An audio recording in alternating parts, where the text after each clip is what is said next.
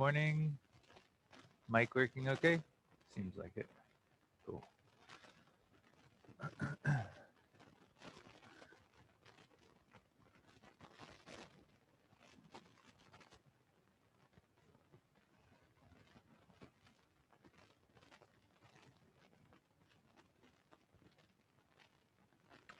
right, so we have the first half hour to meditate together, and then we're gonna move into a little bit of just practice teaching, partner teaching stuff, which will be really chill and fun, just exploratory.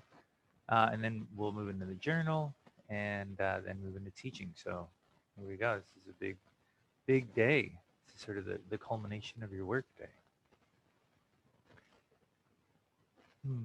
All right. Well, before we get into too much, you know, meditation or breath work, just take a moment to do some real subtle exploration, not like a full intro surfing session, but just some subtle exploration of the spine, the shoulders, and the neck, and the head, because that's really going to help you connect with your breath.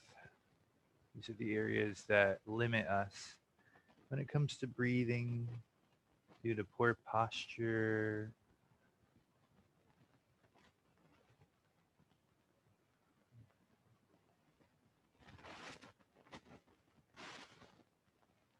Try to feel the spine from the tailbone all the way up to the connection point at the skull, and see if you can get the spine to move fluidly in multiple planes, not just left, right, forward, back, but across a couple of planes with your movement. You know, a forward bend with a little twist, a back bend with a little twist.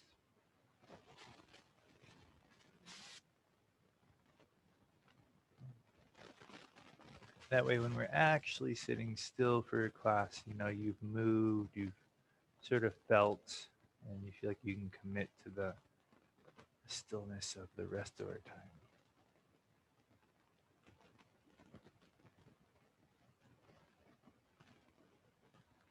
And see if you can pull that movement slowly back to center instead of just like plopping back to center.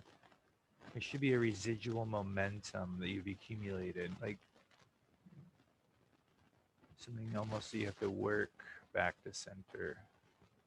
It's like you want to keep moving, but you're sort of guiding yourself to the middle point, that balanced point.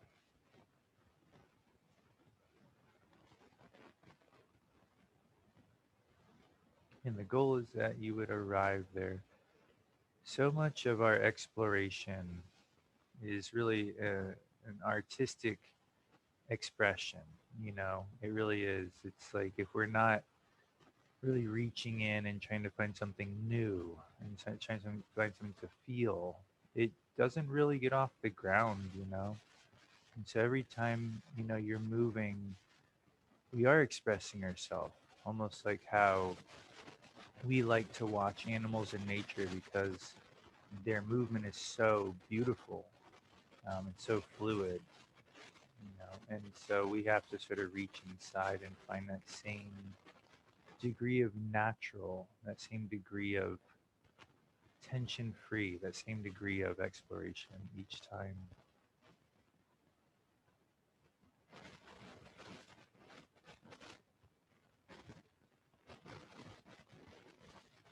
We'll start with a simple Puraka Rechaka pranayama. And this is, we'll abridge it a little bit, but simply smoothing out and lengthening out the breath just a little bit longer than normal. Breathing through the nose, of course.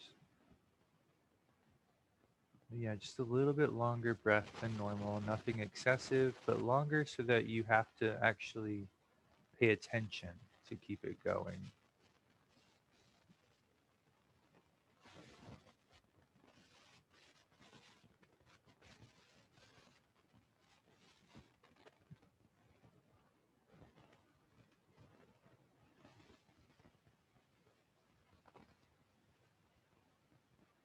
With that little bit longer breath, suddenly we have that extra moment to feel each aspect of our breath.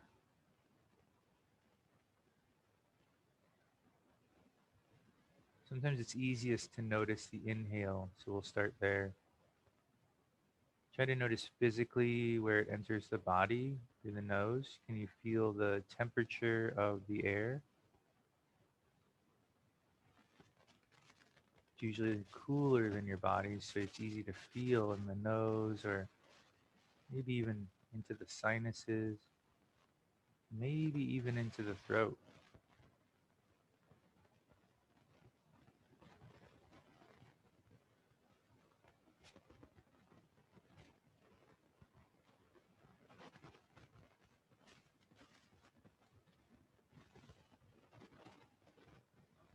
And once you can follow the breath down nose and throat, you'll start to feel what aspects of the body are moving to support your inhale specifically. You might feel a little lift across the collarbone and chest.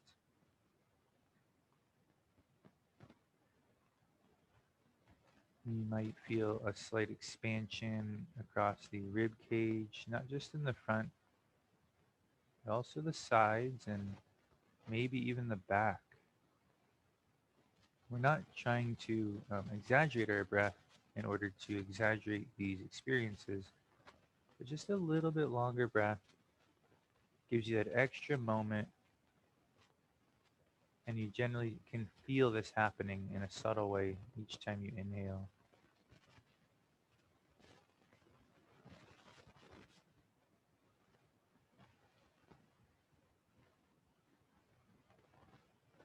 You might also feel the breath at the low navel or in the belly, in general, anywhere below the ribs.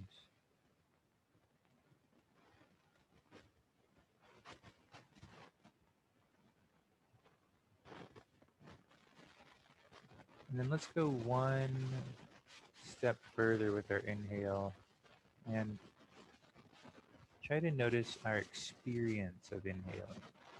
What does that mean? Like, what does it feel like to inhale? If you were going to describe it to another species that didn't breathe like us, and you're trying to, what does it feel like to inhale? They asked you.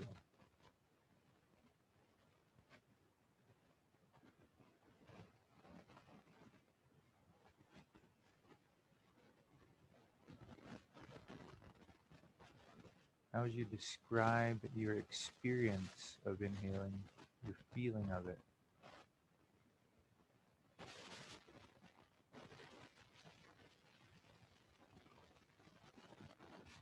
And of course, to describe it, you have to first feel it. And that's what we're after.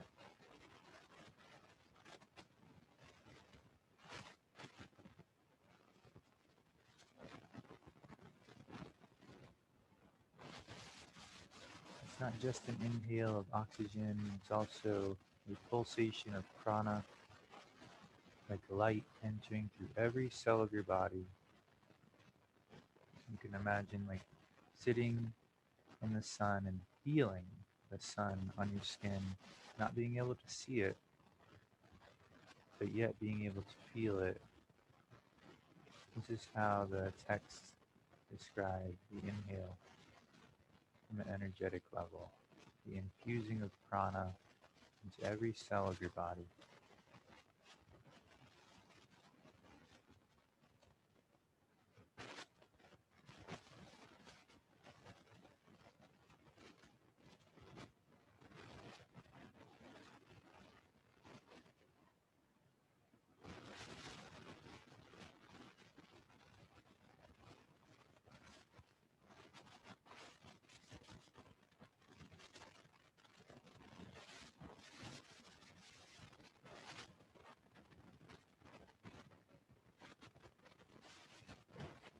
Now let's allow our attention to shift for the next minute or so to the exhale.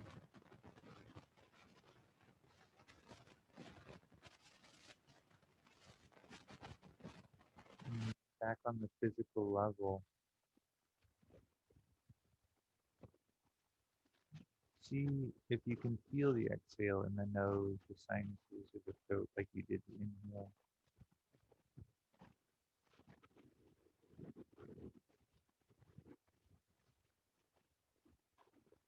You can make your exhale just a little bit longer than normal, a little bit longer than the inhale. You have the chance to feel it.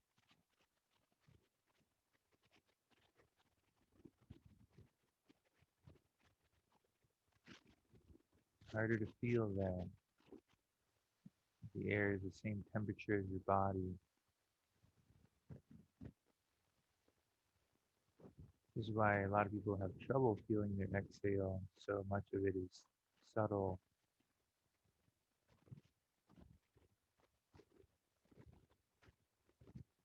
Going a little bit deeper, try to notice the musculature that supports your experience of exhaling. Revisiting the chest, feeling that just slight depression that occurs,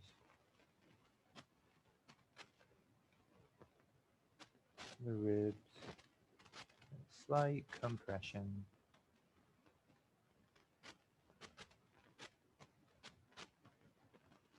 And you can see again that our experience of exhaling is a very subtle one. It's a quieter experience.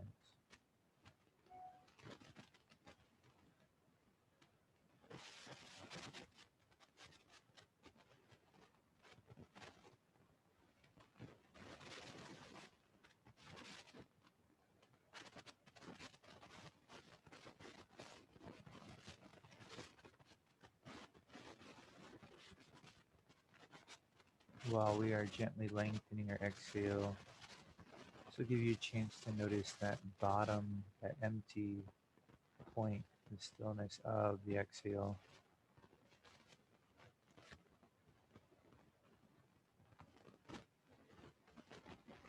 And this alludes to its energetic component, its ability to help us surrender and release deeply, to empty completely, not forcefully, but to just allow the emptiness to occur, allow it to fall away. And this is one way of interpreting surrender, the conscious release of that which binds us or holds us.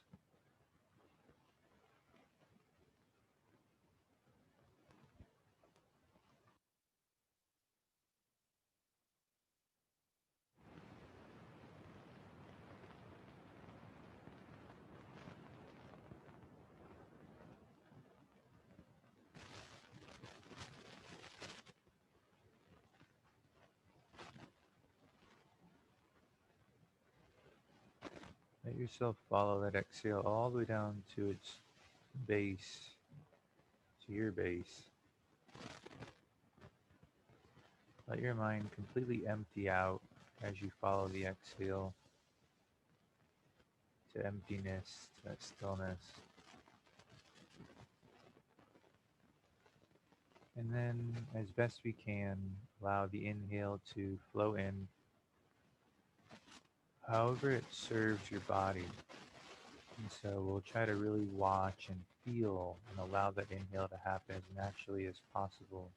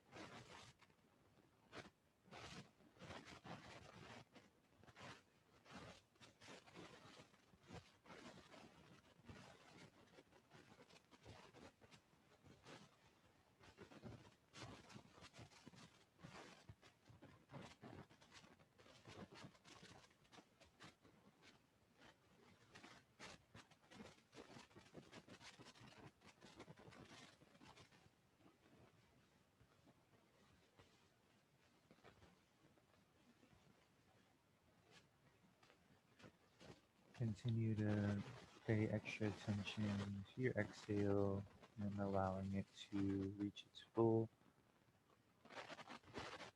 emptiness,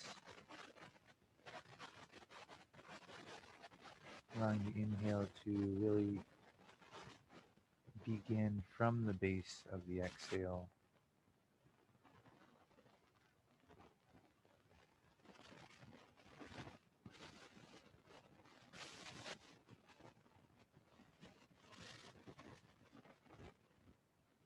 And as always, trying to use minimal effort.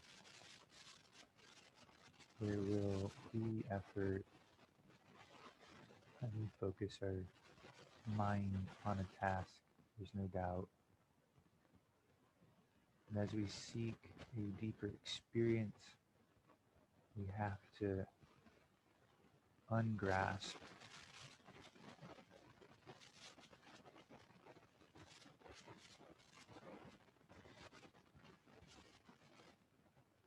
this is a process.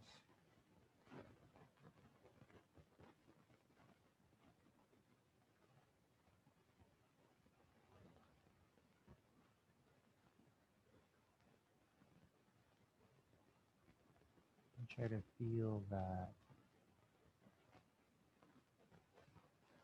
ungrasping a little bit more with each breath.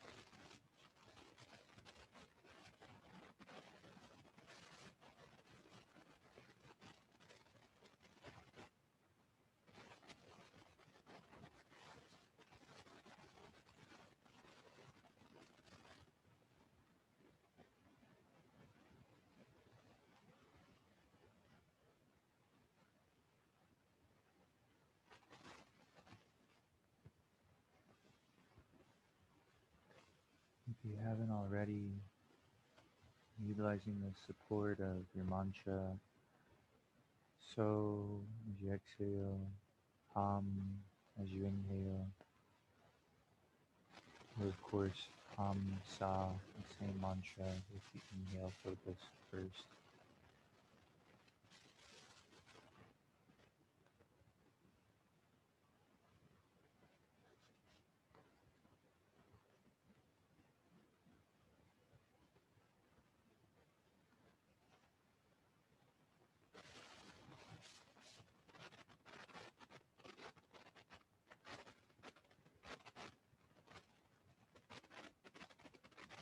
The still point of the exhale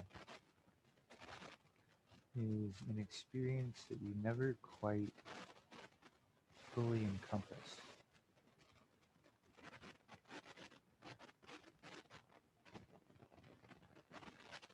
It's an unfolding experience.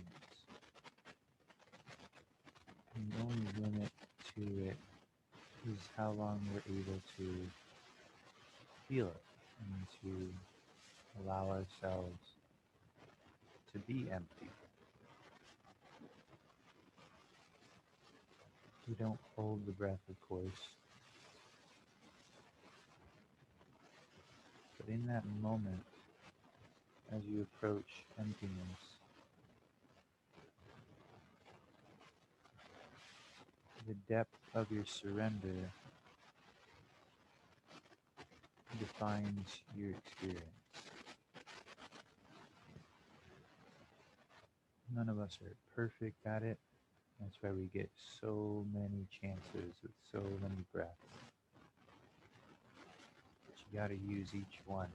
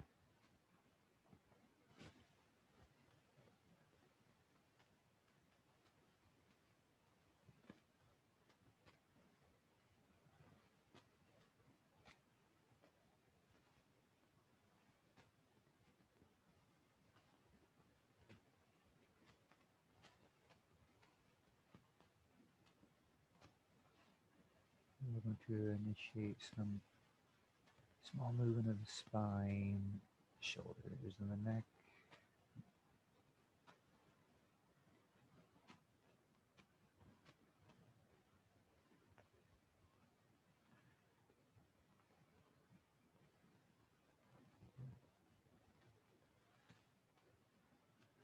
Hopefully, you're able to, get one step further on your journey in this experience of our breath and exploring this point of emptiness. It's a really constantly evolving process. Um, Putting in a half hour towards that work is more than almost anyone does. So good for you, but also it's like that's the work that's going to really get you there.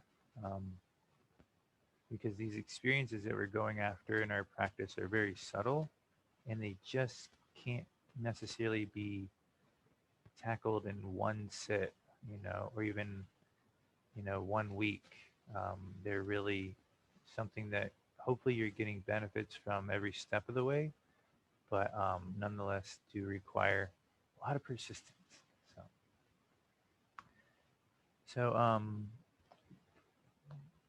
good morning officially, and we're going to move from here into a little bit of practice teaching, and we wanted to give you a chance to play with the homework you did last night, which was, playing with the idea of introducing a flow sequence, an empowered sequence, we were calling it.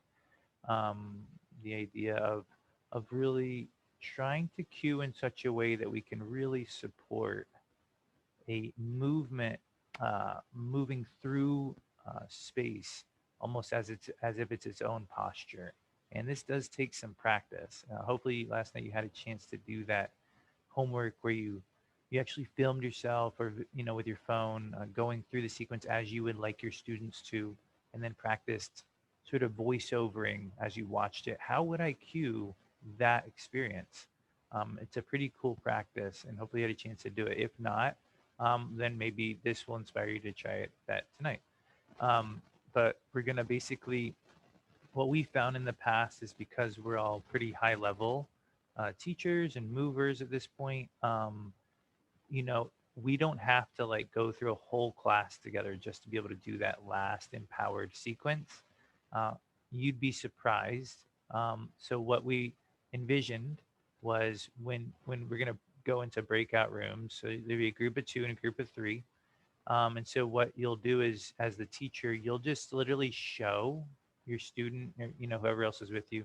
You're just going to go through the sequence visually so they can have a sense of what you're doing. And then, to the best of your ability, you're going to cue the left side of that sequence, that space of your flow that you wanted to try this with, and the right side as well. And just giving you a chance to try this out. Um, so yeah, it won't be perfect because normally in a class you would have maybe 40 minutes leading up to this point, right? But I guarantee from our experience in previous trainings, you'd be surprised. It pretty much will be very close to that level because people are able to catch up on a lot more than you think. So any questions about that description of that concept? Yeah, go ahead, Amber. So show the we show the left side, then cue the right side, or we show the sequence right and left side, then cue our partner through right and left side. No, you just show one of the sides. Just be like, here's what we're gonna do, and you're just gonna literally show. It probably is. You would just go through it, so I have a visual cue. Okay, I get it. Sort of what we're doing, and then you just cue one side and then the other. If the group of two might have a little bit more time than the group of three, so maybe they can definitely do both sides. What we found is it goes really quick. Um, and but yeah, ideally you'd get to teach both sides, and you would just show one of the sides because they're mirror images. So they'd probably get it after seeing one side. Cool. Great. Any other questions? Thanks for that. All right. And so we'll do this. And then I think that'll take us to about an hour. So we'll factor in like a 5 minute break afterwards, unless, so just check back in. I'll have something on the screen that'll show you like 5 minute break. So we'll do this for a half hour. That means the group of three will have about 10 minutes per person. So maybe the group of three, let's try, maybe you keep the feedback really simple, really quick, so you don't have to miss a lot of time teaching. The group of two will have a few more minutes, of course. And yeah, and then the breakout rooms will sort of blast you back. And ideally, we would have about a 5 minute break at that point, and then we'd get back together for questions about that process. So, all right, cool. I'm gonna do the breakout rooms right now, and y'all can get ready to teach.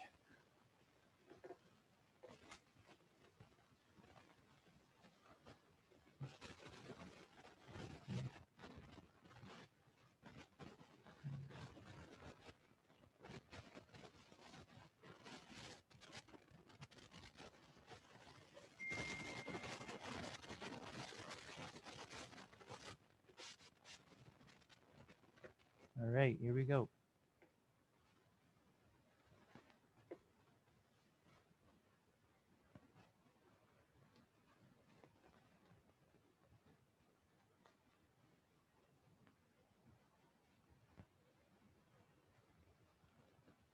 Hmm.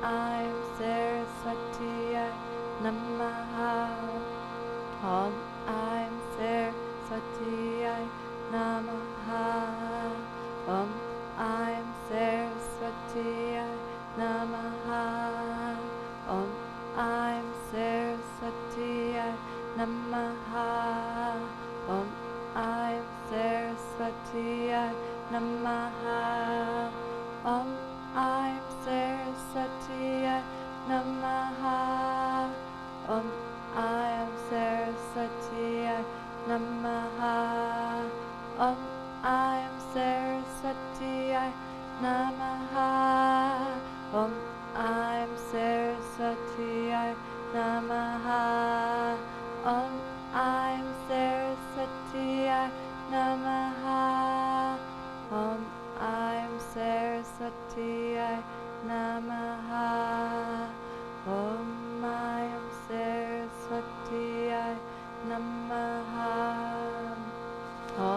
Om I'm Saraswati Namaha. Om I'm Saraswati Namaha. Om I'm Saraswati Namaha. Om I'm Saraswati Namaha. Om I'm Saraswati Namaha. Om I'm Saraswati Namaha. Om I'm Saraswati Namaha.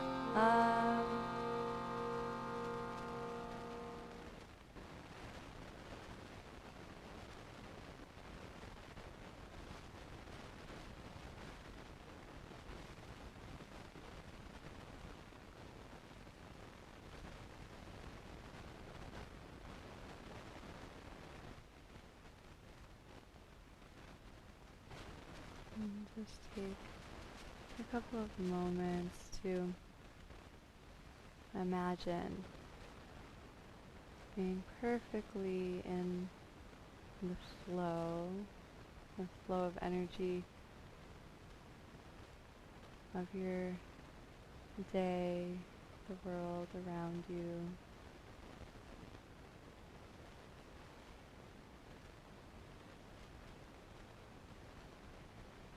And then notice that physical sense of flow that's always with us via our breath.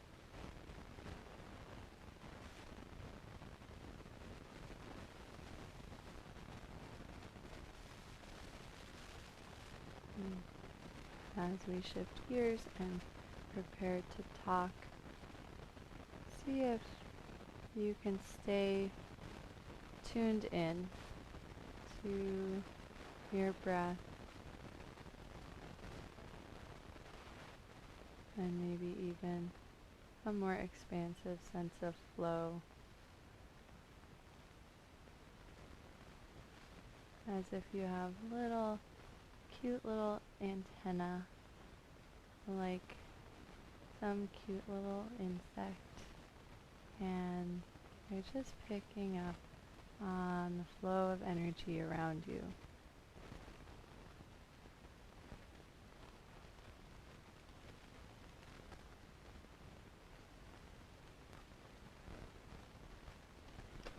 So, hi everybody. I do just want to double check to make sure the right mic is on. Yes, thank goodness. Abaya, I'm getting a lot of like feedback, like you guys have a second mic somewhere on in the studio near like a window. Did the feedback just stop? Yeah, it was happening like this morning with Satyam, and like it was at the end of the day last night too, but then it was like we were in the middle of the meditation and I was just like, oh man. Huh. Yeah, right now there's a setting called original sound. Whenever you're playing music, you have to turn on original sound because, huh. Oh, sorry. He's got it set up. funny. Because otherwise it'll kind of tune out the instruments because it's trying to block out like extra noises that aren't voices. So I think when we have original sound on and then we stop playing the instrument or whatever, it gets funky. So hopefully now it's good. And let me know if that happens again. Yeah, But that makes sense because it was like end of the day when it started yesterday, and I think we did chanting and then we did. So yeah, that's probably what yeah, it was. thanks for the heads up. Maybe we'll in the future just pause when we finish the music and just go click it off because that sounds really annoying and distracting from meditation.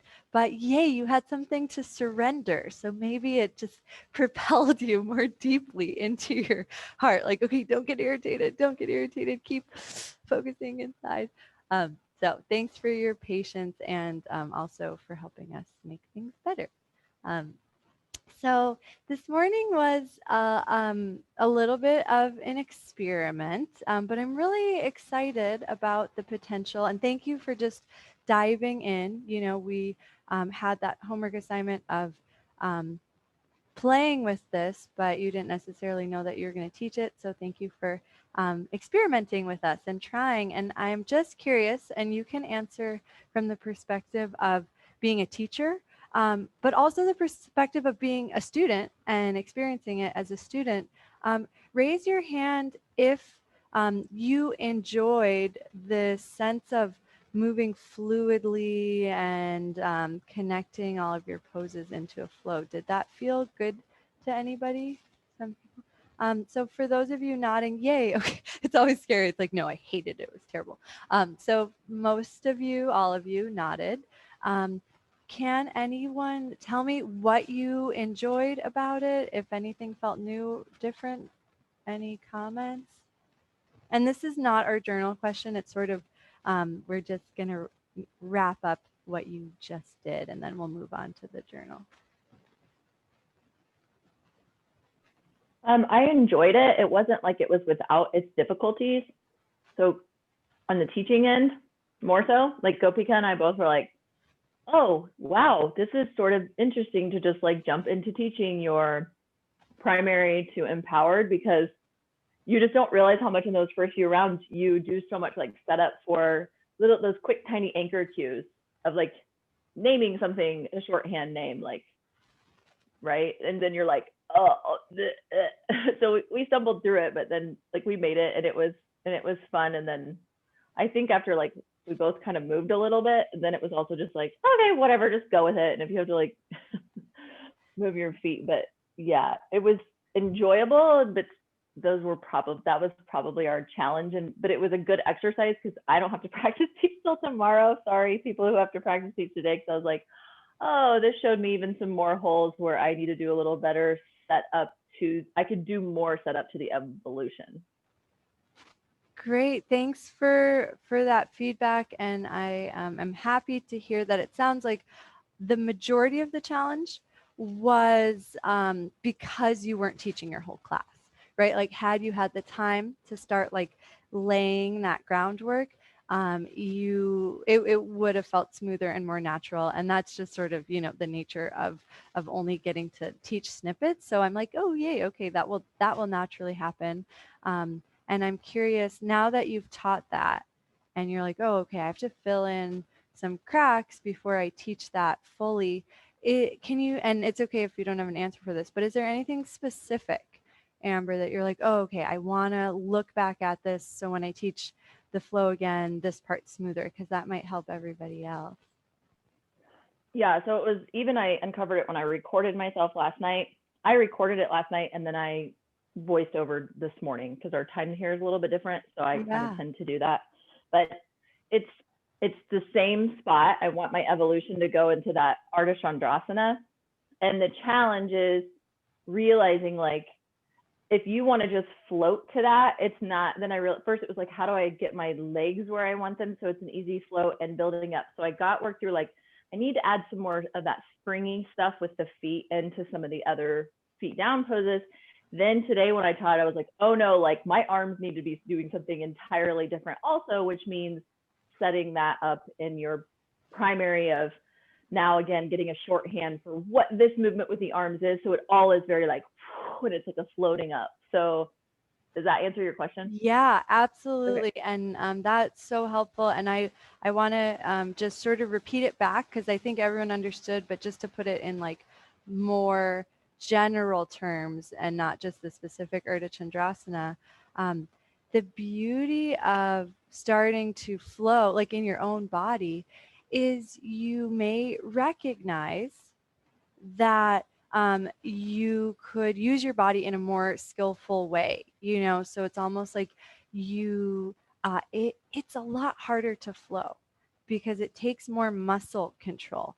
So it might highlight certain things that you need to prepare a little bit better. Whereas like we can fudge things, you know, when we're like, oh, and then we're here, and we're holding it versus like controlling very slowly as we set the foot down or pick the foot up.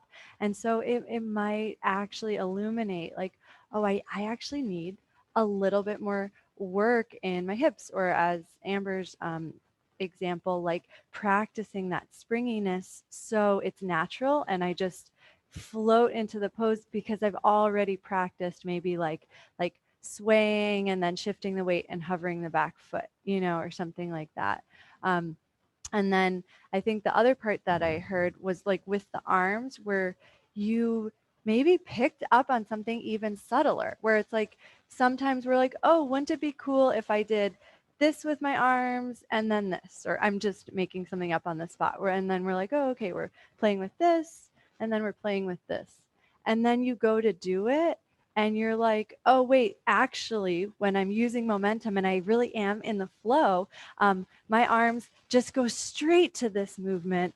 So I should actually, through the rest of my class, practice and train this more than what my mind had contrived before it had all the information. Um, so don't let this overwhelm you. I feel like we would be doing a disservice if you didn't have exciting things to explore beyond the training. You know, I never think of the final teaching as like, okay, box checked, like you got it all. Like I personally, I want there to be things that you're excited about and that you can practice in your own body or in your teaching. So if you're teaching today, or if you're teaching tomorrow and you're like, wait, back to the drawing board, what? No, like you guys are amazing. You're doing such a great job. And this is just something to keep being excited about, you know, so that your classes continue to get better. So thank you for those awesome examples, Amber. Does anybody else want to share, either from being a student or from being a teacher, something they noticed? A challenge is fine. Something you loved? Yopika. I noticed that when I was like voicing over and then trying to just cue this evolved, I was cueing just how I normally would, like clear, concise, ground hands, like press, and it's like all of those same, just like simple activation cues. And it's like, it's almost like the fluid movement. Like, I don't feel like I didn't know how to put like feeling or notice cues because there like wasn't room, because like, you know, it is kind of that vinyasa feel where it's like ground and push and float leg and lift, and it's like, I don't, maybe it just like will come naturally because like the students have just felt that. But I just found that cueing the evolved in simplicity was just cueing like clear and concise action. Yeah, and just hearing you give the example where you're like, and push and float, like I was like, oh, that feels really fluid. You know, like I could see how if I already knew the movements, you know, if I had already like gotten feeling cues from you in the previous vinyasas of like, you know, for example, like as you push into the arms, like notice a sense of springiness. You know, like if I had already gotten to explore that, then in the flow round, when you say, okay, and now push, like it's like, oh yeah, like that's already there. So I think that's okay. I do think in the like empowered round when you're going faster, it is harder to give feeling cues. Absolutely. And so that can be like a little extra inspiration and motivation in the first couple of rounds when it's slower, to be like, okay, this is my time to like really get people to feel, and maybe there's like shorter pockets that flow, like just like one of those Shakti flows of just a few poses. Maybe you allow them to flow a little bit through that, but then you make sure, you're taking your time and you get all that in, so that at the end, when you're cueing the empowered flow, you don't feel like, oh, I wish I could cue this feeling thing, but there's not time. You're like, yeah, they get it. And this, as all of you as teachers, it's like certain things are going to emerge when we're teaching and certain things aren't. And just sort of trusting, okay, the cue that came through in that moment is the most perfect cue for this group of students. And if I realize like, wow, that would have been awesome, this other cue, like it's in your arsenal and you can use it later, because I mean, you guys have so much more information on so many different levels than you could ever possibly cue in a yoga class or even a yoga series. So just sort of like doing your best and then trusting like what comes out is the perfect thing. And it's okay if we didn't notice something else or feel something else.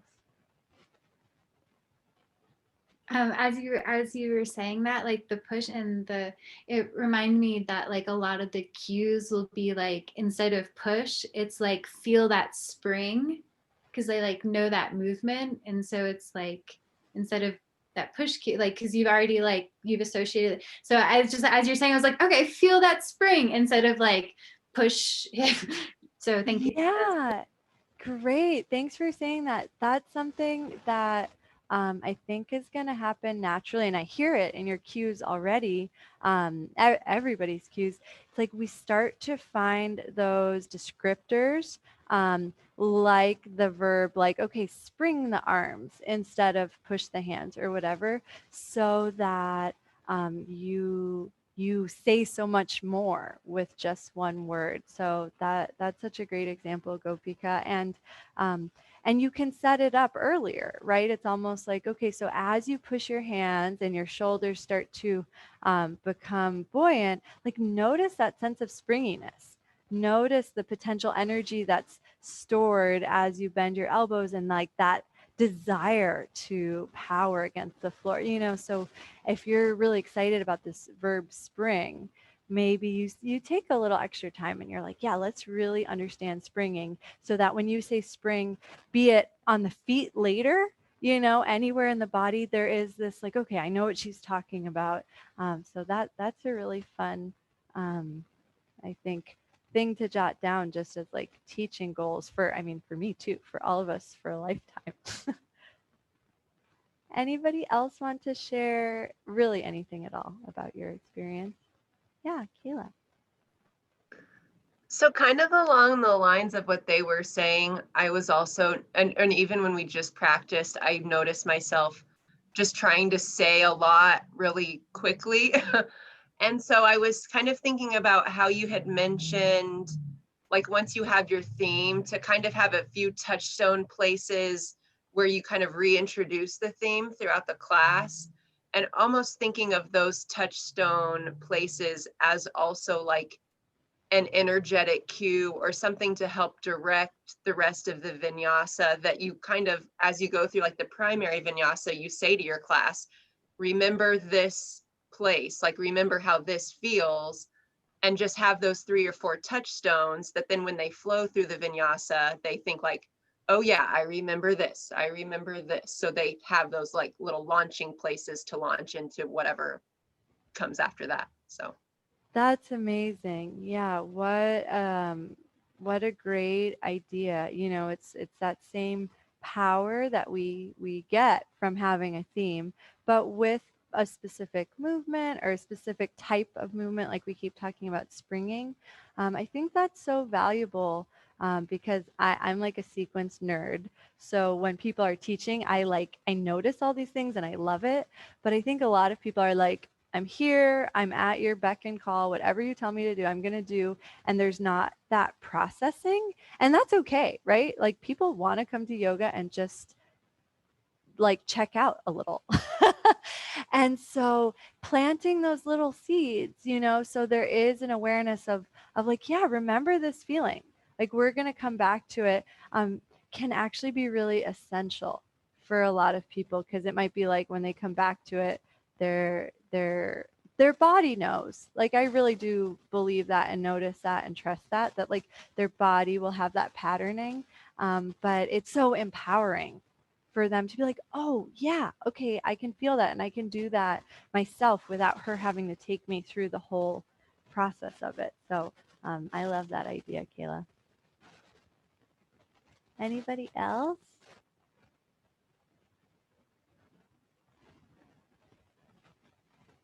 All right.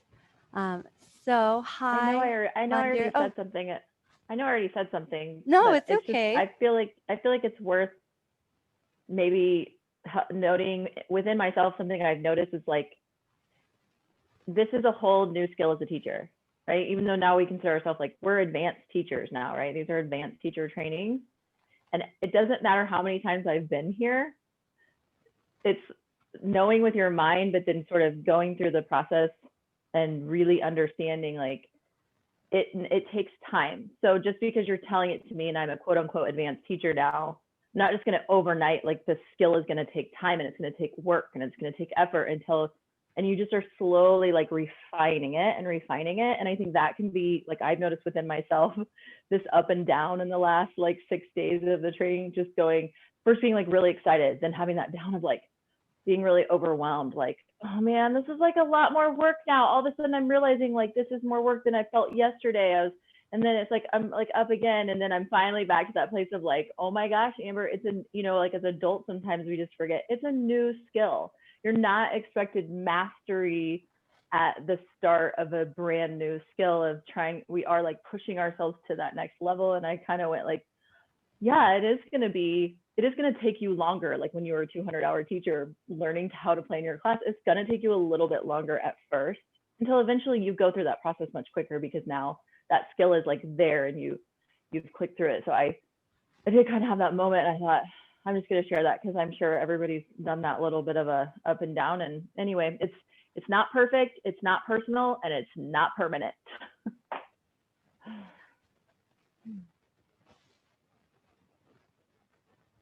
Thanks for sharing, Amber. I feel like everybody can like take a little sigh of relief now. Yeah, and that reminds me, for your final teaching, I would much rather see you exploring and trying things and not having it be perfect, but being outside of your comfort zone because we're your guinea pigs and we're your time to explore, than to just sort of stay in a comfort zone and feel like I got this. This is perfect. I'm great. And then, me not have like a lot of wishes because it's like, yeah, that was stellar. Like I would rather see you really try something and be like, that was really hard and I'm really uncomfortable, because this is your time to stretch, because you're not going to do that in front of your students, right? You're not going to try something that hasn't totally gelled. But we're all teachers and we're here like to support each other in this growth process. So I think there's just such a beauty in things not being perfect, because it means we are beyond like our comfort zone. And that's a really powerful place to be. And I know you're like, yeah, I've been there all week. Like you don't need to tell me about that. But just, the final teaching isn't any different. It's still a time to explore and to have fun and to see what's possible. And I think if you're outside of your comfort zone, you will discover there's even more possible than you thought. Any last comments before we go to the journal? Okay. That was, let's just like take a couple of breaths before we shift gears, because I feel like there's a lot of good momentum and almost just like imagine the energy of that teaching exercise, just like soaking it in at like a heart level and letting go of the mind and letting go of any sense of like, how do I do this and analyzing and just sort of like let the experience land your energy body.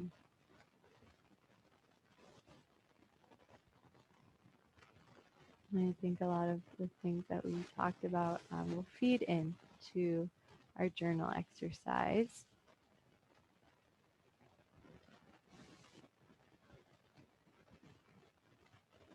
So some of you are teaching today. Some of you are teaching tomorrow. I'm specifically talking about your final teaching in class. So not just like broad teaching goals for life, but literally today, tomorrow. Take some time before you even write to visualize your highest cosmic potential for your final teaching, right? There is so much energy that each of us have accumulated, but also that we've accumulated as a collective. And it really skyrockets us to a new level. So take a few moments to just visualize your most perfect, radiant self teaching your sequence in the highest, most connected state possible.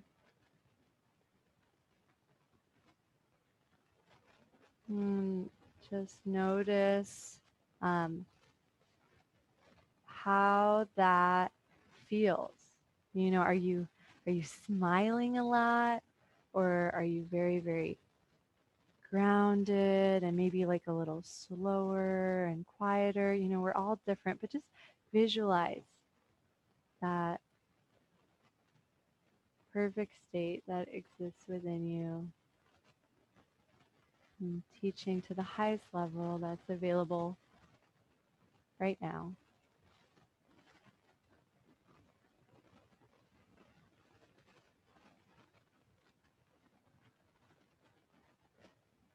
And take your time visualizing for as long as that's helpful, but then start to write down some concrete goals for when you teach today or tomorrow. And so, just an example is like maybe you saw yourself like really calm, really grounded. And you might say a concrete goal is to teach a little slower and to breathe more between cues, right? So first visualize and then start to write how that could be possible in a very real way. What are some things, some goals to have for your teaching?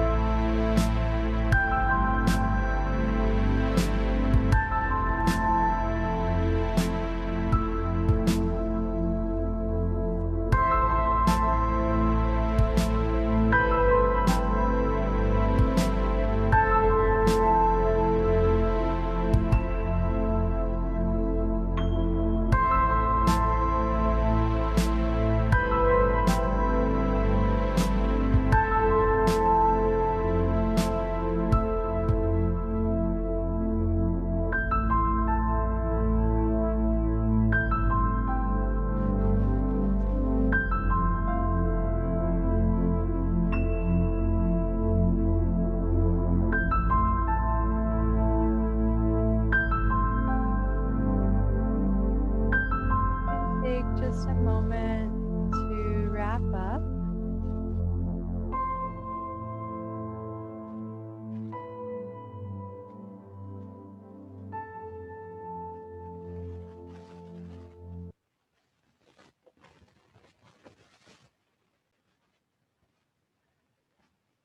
Okay. And Deepa, just because you weren't here when I was explaining it, I just want to make sure it's clear. This is your teaching goals for you today. So just what you really want to open up to and bring to your teaching today. Um, all right. So I'll just call on you in the order that I see you. Hi, Sithara. Hello. I think my top word is belief. Oh, I'll tell Satyam that. Yeah, I didn't even think about that. Because I've realized through this training that a lot of what's holding me back from flowing in a way that I know that I can has been myself. My lack of belief in myself, my lack of belief in my students sometimes has held me back from connecting to this. Like, my studio specifically chose me to teach vinyasa because I flow naturally, but I just don't let myself. So belief is my word, because I want to connect to that space where I believe in myself and I have the confidence and I trust my students and myself.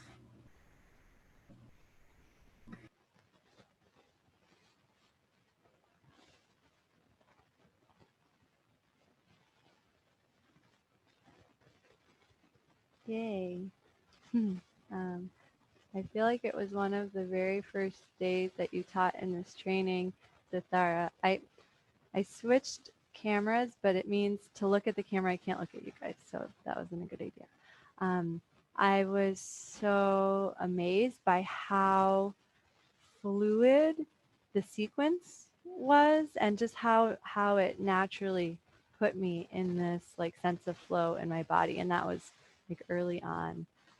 And so it's cool to hear that is something that like Chaitanya Shakti recognized in you, and something that it almost seems like you're destined for, like.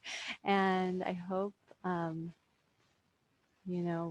with the past 8 days or whatever of training, it really is that much closer. And we believe in you. I know you can do it, and I just can't wait to see it. Hi, Kayla.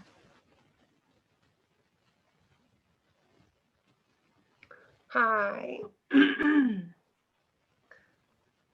I wrote down so many good words. You can have more than one. And I apologize to write the words. I have to disappear, but I'm still fully present.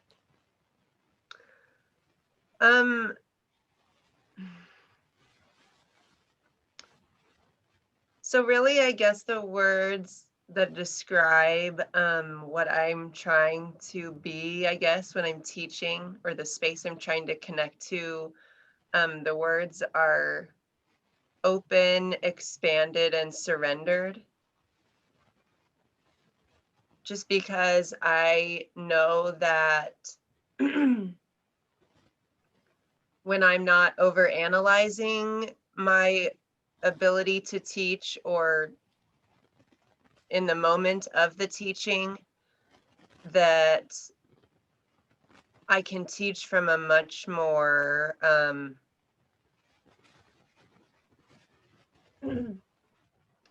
more useful space, almost like what's coming through me feels like it resonates with the students better. So getting open, getting out of my own way, and just trusting that in that moment, the best thing for me to say or do is what's going to manifest.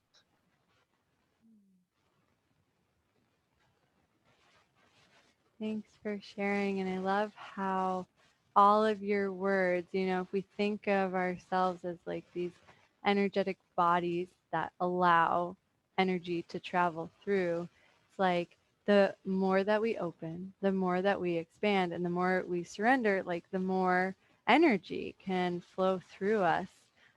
So without using the word flow, I feel like all of your descriptors are ways to like increase like a sense of like energetic flow. And that's number one, right? It's like Shambhavananda yoga, not like the most important thing of whether you're teaching a flow yoga class and the sequence flows perfectly. It's really about like that inner flow and that lack of tension and allowing something higher to come through. So I think all those things help the class actually physically flow better.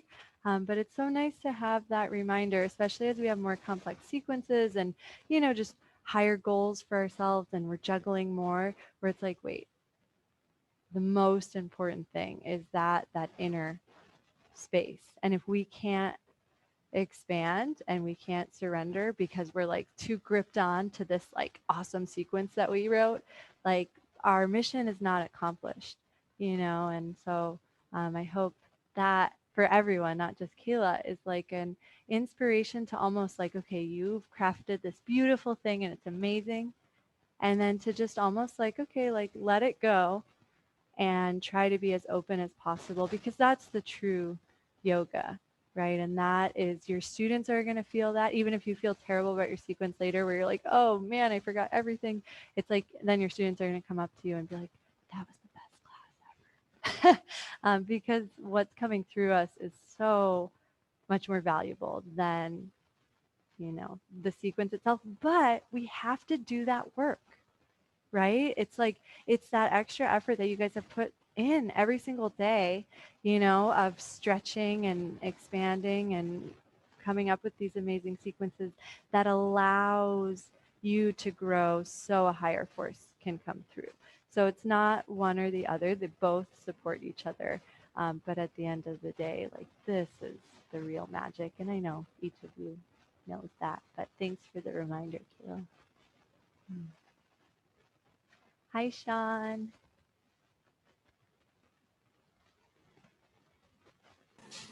Good morning. My word was relaxed. Um, I want to feel happy, not scared. And I want my classes to be fun.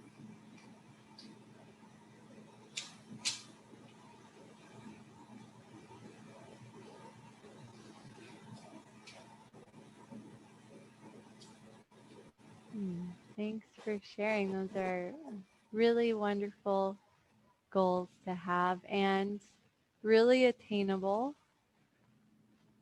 And I'm curious, Sean, um, what do you think you can do to feel like more relaxed and happy when you're teaching? What do you think is going to help make that possible for you?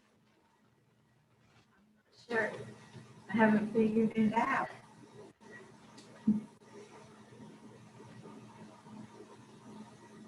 I think Sithara's word is really, really powerful and something we've been working on together.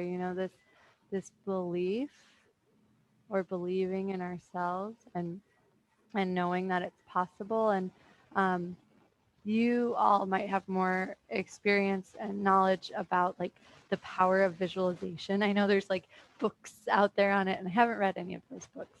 And so, so you might know more about this than me. But what I do know is when we visualize something in our mind, and please correct me if I butcher this, um, our brain cannot tell the difference between actually doing that thing and visualizing it.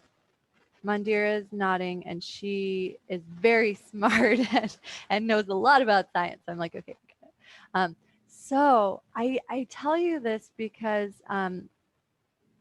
if you visualize yourself in the safety of your home, maybe in a place where you feel really relaxed and happy, maybe there's like a special room in your house that's like your spot, or even like, this is silly, but like in a hot tub or somewhere where you can really relax, and feel at ease.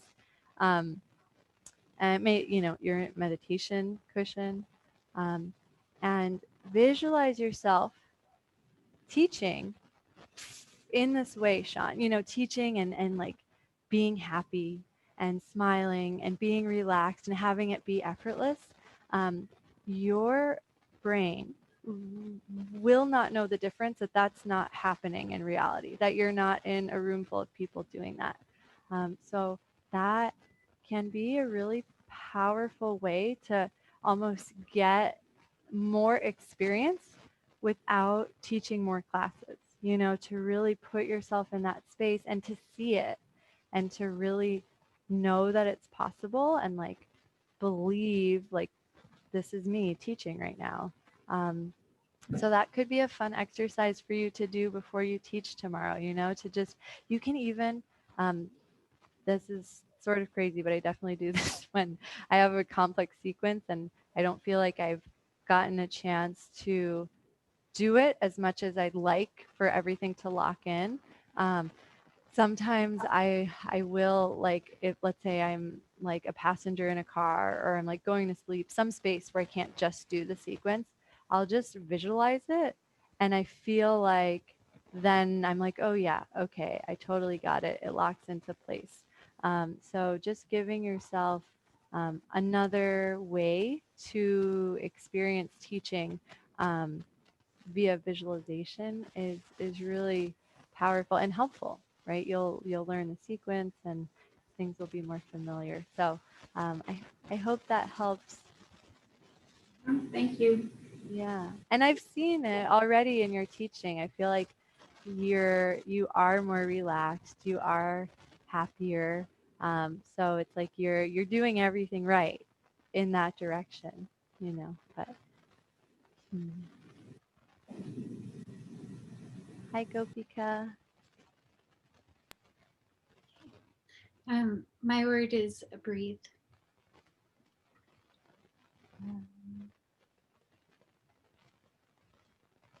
And yeah, I feel like everything else just comes naturally if I remember to breathe.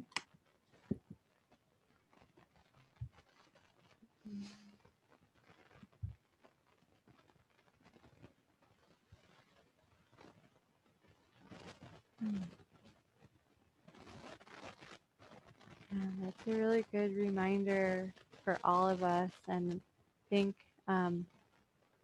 when you teach tomorrow, um, maybe you can start the way, like almost all of you yesterday before teaching started with some kind of like breath awareness and then brought it into your practice. So even if you're not teaching, you know, vinyasa or you're warming vinyasa, like I don't know which vinyasas you're teaching, but maybe you could just start with a little bit of that breath awareness, so that we can get there, but so that you're also like building that inside of yourself, and then you can like fast forward into whatever part of the class that you want to teach. But I think that we'd all benefit, and then it would sort of like grease the tracks, so to speak, because it's hard. It's hard to be like, okay, I'm diving right into the middle of my class because that's the assignment, because we don't have, an hour and a half for everyone to teach. And to, it is a little ungrounding, right? To just jump into the middle.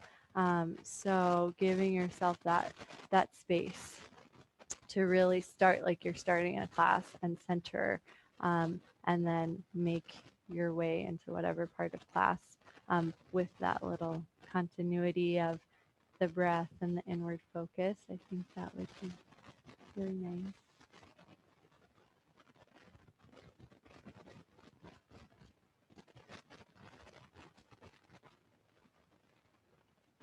I can hear in my own voice when I'm internalized and when I'm externalized. And it's not instant. Like it'll be like, I realize, whoa, I was externalized for a long time. But I hear it, and then I'm like, okay, it's time to like draw my breath in, draw my focus in. So I don't know if there's any sort of like signal, for your own body. Like I know that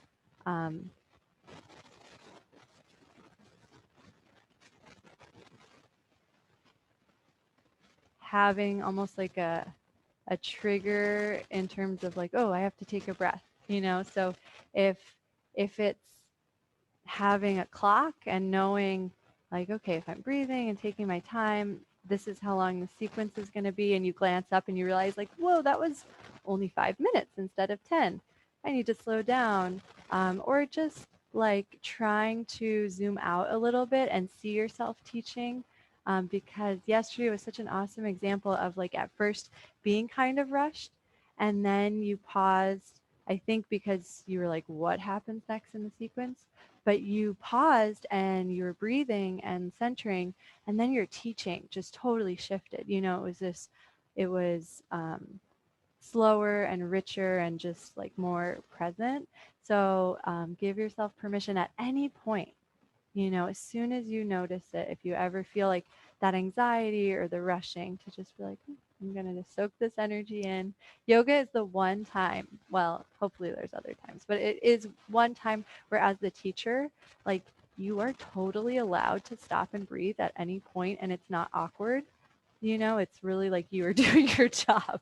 So just giving yourself that like freedom of like, yeah, these people are in a pose and I'm not going to give a cue for 7 seconds, and that's actually better than okay. That's perfect. I think sometimes it feels like awkward, but yoga is such a wonderful place to have silence, and have space. So let that start to feel like, yeah, I'm just doing my job right now.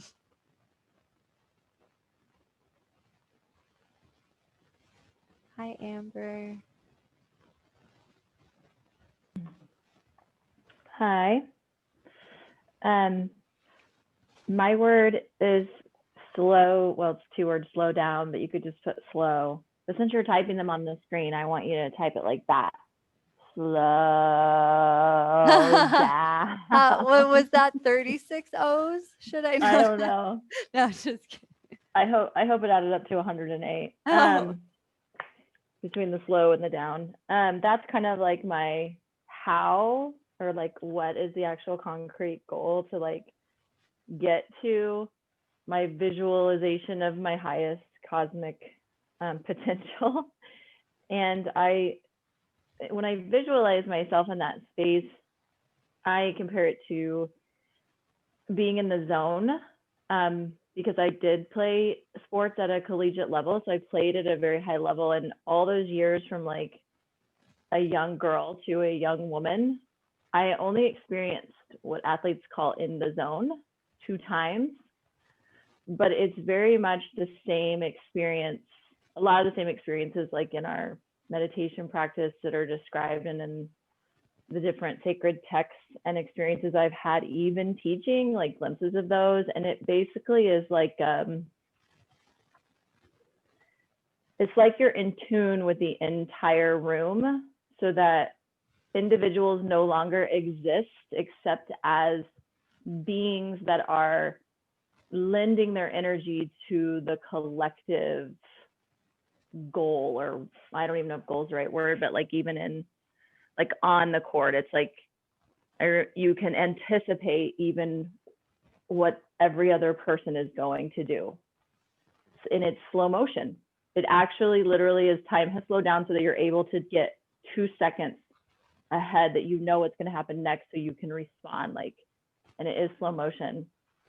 So I'm able to do that when I take that breath, but it doesn't happen all the time. Like sometimes you're just kind of, I don't know, you just feel whacked out for whatever reason. But I don't know if you guys will get to see it in this training either, because every time we have to jump in, like my pit to self goes, all right, well, I want to do what they're asking me to do, and I want to make sure I give them everything they're asking me to do and get the assignment right. And then it's like, no.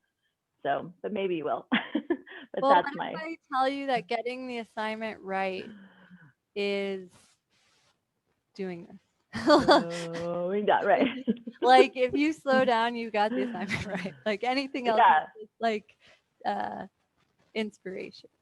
Yeah, and it's like I don't know, I also like I get so attached to my preference of loving energy and high energy, and like knowing like I love that. I love that feeling, but it's like you can have so much of that energy to lend to your class, but the vehicle with which you like deliver it to them it matters. Like the difference between being hit by a Mack truck and like having it brought up to your porch by the carrier, like, and it's just so much better received if I can remember to do that. So yeah, slow down. That's my thing. Yeah, yesterday when you were teaching, Amber, and your teaching is always wonderful, whether you're a Mac truck or like hand delivering your cues.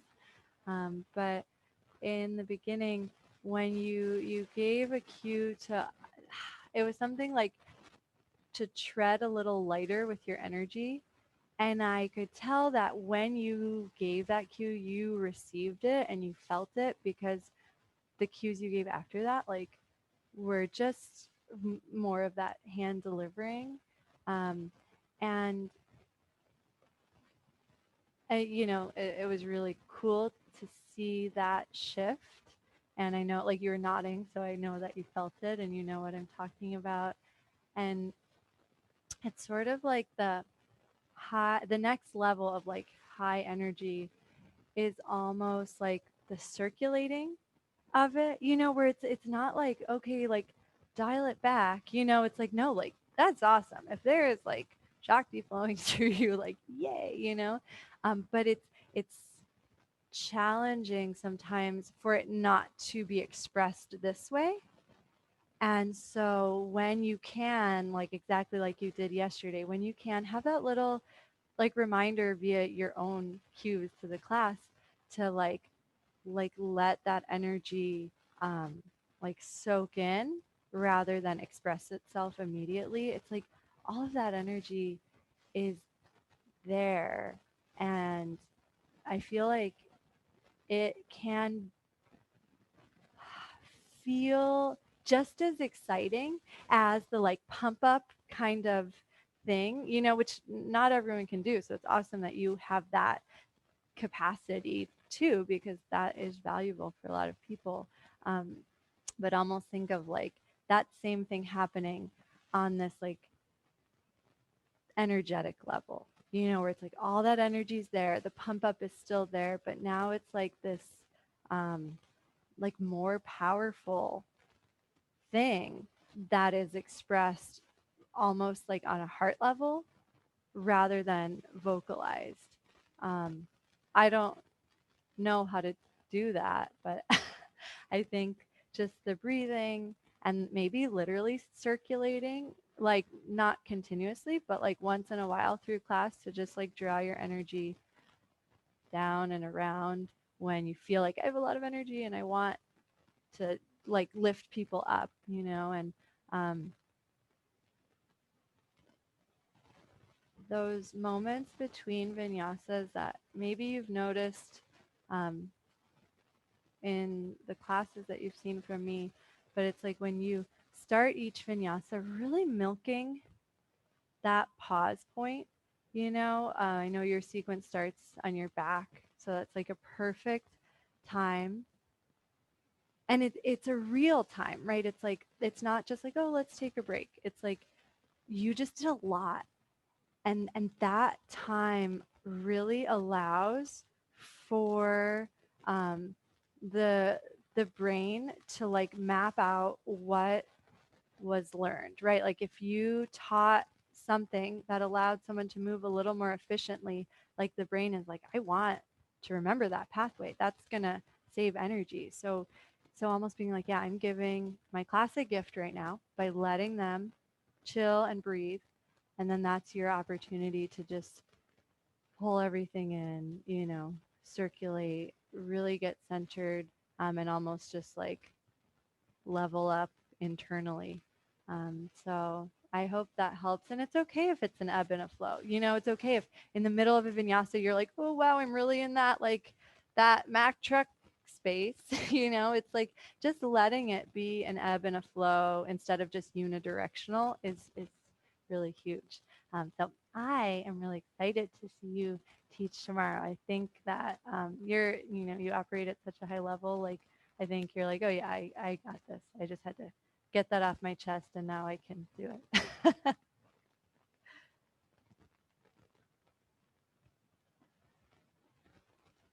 Hi, Mandira. I loved hearing from everybody. That was so inspiring. I wrote down playfulness, and I really loved this journal. It reminded me way long time ago why I decided to do this training. I'll try to keep this real brief, but essentially I got here and just felt like this whole wall around my body had totally crumbled here, meaning Konalani.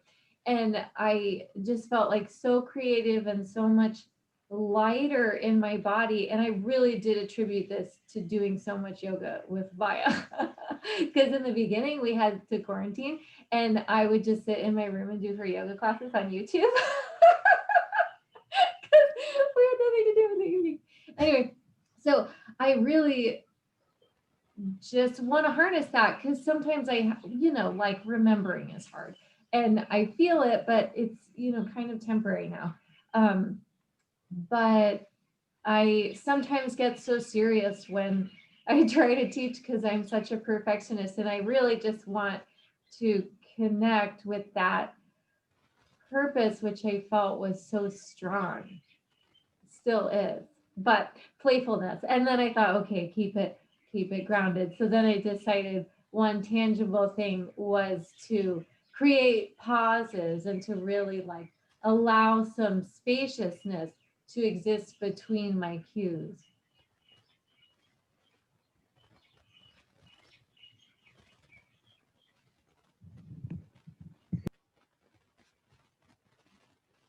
Thanks for sharing, Mandira. And what comes to mind for me is, because sometimes playfulness can be taken in different ways that might not be as powerful as what you're saying. And so I just want to take a moment to talk about how our lineage teachers talk about consciousness.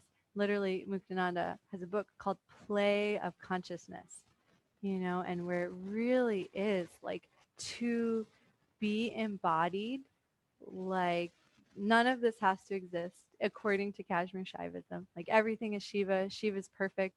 Shiva consciousness is just permeates everything. And literally manifestation occurs out of the desire of Shiva to go through the process of rediscovering Shiva, where it's almost like, yeah, everything's perfect, but it's so much more fun to recognize that perfection over and over and over again than to just you know? And so having a body and being a yogi, being a conscious person, literally, and there's other ways to be a conscious person. And I know it's not just yogis, but anybody who is consciously seeking expansion and growth and this higher connection, whatever they call it. It doesn't have to be consciousness or Shiva, but that there's a joy in that. And if there's not, then something might be missing, depending on what your upbringing is. Like maybe you've been around a spiritual community where there was a lot of really great stuff, but then there was also some stuff that there's a reason why you sought out a different practice. And so ultimately, having a playfulness is part of the discovery of consciousness, So it's not just yay, yoga's fun and I can explore. It's literally, this is why we're here. Supreme consciousness wants us to go through this process of discovering how wonderful it is to be an embodiment of consciousness. So I I just want to like elevate everything you said, that not that it wasn't elevated, but to just really like show that like having a playfulness and it like a joy in practice is like one of the highest things that we can do. And it's not to say, you know, we all have different ways of expressing consciousness. So not everyone's classes are going to be the same or like be like, oh, I would describe that as playful, and that's perfect if you are um, opening up to your highest potential. Whatever way that manifests is perfect. But for you, Mandira, like seeking out that playfulness is a really high goal, you know, of opening up and letting consciousness move through you like unobstructed. Mhm.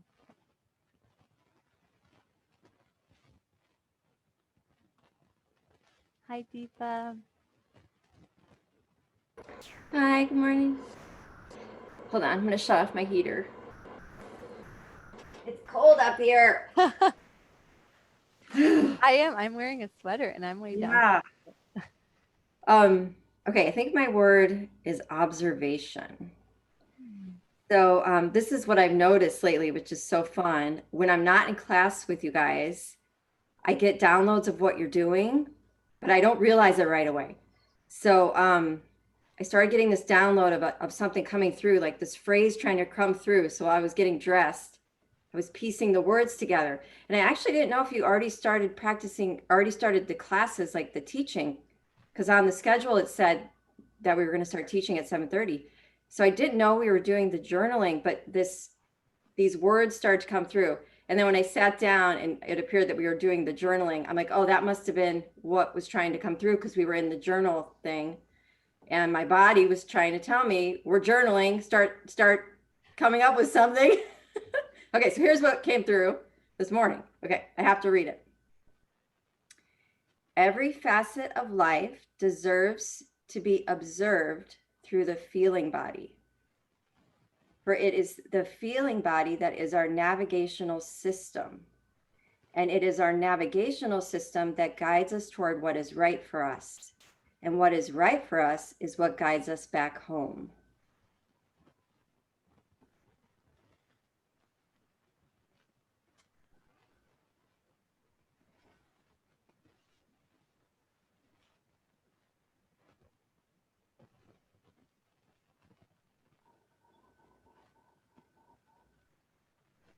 Thanks, Deepa. It's funny, the way that you wrote almost felt like a vinyasa flow where like each thing like repeated and built and then repeated and built.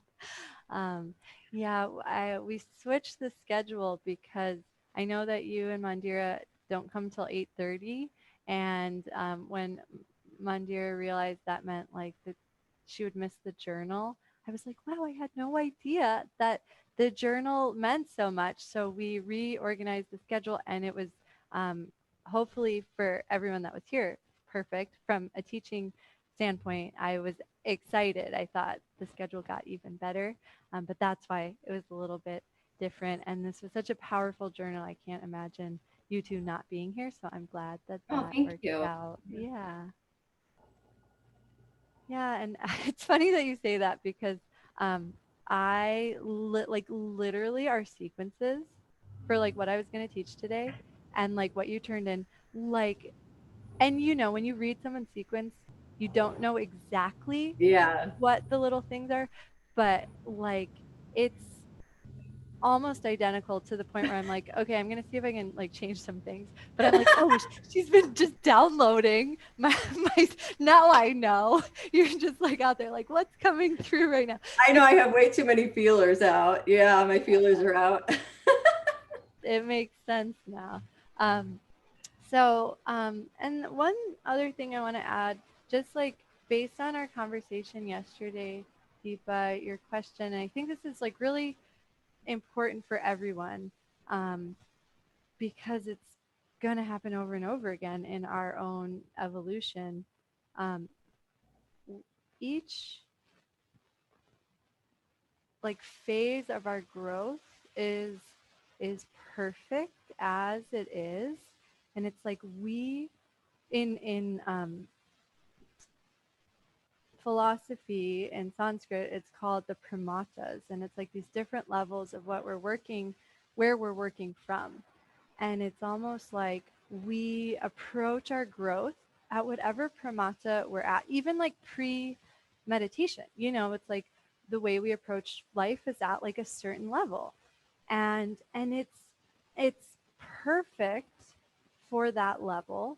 And then depending on, if we have a practice or if we're actively growing, like we eventually rise to another level.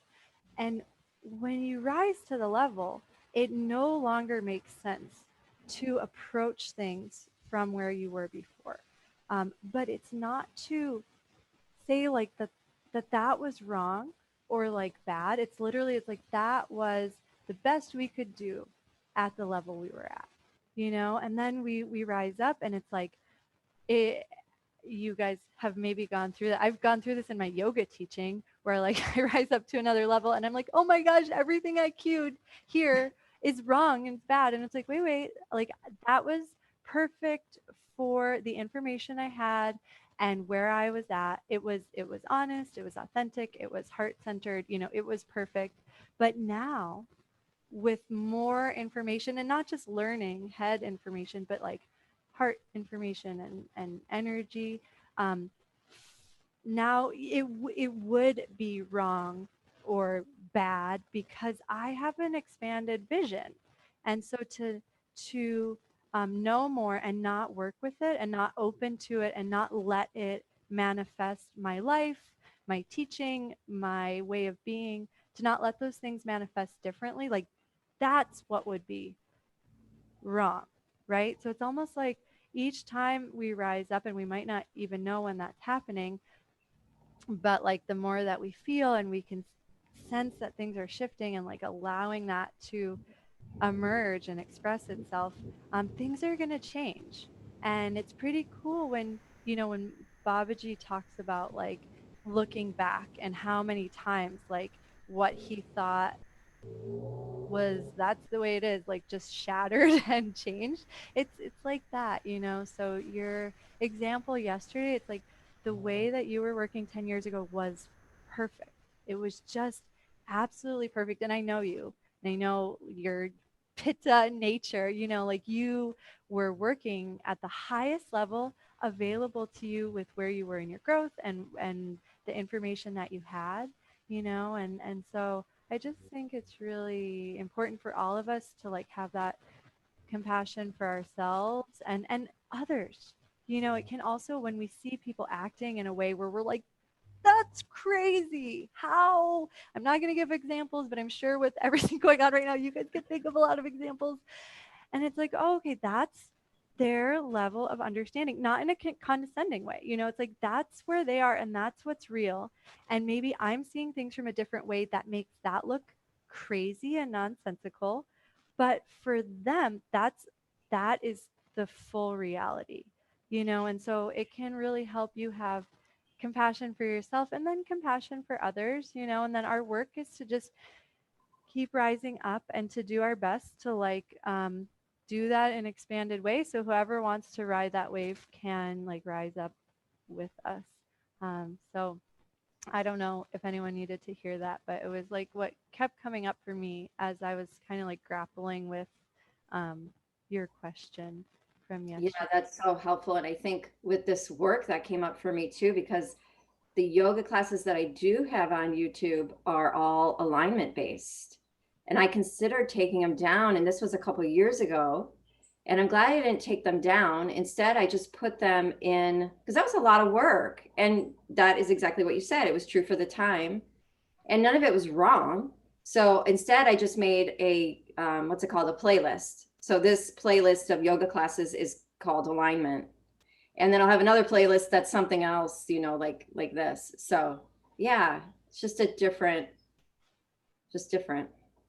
Yeah, and then to be more specific to your question, I do think, as you feel more, because that's the nature of this work, is really like feeling, and even if you're already, an intuitive person, if you're already a person that's like pretty conscious of what's going on, it's just going to happen. Like you're going to feel more if you're allowing that, through your practice. I know it's changed how I feel even in meditation, like because I'm just building that like inner sensory network. Now you have more information, so as you process things like that initial question, it's like now you have almost like a whole nother like way to process where you're like, wow, I'm really feeling this in my body, and maybe that wasn't totally there, or you didn't know how to like work with that Yeah. before. And so maybe there is like a physical way to work with it. And I think it's going to come down to, like continuing to feel, because that is going to guide us, just like your journal, it's like, and Yeah. it might guide you to express something physically.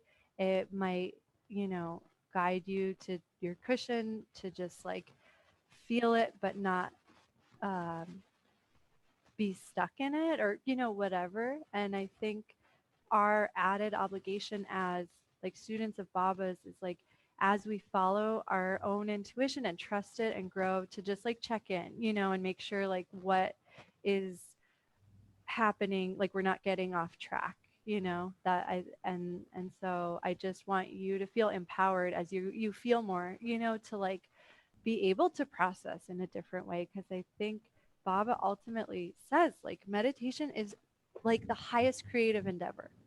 Have you guys heard him say that? And sometimes it's like, what do you mean? I sit here and I follow my breath. Like, how much creativity is there, But it's like when you start to like feel something emerge and you're like, how do I work with this?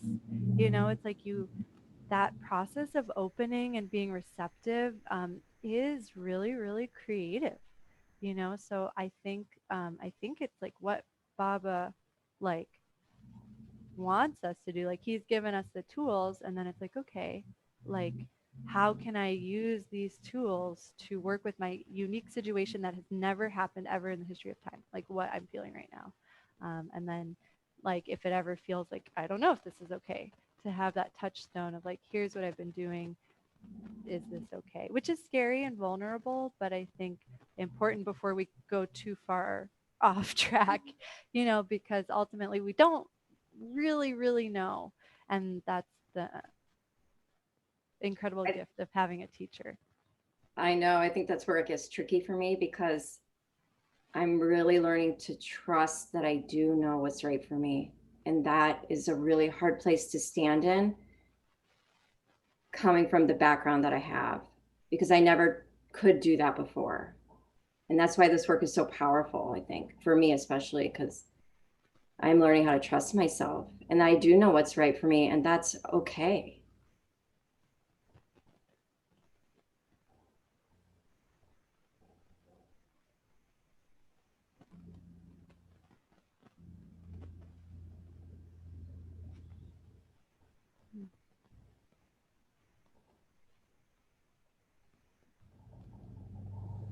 Okay, everybody. Um, so now, yay, we get to do some yoga.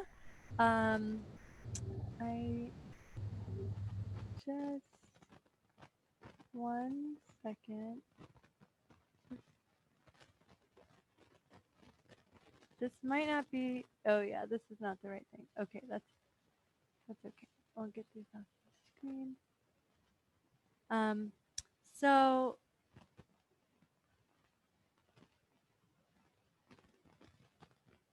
3 people will be teaching, and after each person teaches, um, I want you guys to have space to give feedback, right? Because you've learned and you've grown a lot, and we each have an individual perspective. And so I think each teacher will benefit so much from getting to hear multiple perspectives. Um, for the sake of time, I'm going to assign a specific person to give their feedback out loud in front of everyone. And then the teacher and I will go to a breakout room just because it's nice to have some like one-on-one time to connect. And while we do that, I'm going to ask everyone else to type their feedback into the chat box. And you guys know usually it's, like a wish and a star, but whatever you feel inspired to share with that teacher, you can type it into the chat box. And then you'll take Shavasana because um, it's not like a tremendous amount of yoga, but we are doing like fuller classes, which can feel like more work in the body than when each person teaches for 5 to 7 minutes. So required Shavasana, even if you don't think you need it, just to like keep coming back to center and make sure you're not building any tension. And then I think there will even be a little extra time for a break if you have to run to the bathroom, water, whatever. I'll tell you, I'll say, okay, we're meeting back here at this time. Write your notes, mandatory Shavasana, and then take a break.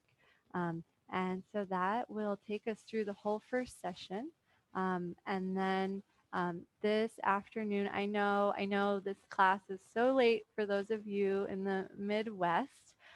So tonight's yoga class is going to be a restorative yoga class, but not like yin style. Like we are going to be moving in like a therapeutic way, where we're massaging things out and we're exploring our joints and everything in slow motion. So I think it would be just fine, like right before bed kind of class. And so if you're nervous about like the full day of yoga, I think you can show up in like any state for yoga tonight and have it be really soothing and nourishing, and like for you to have a full like free pass to skip things or express things in the way that is most nourishing to you. um, any questions? Okay, so I know Sithara, Deepa, and Kayla are going today. Is anybody really excited? Sithara. I am, but can I go to the bathroom real quick first? Absolutely. Let's just take like not even a 5 minute break, but just a quick break, and everyone can do what they need to do. And then Amber will be the official feedback person for Sithara. But everyone else, please pay attention so that you can give wonderful feedback for our teacher. So quick break and then see you guys soon.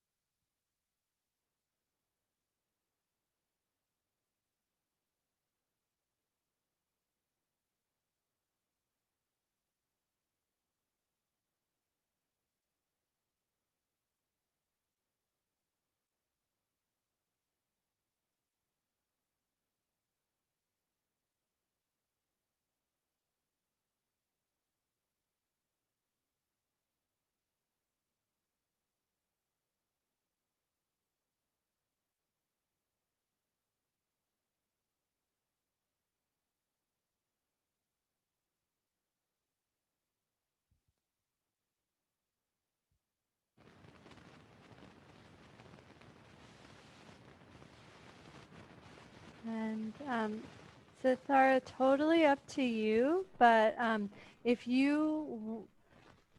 I know music makes you close your eyes, but if you want to play music for yourself, I'm giving everyone the option. And you can just use the Konalani playlist that we use in the yoga classes or whatever. But if anybody wants music, feel free to, play music from your phone.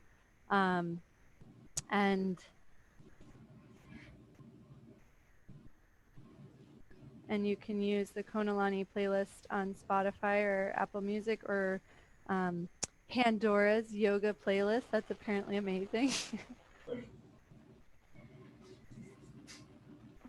Abaya, Yes. I'm really sorry. Could you pick somebody else first, Thara? And I'm really sorry because I want to take. I'm going to jump in when I can, but they're apparently having an email crisis at my studio. Like they can't get into the email, and I need to call our guy. Yeah, no problem. Let me, it'll take just a second because an odd number of people, so no problem. I'll figure it out. So I should hopefully at least be able to jump back in and take part of her sequence, but sorry. yeah, absolutely. Not at all.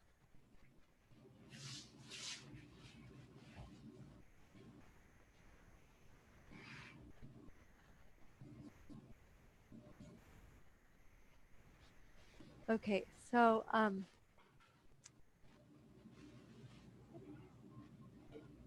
Gopika, is that a question or are you volunteering? I was going to volunteer to give our feedback. Great. If that's what you were going to ask. That, yeah, I think that will be perfect. Thank you.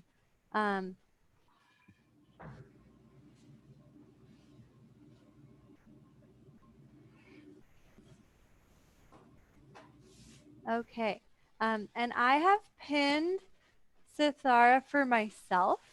I'm not going to spotlight her because I want her to be able to see all of you guys, but I recommend pinning her so she's big and easier to observe. And then have, a notebook nearby, not to stop while you're practicing, but so that when you're done, you can jot down a couple things because it's so easy to forget. And then Sithara, whenever you're ready, the floor is yours. Wonderful. I hope everyone is still warm after being seated for a while because we will be going through my my evolved and hopefully empowered vinyasa. So just take a moment sitting in Paschimottanasana, facing the same direction.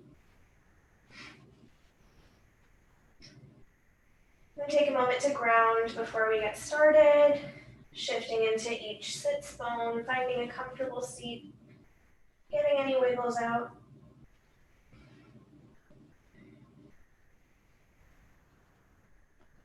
And at this point, you'll know the sequence pretty well. So each vinyasa flow will be a little bit less repetitive. You take a bend in your knees, fold forward, allowing your heart to melt towards your thighs. Kick into your heels to roll up. Draw the sole of your right foot in as you extend your left foot into a straddle for Janu Shirshasana. And from here, side bend to the right, and then to the left. One more time, right and left. Turn towards your extended foot. Tense your fingertips on either side of your knee. Take a bend in your knee, fold forward. And press into your heel to roll back up and allow that momentum to keep you turning as you lift your right knee and twist in a modified Ardha Matsyendrasana. Untwist and come back over that extended leg. Take a bend in the knee, press down, kick in and wave up. And this time as you twist over to the right, drop your right hand, lift your hip for a modified rock star. Drop your hip into that twist and unwind, twisting the other direction, placing both your hands behind your left hip. And lift up, twisting into a twisted down dog with your left leg in front. And take a moment, step your right leg forward, then your left, just crossing your legs, weaving and unweaving until you get to a point where your left leg is in front. And take a bend in your left leg, extend your right leg back, draw it forward for a low lunge. Drop your left knee and take a moment to breathe, reconnecting to your breath. And bend your elbows, pressing off the mat to find a back bend in this low Anjaneyasana. Find a neutral spine, twist toward your bent knee. And you can keep this twist here or reach back for your ankle for a revolved lunge.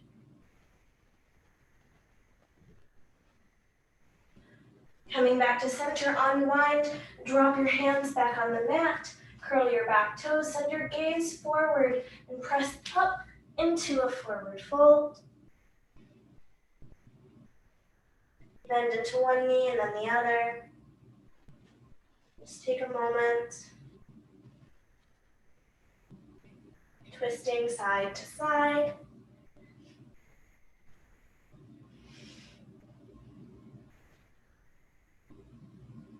And come back to center, bend into both knees, and allow that to press you up, pressing into the mat to bounce up to Tadasana, arms circle up. And notice how it feels to be standing after bouncing and twisting. Release your arms at your sides, step your left foot back, and step into the front foot and into the back. Finding a comfortable heel-to-heel alignment. Widening or shortening your stance in any way you need to be able to bend your knees and feel that stability in your hips. Bend your knee, your front knee, your right knee, and drop your hands, circling them up for a warrior one. Press into that back foot to find length in this warrior one. And release, extending that knee, finding pyramid pose, hands to hips. And bend the knee, press up, back into a warrior one. And twist open to your right. Hinge at the hips, dropping your left hand to the mat or anywhere that's comfortable. Finding a revolved triangle and press into the mat to roll back up to a warrior one. Step into that front foot to lift up and draw the back foot forward. And forward fold.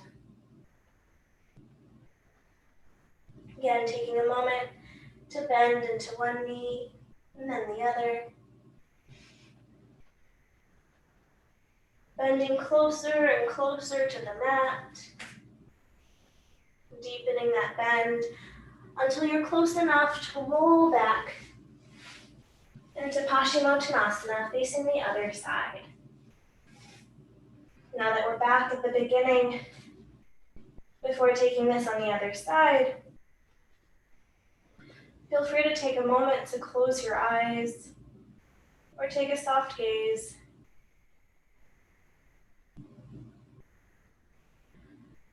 Noticing your breath and how it continues to create space within your body and around your body.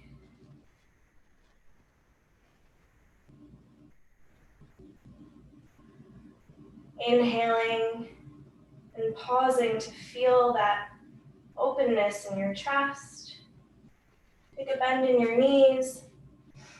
Exhaling, folding forward and feeling how much space your exhale can create around you.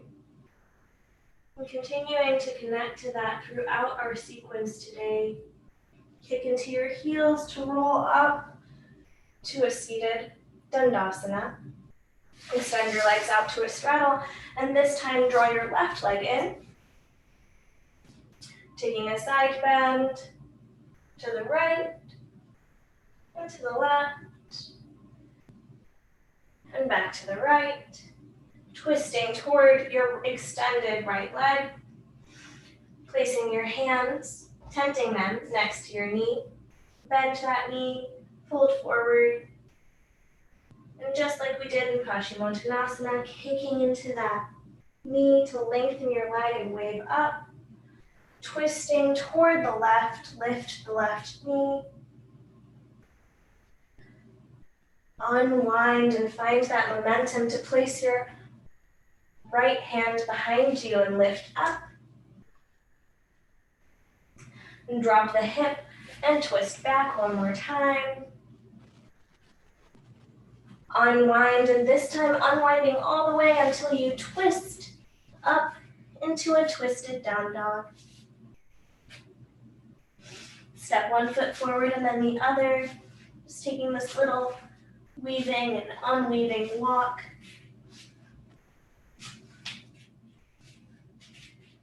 Notice what it feels like to bend into one knee and then the other. Bend into the knee that you step forward with. Press off of it to lift the other knee. And the next time that your right leg is forward, bend into it, lift the left leg, and draw it forward for that low lunge on this side. Drop the back knee and press up for your low Anjaneyasana. Shine your heart forward, feeling that openness. Melt your heart forward, place your hands back down on the mat, and press up and twist toward the left. Again, feel free to keep this here or extend your arm back for a revolved lunge.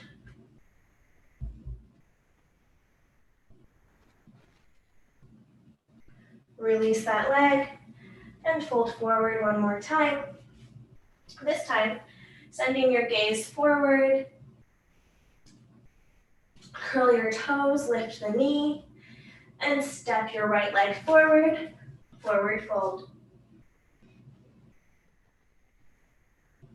Shifting your weight side to side, just allowing your body to keep weaving in different positions.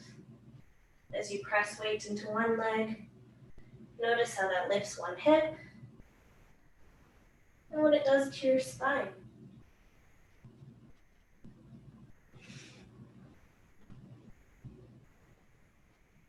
We'll just take 2 more bends. Come back to center, bend into both knees and press up to Tadasana. Find a moment of pause here.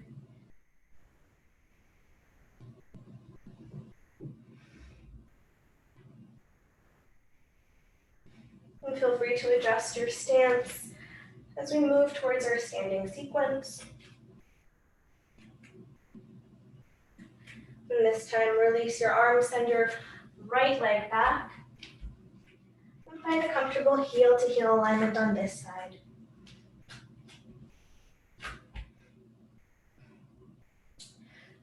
Sending your arms forward, bend your knee, lift up. Warrior one. Lengthen that knee, fold forward, pyramid pose. Lift back up, press into that back foot to lift. Reach up and twist open toward the right, left. And hinge gently Feel free to press up and down, finding a revolved triangle. Press into your feet to lift up and unwind.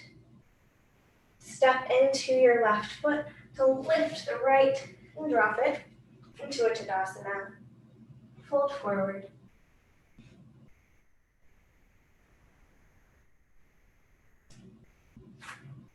Taking a moment again to reestablish that connection. Bending into one knee and then the other until you can bend both. Reaching toward the ground and rolling back into Paschimottanasana where we started. And this time we're going to go through this sequence a little faster with a little less cueing now that it's in your body. So I invite you to take a moment to reconnect with your breath and find that flow that we worked through before. And cultivate some trust. Trust in your body and your muscles, and trust in your breath to guide you as we flow with a little less assistance this time.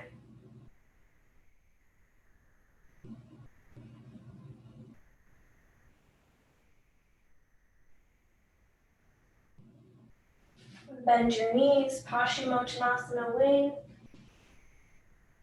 Roll up, extend to Janu Shirshasana. Take your side bends. Twisting over your extended leg. Roll up and over into your twist. Unwind and lift that hip. Twisting all the way to our down dog. Walking forward.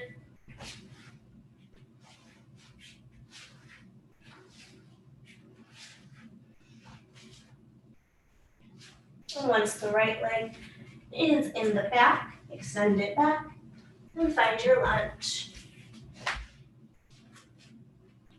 Press down into that lizard and back up into a low Anjaneyasana. Neutral spine twist right. Feel free to reach back if that feels accessible and comfortable today. And flow back forward, release back to the mat. Lift your back toes, look forward, and press up to a forward fold.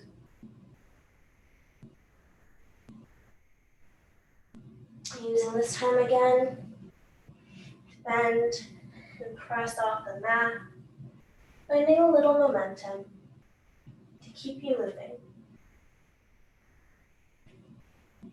Find your way back to center and press up to Tadasana, heel to heel alignment.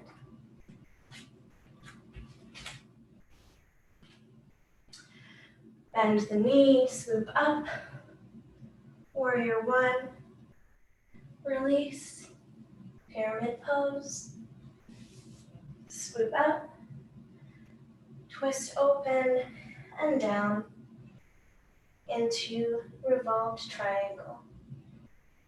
Press up, unwind, lift back up into Tadasana, and release into your forward fold.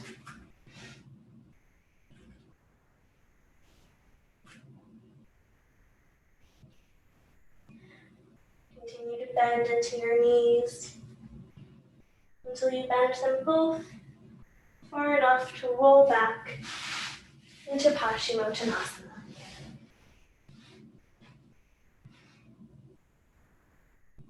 And taking a moment again to reconnect as we begin this flow on the other side.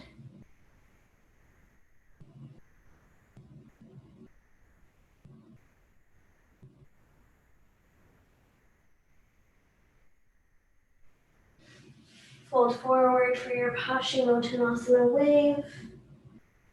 Open to a straddle on the opposite side.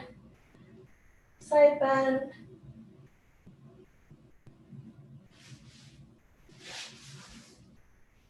And bend your knee in Janu Shirshasana to wave up and over into your twist.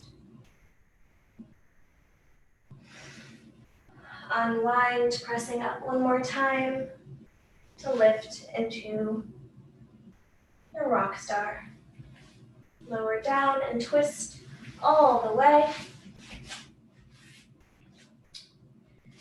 Finding your twisted down dog. And step into your feet, finding that little bounce.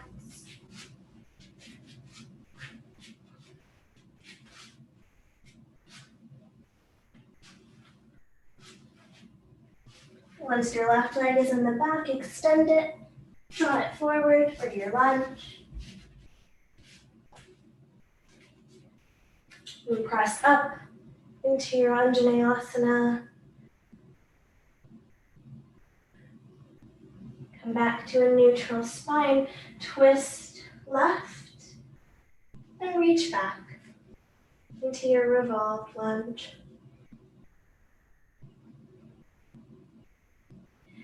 Unwind, place your hands back on the mat, look forward, lift up to a forward fold. Continue pressing into one foot and then the other.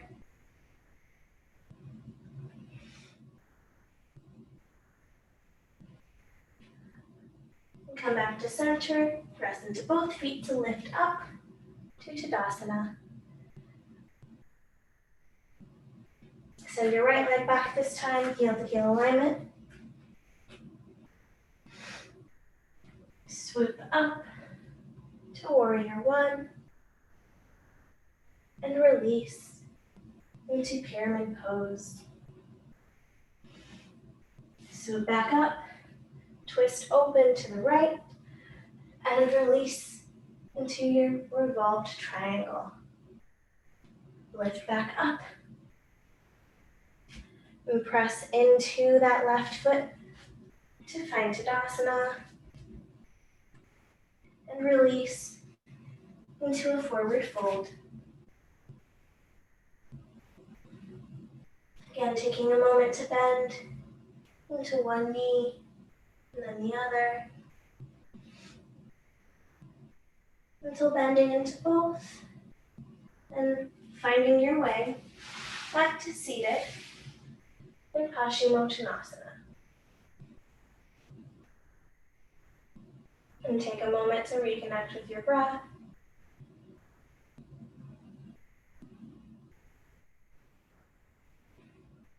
Finding that inhale that allows for expansion. And that exhale that creates space around you to twist and bend.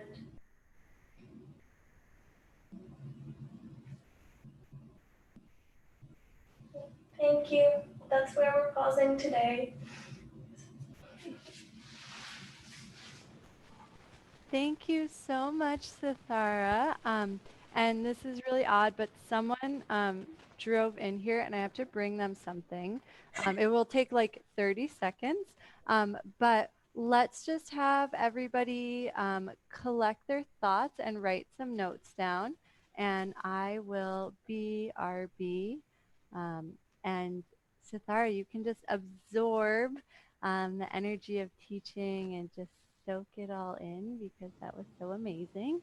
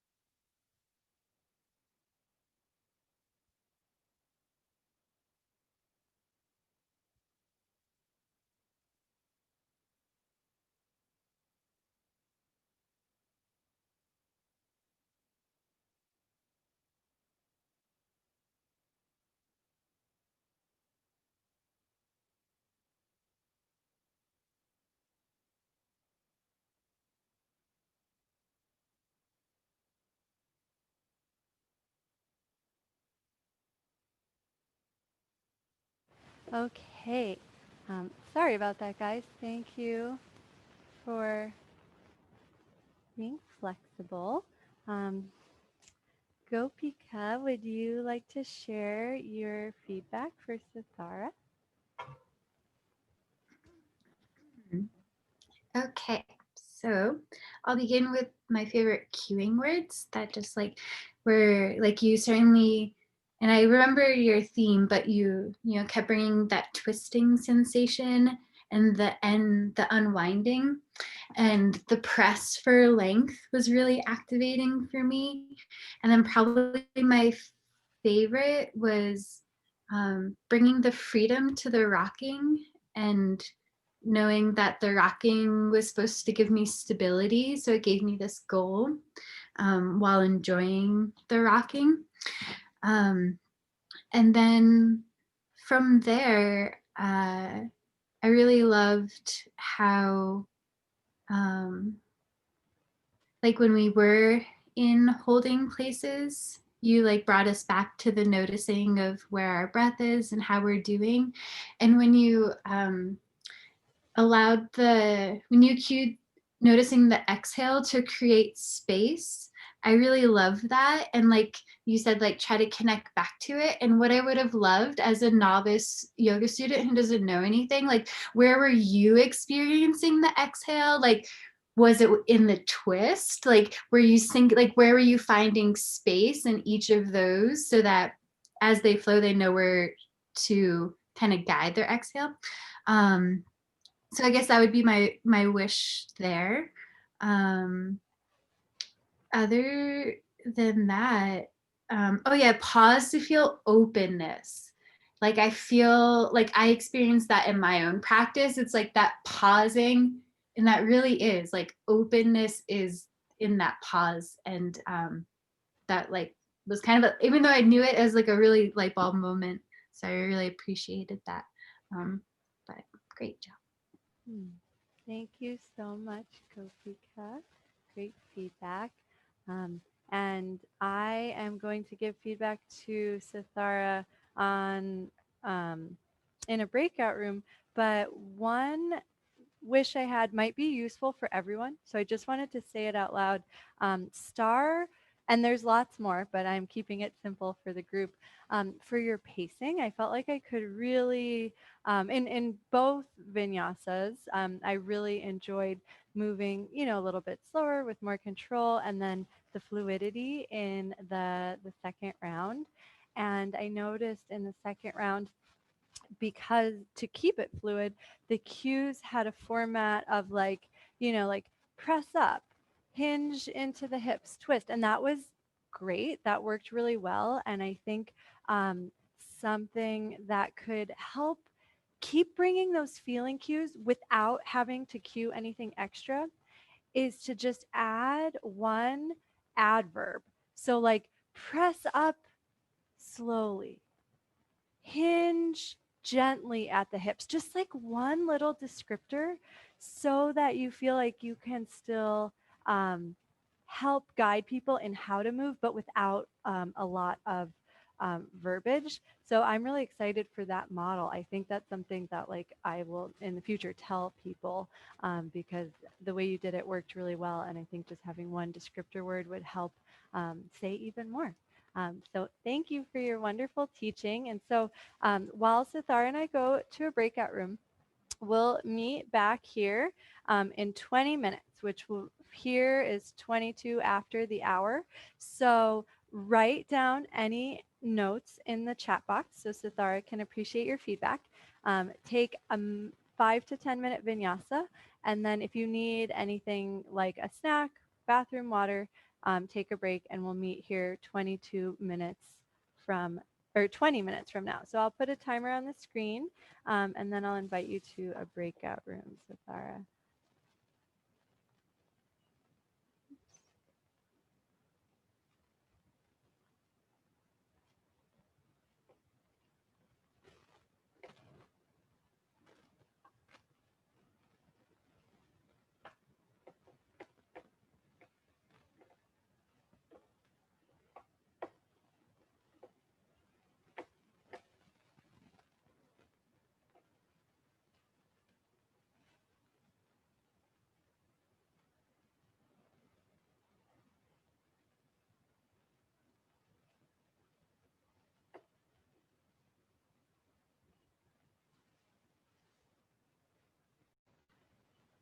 Oh my gosh, the timer came with me.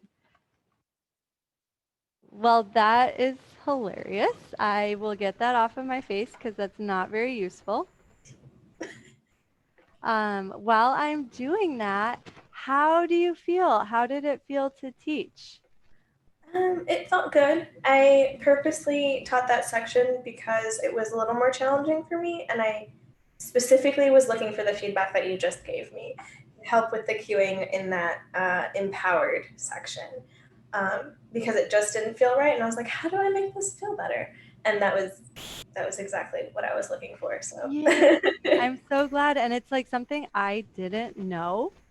So thank you, because I feel like through you, like something pretty big came through. Like I think that's going to help people tremendously. So yeah, it was what we struggled with this morning too, but we just didn't have words for it at the time. We were just like, but then when we go that fast, we just cue like we used to cue. So how do we make that not like that? Because when we were trying to, we would use too many words, and we were trying to avoid using too many words. So yay. Well, I'm so glad that you got what you needed. It was so fun for me to see the whole sequence and to get to do it on both sides and repeat it. I mean, I feel like I really had a sense of your teaching through the whole training, but this just sort of like um, allowed me to see with like an expanded vision that was so helpful. I think, and I've told you this before, so I hope it's not annoying to hear it again. One of your like huge um, like skills, superpowers, is this ability to feel momentum. I really felt like, oh, I understand why we're doing this, and then we're doing this, and then we're doing this, and like there really was such an awesome flow um, that it felt like there wasn't anything unnecessary. You know, it was almost like, oh yeah, like we have to do this so that this can feel better, and we have to wind up this way so that when we go all the way to the twisted down dog, like we have that momentum. So um, big star for that fluidity and the continuity in the movement.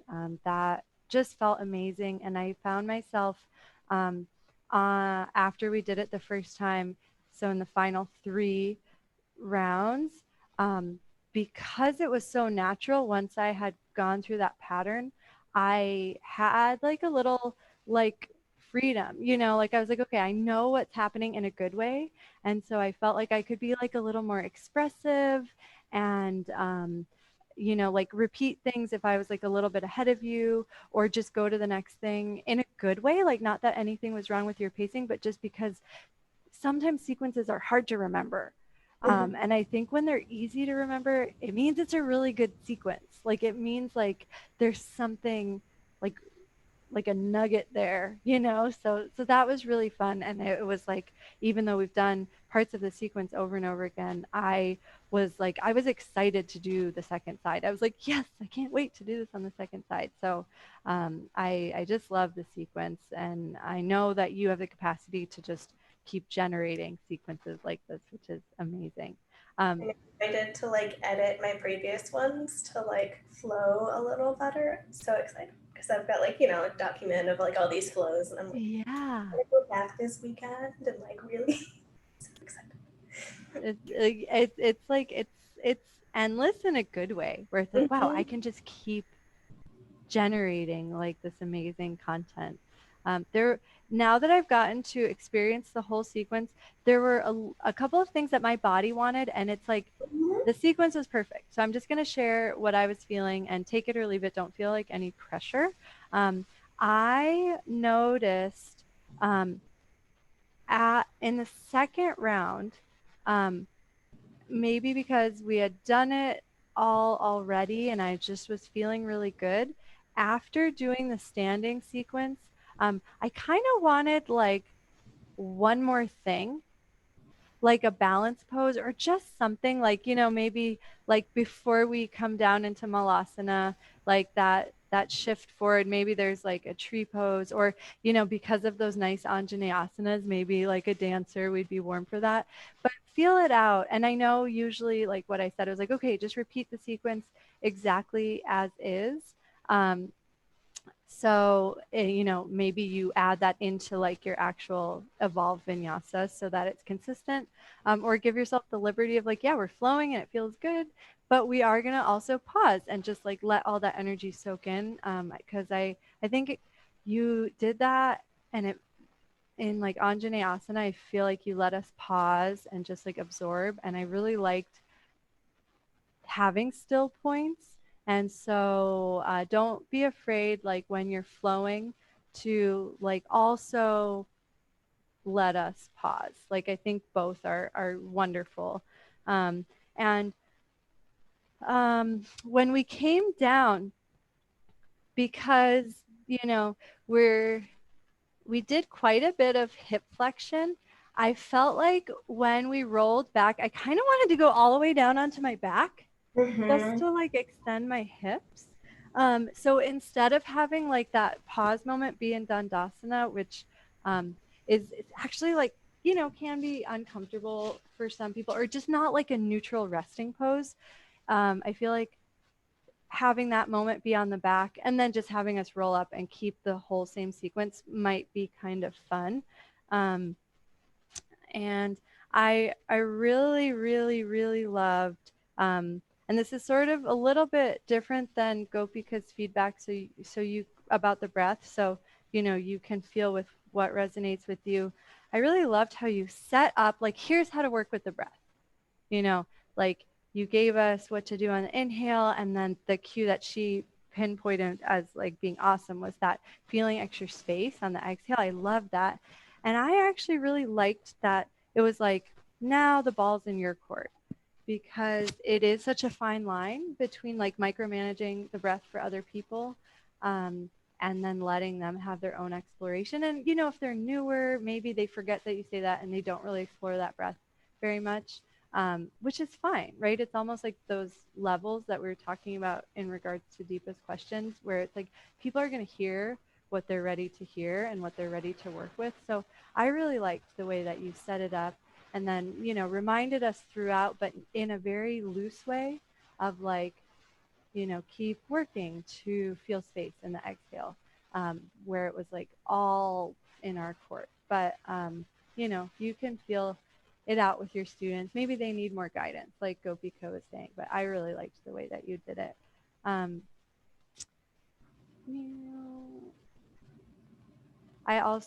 feel like you did something kind of similar, you know, where you had us take a lot of time in Paschimottanasana, and then in Janu Shirshasana, you reminded us, like, okay, just like Paschimottanasana, I feel like those types of continuity are so helpful. And so it just showed me like you really saw the big picture, and you were able to cue beyond just one pose at a time, you know, and that's sort of like a big next level, is that sense of connection. So I thought that was really, really amazing.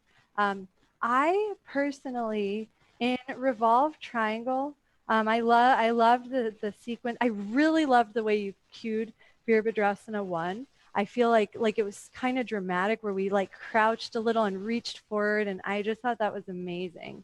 And it felt really good to go into Parshvo, and then we twisted. I don't know. Sorry if I'm getting it wrong, but I feel like I really liked twisting first, and then it was quite challenging for me to hinge, but it's not like wrong. So I think just almost like giving us some kind of cue to really soften in the left leg and almost like drip over. Like I was just really like trying to release evenly through my whole body, because I feel like there is kind of a tendency for it to all be in the like outside of the hip and like IT band. And so just to almost like disperse it a little bit, so it's not just like this like muscling into like an intense pose. Does that make sense? Yes, yes. And I felt that. And I also am hopeful that the beginning part of the sequence will help that happen. Yes. Yay. I also felt that balance too, because there used to be a warrior 1 before the forward fold, a warrior 3 before the forward fold. And I was like, huh. And I just like took it out today and I don't know why. But I felt like it. I felt it and I was like, oh no, I need that. That's so funny. And I mean, and maybe when you're teaching, it's going to be the exact same way where you've like sequenced something and then the day you teach, you take it off because that's just like what the students need. And maybe because we're doing so much yoga today, that's what this class needed. So I think that is awesome that you were fluid with it. And I was gonna demo something and I just, it is, oh, okay. This is not really a wish because the way you taught it was perfect, but just to give you something fun to like work towards because you're so good at momentum. I just saw this little opportunity for the future. It's a transition I really love, and it is in the Unmesha section, how you had us step forward to forward fold. Sometimes it can be fun to really get some spring in the back leg and then actually step up. Um, or I need to try it because I don't think I've ever done that into a forward fold. Oh yeah, it is kind of fun to just spring to the forward fold. So you won't even have to change anything, but it just gets a really nice use of momentum. So we don't have to like drag the leg forward. Right. Thank you. Yay. Oh, great job. You like since day one, I was like, wow, she like already is doing all of this, but I feel like you still, found a way to grow a lot. Do you have any questions while we're Not really. I feel like you answered most of my questions. Like I specifically taught this part of the sequence being like, I have these questions and you answered them. So Yay. Well, thanks for, stepping outside of your comfort zone. I feel like I'm like so excited because it generated a lot of good discussion. yes. Way to go. You're amazing. So we have like 5 minutes. So if you got to do anything, do it and take your time. Like if you come back, a couple minutes late, that's okay. Awesome. Thank you, Abaya. Yeah, thank you, Sithara.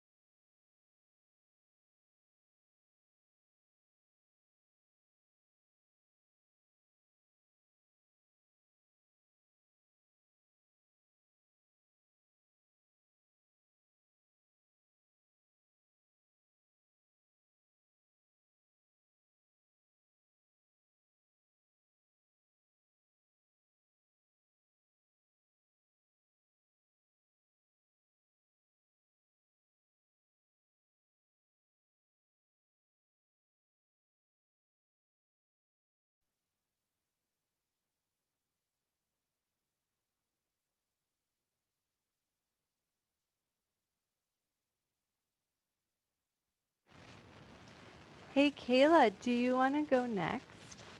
And we still have a couple minutes, but I saw you, so I just wanted to like give you the heads up. Thank you.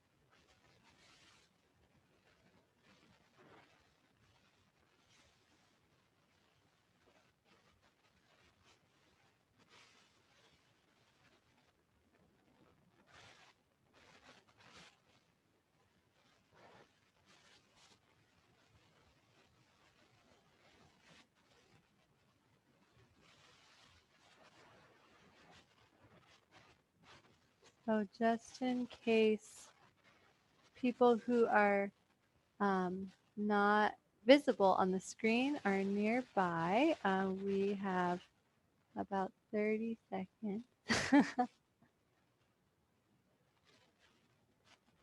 And Mandira, will you be Kayla's feedback buddy?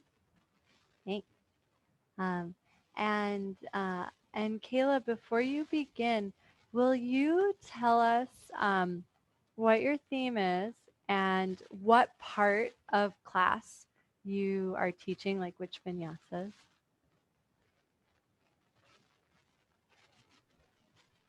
And I'm gonna pin Kayla, so feel free to do the same. I'm sorry to cut you off there, Kayla. You're fine.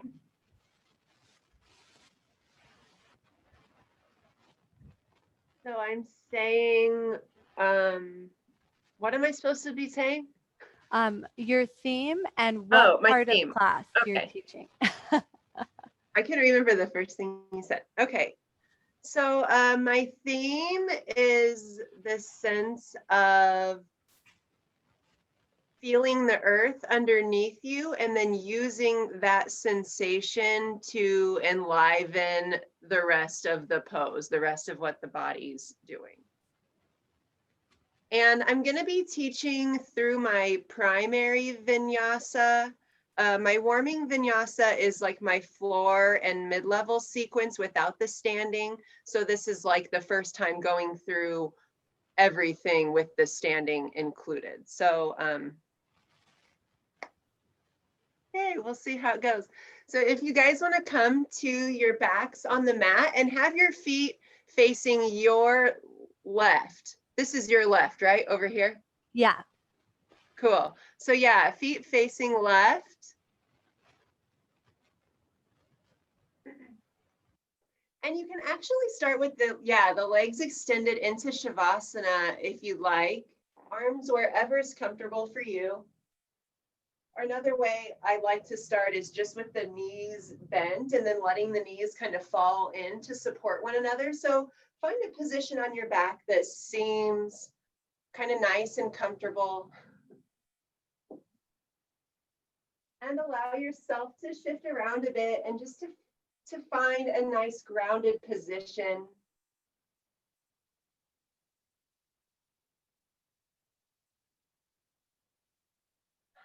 I know sometimes in trainings it's hard to hear someone and really allow yourself to fall into the experience of taking the class for the first time.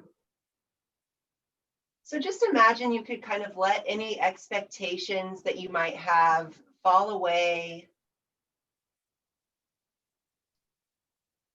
Begin to notice any qualities of your mind or your thoughts.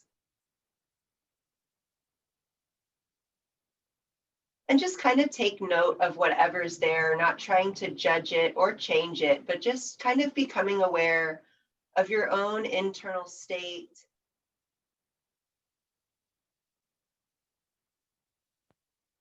Begin to feel the heaviness of the back body supported on the earth, any part of the body in contact with the mat or the floor. Noticing any spaces that you feel between the body and the floor, maybe in the low back, in the space of the neck.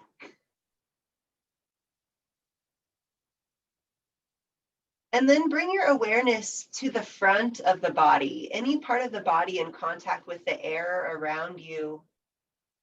And allow this space to feel light, open, and spacious.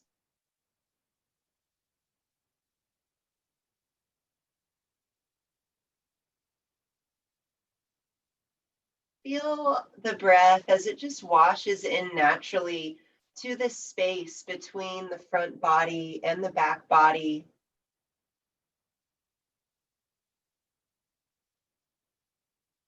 You don't have to try and change your breath anyway here, but just notice on its own, what is it doing? Where does it go?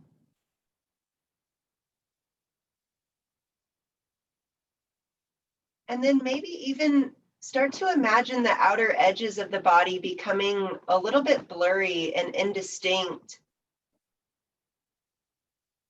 Allowing the outer space around you and the inner space inside you almost begin to become one space.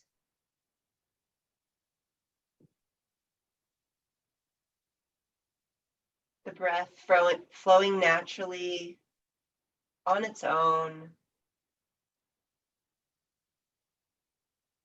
And let your inner gaze drop down towards your own heart.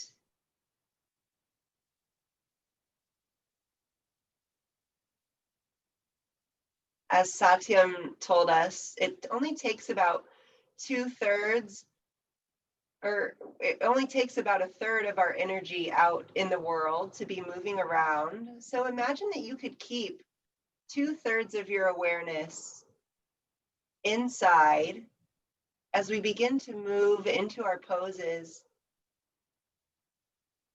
And really imagine this outer space and inner space staying as one open and vast space of the body all around you.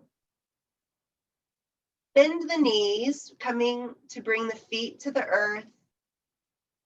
And draw the elbows in close to the body and bend the elbows so that the fingers are pointing up towards the sky with robot arms. Shrug the shoulders up towards the ears just a bit, and then press the shoulders down into the earth so you have a little shelf here to protect your neck. Feel the feet press into the earth, and maybe let the toes lift up off the mat. And as you press down into the feet, pull the feet isometrically towards your seat, and then press them away to just start to feel the back body shifting on the mat, noticing how the relationship to the ground begins to change with your movement. The next time you press down into the feet and pull them to the seat, press into the shoulders as well and lift the hips up. And let them come down on their own, using your own breath as your guide, in your poses, lifting into bridge and then coming back out.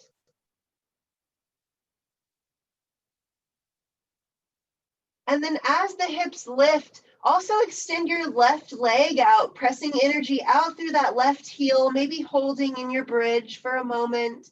And then set the hips down and pull that left knee into the chest and extend the leg out, pressing energy through that heel and kind of allowing your hips to rock as you pull the knee in and shoot it back out with some momentum, but also with control. So not losing the nice even flow that we can create, even when we have a little momentum going.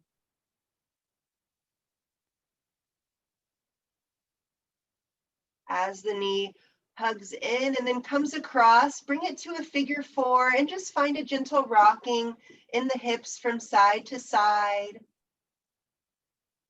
Arms can come to a T to help facilitate the core here, keeping some nice stability. And then just let your leg fall all the way over close to the camera, coming into a twist. And take a moment to become aware of the breath here, knowing or noticing how it feels to breathe in this position. Press into the arms to roll back onto your back and then come back into your twist, extending the legs and arms overhead and rolling all the way onto the belly. Bring the hands one on top of the other underneath the forehead with the elbows out. And press into the big toenails, firm through the legs. And as you inhale, press the hands and the forehead into the earth and just lift the elbows up and out, feeling the shoulder blades come together on the back, the armpits hollowing. A very gentle, easy movement.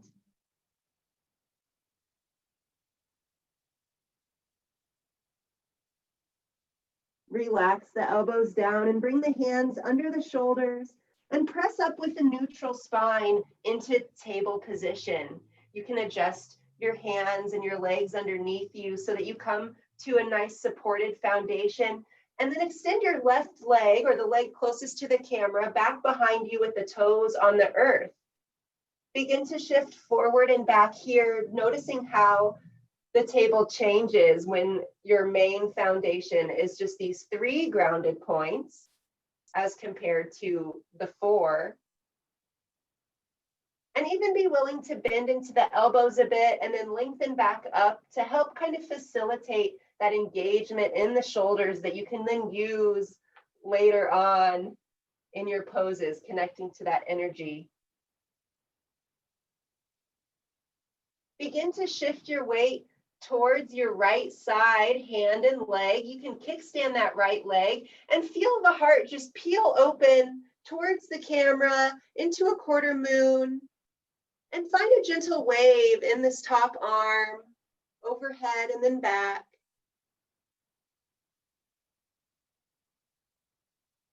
And the next time you bring the hand back, let yourself glide all the way up, rainbowing the arms into gate pose. And maybe find a gentle wave here, coming back to your quarter moon and coming back up. But really finding a sense of control, even though you can gain some momentum here, not letting yourself just fly everywhere, but really connecting to that smooth motion. Good. The next time you come to the earth, allow yourself to come back into your table position with your back leg or your left leg extended. And press into the arms, tuck the toes, and press back and up into your down dog, fiercely using the energy coming up through the arms from pressing into the hands. Press into this right leg and extend the left leg up towards the sky. And then pull that leg into wherever's comfortable. So it might not be all the way up to the hands, but just kind of partially up towards the hands. And then step the back leg forward into a half forward fold. So see if you can find a neutral spine here, maybe bringing the arms to rest on the thighs, and lift and spread the toes and pull the mat apart with the feet. And notice how you can then just push into the earth and lift up to Tadasana.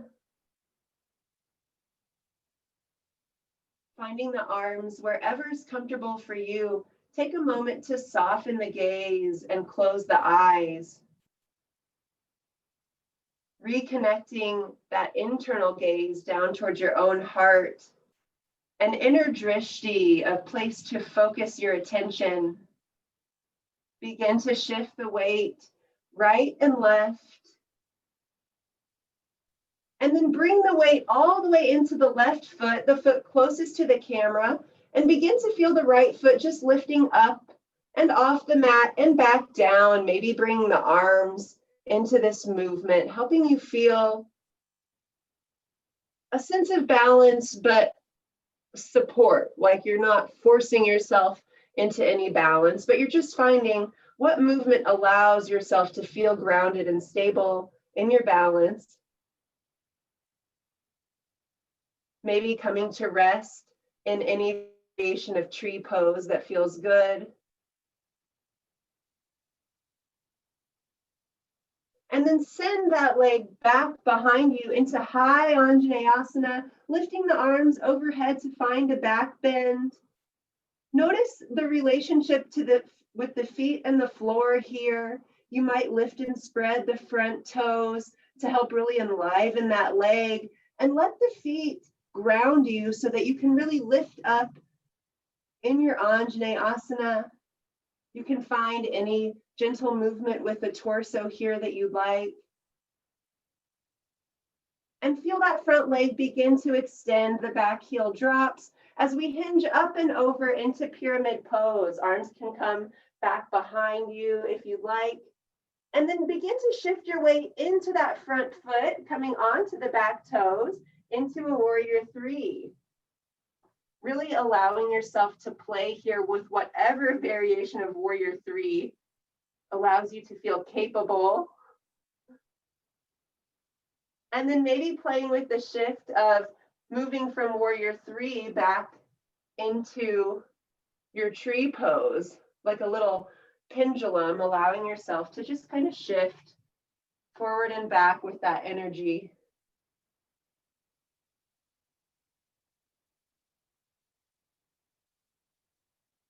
Step that foot back into Tadasana.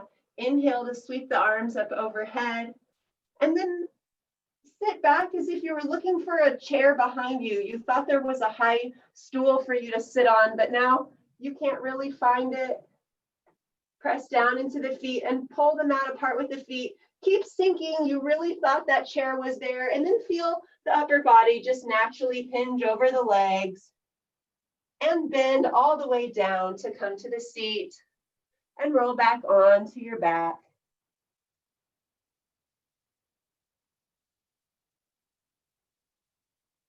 Feel your whole body here.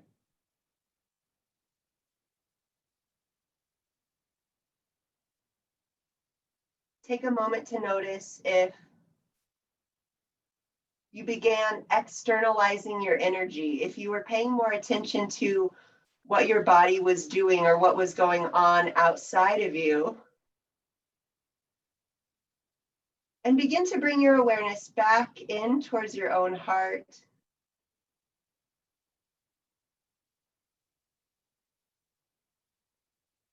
Hug the elbows into the body, bend the arms.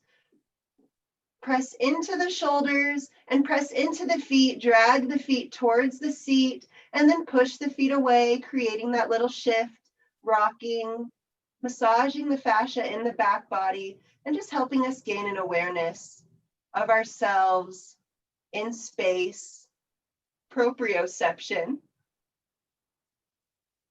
As you press down into the feet, you can begin to lift the hips up. Moving with your breath, letting the innate intelligence of your body help you guide your movements. The next time you lift up, extend that right leg out, and then pull that right leg in as you set the hips down And then extend the leg up, pressing energy out through the heel as you just let the leg shift to an extended position and then back in towards the body, being willing to take the knee out to the edges or closer to the midline. The next time the leg comes across, just let it come into a figure 4. Take the arms to T and rock side to side a bit, massaging the sacrum. And you can almost let your breath match the rocking here. With some momentum, feel yourself twist all the way over towards the camera and hold here for just a couple breaths. Feeling the deep change in the breath and where it's going in the body as we begin to change our movements. And then press into the arms, coming back onto the back. And then with a little controlled momentum, rolling all the way over, extending the legs and the arms to come onto the belly. This time, let the hands extend towards more like a Y shape. Cupcake the hands coming onto fingertips. And let the elbows be up off the earth, hollowing the armpits. Press down into the big toenails and firm through the legs. As you inhale, just feel the heart lift and shine forward. And exhale to bring the torso back down, moving with the flow of your own breath to lift and release.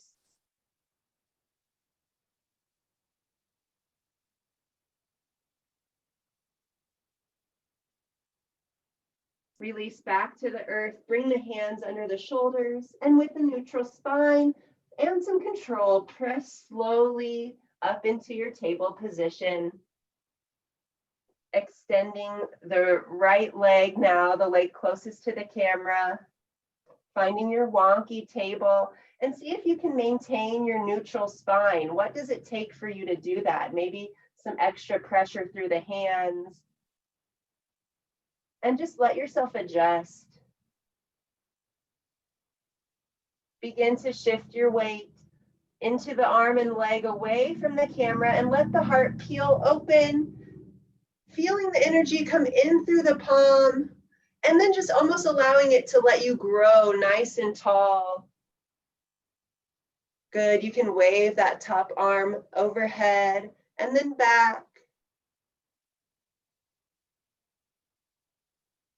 And then let it lift you all the way up into your gate pose, nice and slow, rainbowing the arms.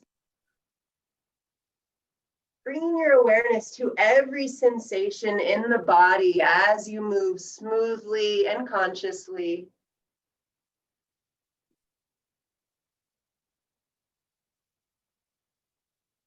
Good, rotate the arms all the way back down to the earth, into your extended table.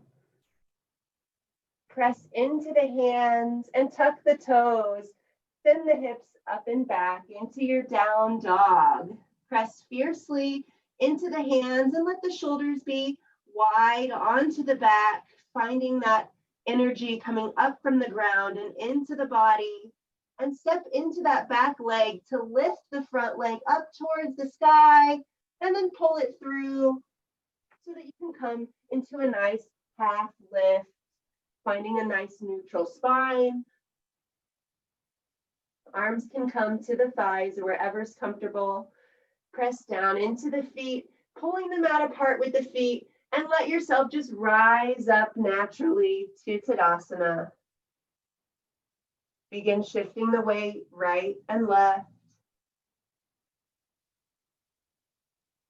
And then bring the weight into the right foot, the foot closest to the camera, and begin playing with balance on the opposite side.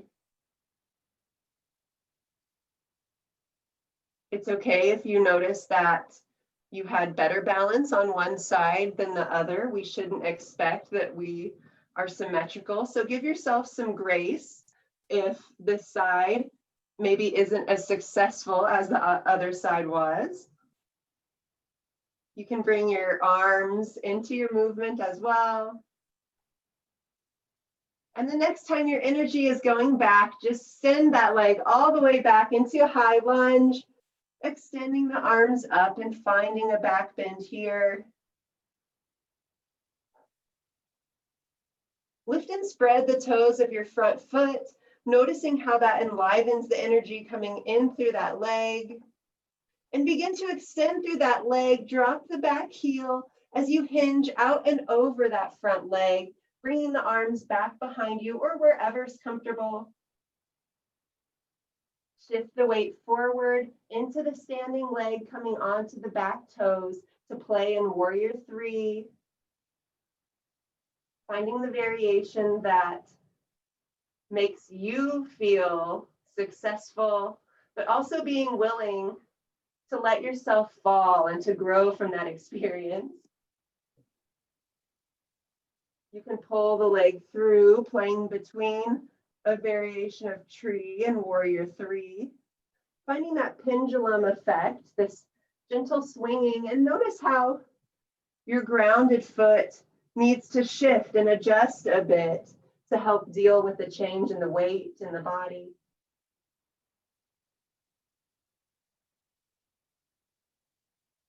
Good. Plant the left foot beside you in Tadasana.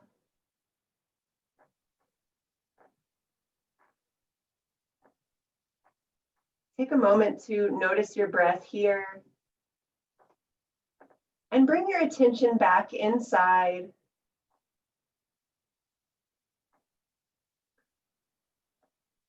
As the breath sweeps into the body, you can take your arms up overhead and then bring them together, pulling all that energy in towards your own heart. Sit back into chair pose, knowing that you had that chair back behind you somewhere, but now you can't quite find it. Keep sinking and sinking until the torso comes forward, hands come to the earth, and you can rock back onto your back for the beginning of the sequence. Take a moment to notice your breath here. Feeling the whole body. The inhale, the empowerment to receive fresh energy and prana. And the exhale, the empowerment to let it go and let it be.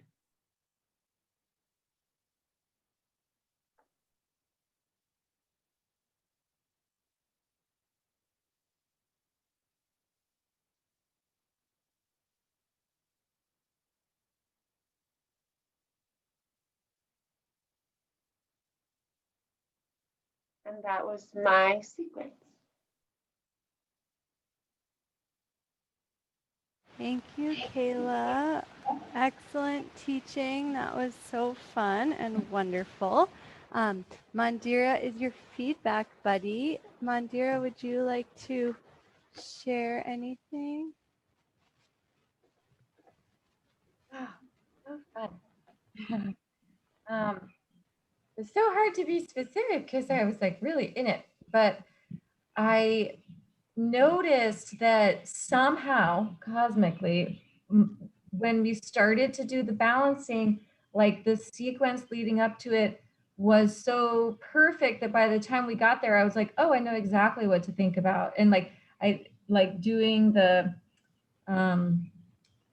rocking side to side in the half moon variation. Like, I don't know, something just felt like everything was ripe to really experience the theme of like groundedness, but working on balancing.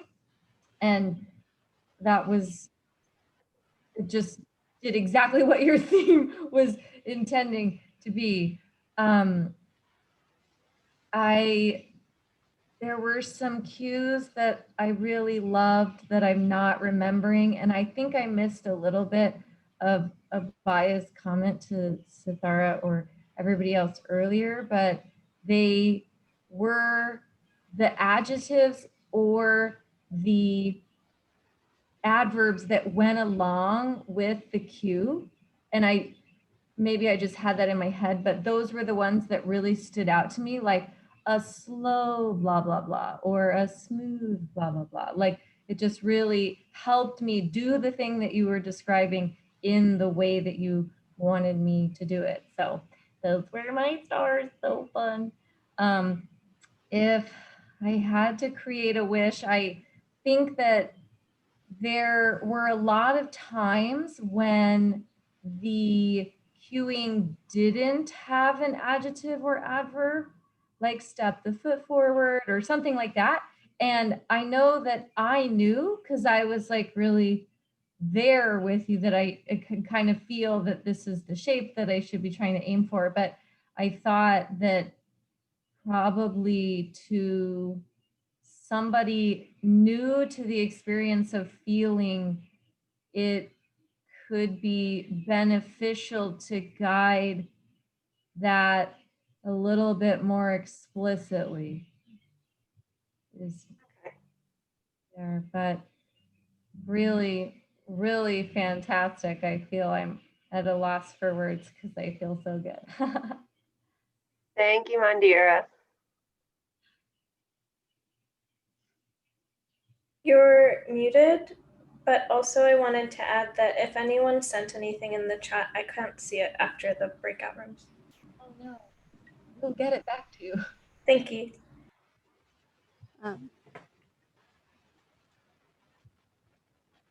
That's hilarious, Sathara, because that's literally what I was about to say with my dead mic. Apparently, when we're not with you, like what happens in Vegas stays in Vegas. So we couldn't see it. So I guess it's easy enough to copy and paste. So we'll just keep that method where you type it out and then just wait for Kayla to come back to hit send, or just copy, paste, and send it again. So we will take another 20 minutes, mandatory write a love letter, and have a shavasana, and then do whatever you need to do before we get ready for Deepa's class. And then I'll invite you, Kayla, to a breakout room. Oh, so we'll be back at 10 after the hour because the timer did not work last time. It came with. It's actually not letting me copy and paste. Avaya, maybe you and Satyam have to just copy and paste that feed and It resend doesn't actually show up in my chat box either because I wasn't here. Oh. So the only other idea is to take a screenshot. Do you know how to do that? Just like, I'm sorry, it's so annoying. I don't want you to have to type it out again. No, I'll just copy. I can copy and paste it to like I a was gonna Microsoft say Word. I might be able to. Great idea. Yeah, only one person has to be able to do that. Thanks, guys. Okay. Again, it takes a village. So let's let Gopika do the screenshot, Kayla, so that I can invite you to our breakout room. Thank you, Gopika.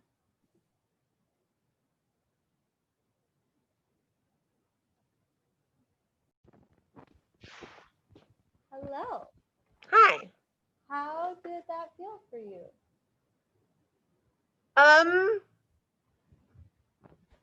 It's always just funny how, like, when you practice it and picture it in your head, and then when you're teaching it and you're going, I already know that I missed that I wanted to say that, you know? So, but I think it was okay. I just can notice how I can continue to practice to make the cues come out a little more naturally, I guess, so that then if I were to teach like this in a class, it would be more useful to my students, if that makes sense. But yeah, I didn't notice that. I loved your cueing. Okay. So I think, of course, we can learn so much from ourselves. But that also that we're like hardest on ourselves. Do you have a specific example, just in case I have any insight of how to help? And it's okay if you don't. I'm curious because I loved your cues. I think there were maybe a couple times like on the ground when we were just pulling the leg in and extending it, that maybe it wasn't necessarily what I said, but I kind of started thinking like, oh, I wonder if we've been doing this too long and now we need to go to the next thing type of thing. So when I was noticing myself kind of thinking like, is it the right time? just kind of sinking back in and saying like, my body will tell me when it's the right time to move to the next thing. So that's kind of what I was observing myself doing. Yeah, I really liked your pacing. I didn't feel antsy. You know, I didn't feel like I was moving on to the next thing before you. Um, and I really liked how you gave us space to explore, especially in the Virabhadrasana 3. That felt like such a peak moment because there was so much that we had been working on. Like the leg sequence that you talked about, I felt like, wow, that really got me ready to play in Virabhadrasana 3 and going into that tree variation. So I really appreciated that. And it's funny that you give the example of the stuff on the back because there was this moment where I was like, am I doing what she wants me to do? And then I was like, wait, what I'm doing feels really good. So I kind of like gave myself permission to explore a little bit in that movement because there's so much there, right? Like the bridge with the just regular bridge and then bridge with the leg extended and then coming down and hugging the knee in and then kicking the leg out. So I felt like it was so rich. Like each of those movements individually was like really exciting and interesting.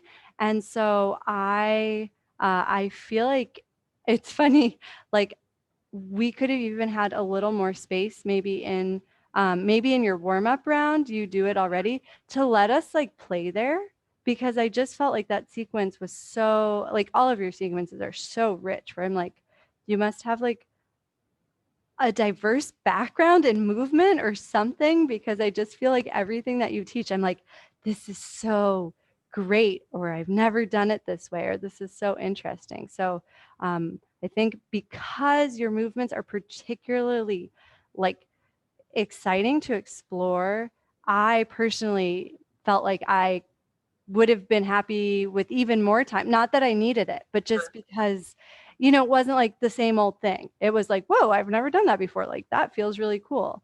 I Yeah, that really go ahead. I was just gonna say that's what I would have done. Yeah, the warming round, we would have spent some more time and then like really taken the time to like do one side, notice how that side feels, and then do the other side and notice the difference type of thing. So Something like kind of coming through in this moment that I wasn't like planning on, but just because it seems like we're really talking about that part in particular. And again, this might have happened in the warming round. I really loved that sequence with the leg. I felt like it was just so interesting and powerful. And I know that how you've described your students, like you're probably not going to teach like a lot of like really rigorous full on flow classes. So just an idea of how to incorporate flow. And this, I mean, your whole sequence was a great example where it was like, you know, flowing between two postures where that's like a little more accessible and they can still generate that momentum and stability and control. To let us flow between more than two postures, for example, like I just love this so much, especially this moment. Like that moment was like, oh my gosh, that was so cool. And then and like I wonder if it could have been cyclical, you know, so that we have the opportunity to play. And then, you know, if someone doesn't have that capacity, it's like, yeah, just stay here. You know, like people are going to find what they gravitate towards. So like someone might just stay here and rock. And then someone might be like, yeah, I really want to like hold this. Wow, this is so cool. And someone might just end up like pulsing between those two movements. So people might not even follow it exactly the way that you've cued it, but you could even say like, fine, I'm going to teach it one more time. Notice the most interesting or useful part for you. And then we'll have a few more moments to explore that. So it gets people like tuning into like, okay, what do I need? Because I think you just are so skilled at the way that you, like, every one of your Shakti flows was like uniquely interesting and had some sort of gem that I think like you really could teach this to all levels, and then maybe just stay in those pockets a little longer where it's like, okay, let's try it together. We're going to try it again together, notice something, and now like play with that one thing. I don't know, it's just an idea, but I kept finding things that I was like, I want to explore this more. That was awesome. Well, I appreciate that feedback, because that's what I've been thinking over this whole time is like, I really can teach flows to my students, just creating it, yeah, in a way that works more for them. But then even thinking like, when they do ask me to teach, like to sub a power yoga class, usually I'm like, like, I don't know, that's going to take a lot of effort. But just seeing how I could easily just transform an accessible flow class into a more like power class, it would just be so easy. Whereas coming into this training, I was like, this is not going to be anything that'll work for my students. You know, this is a separate group of people. And now I'm like, everyone can do it. Oh, So yay, that makes me so happy. I feel like I'm like, I'm gonna take that snippet and like advertise that, because we want people to know that like this is fun, but accessible. It's not like fun only for powerful, yogis. So yay, I'm so glad. There was another moment like that, like the extended leg to the bent, where I was like, I love this. Where I might not get it exactly right, but from here, when we pushed into like kind of an asymmetrical down dog, the moment when we extended the bottom, like this was like blew my mind. Like I was just like, oh my gosh, like I just, it felt so good. And I feel like that was such a perfect example of like our fascial system and how the body works together, because it was like, why does extending my right leg make that left leg just like fly up so naturally? So I just saw another opportunity where I was like, she is making these amazing sequences and we almost go through them piecemeal, so they could be like missed slightly, like not anything wrong with it, but like just to show you, like from here, which is already awesome, to here, and then the up and the flow, and then the back down to here to here, like could be repeated.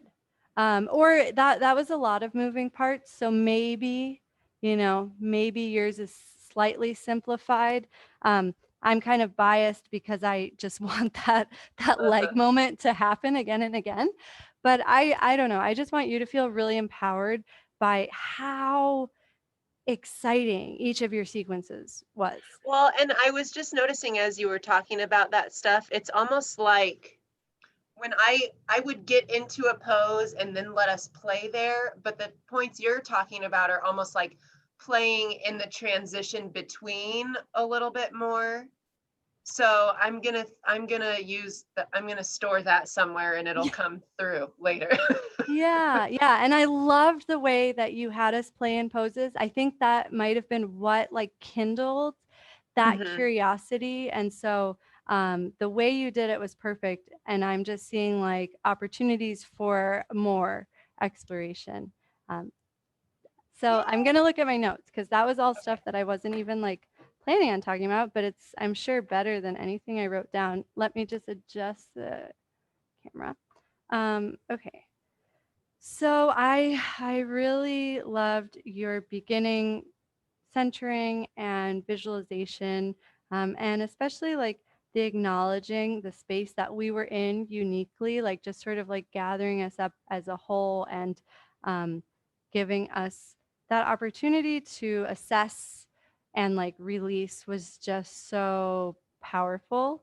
And after you gave that cue, like it's so funny. I'm like, I think she really hates themes, because your first part, like when you were like sort of introducing your theme, and then you switched and you got really present, right? And you were you were cueing to the moment.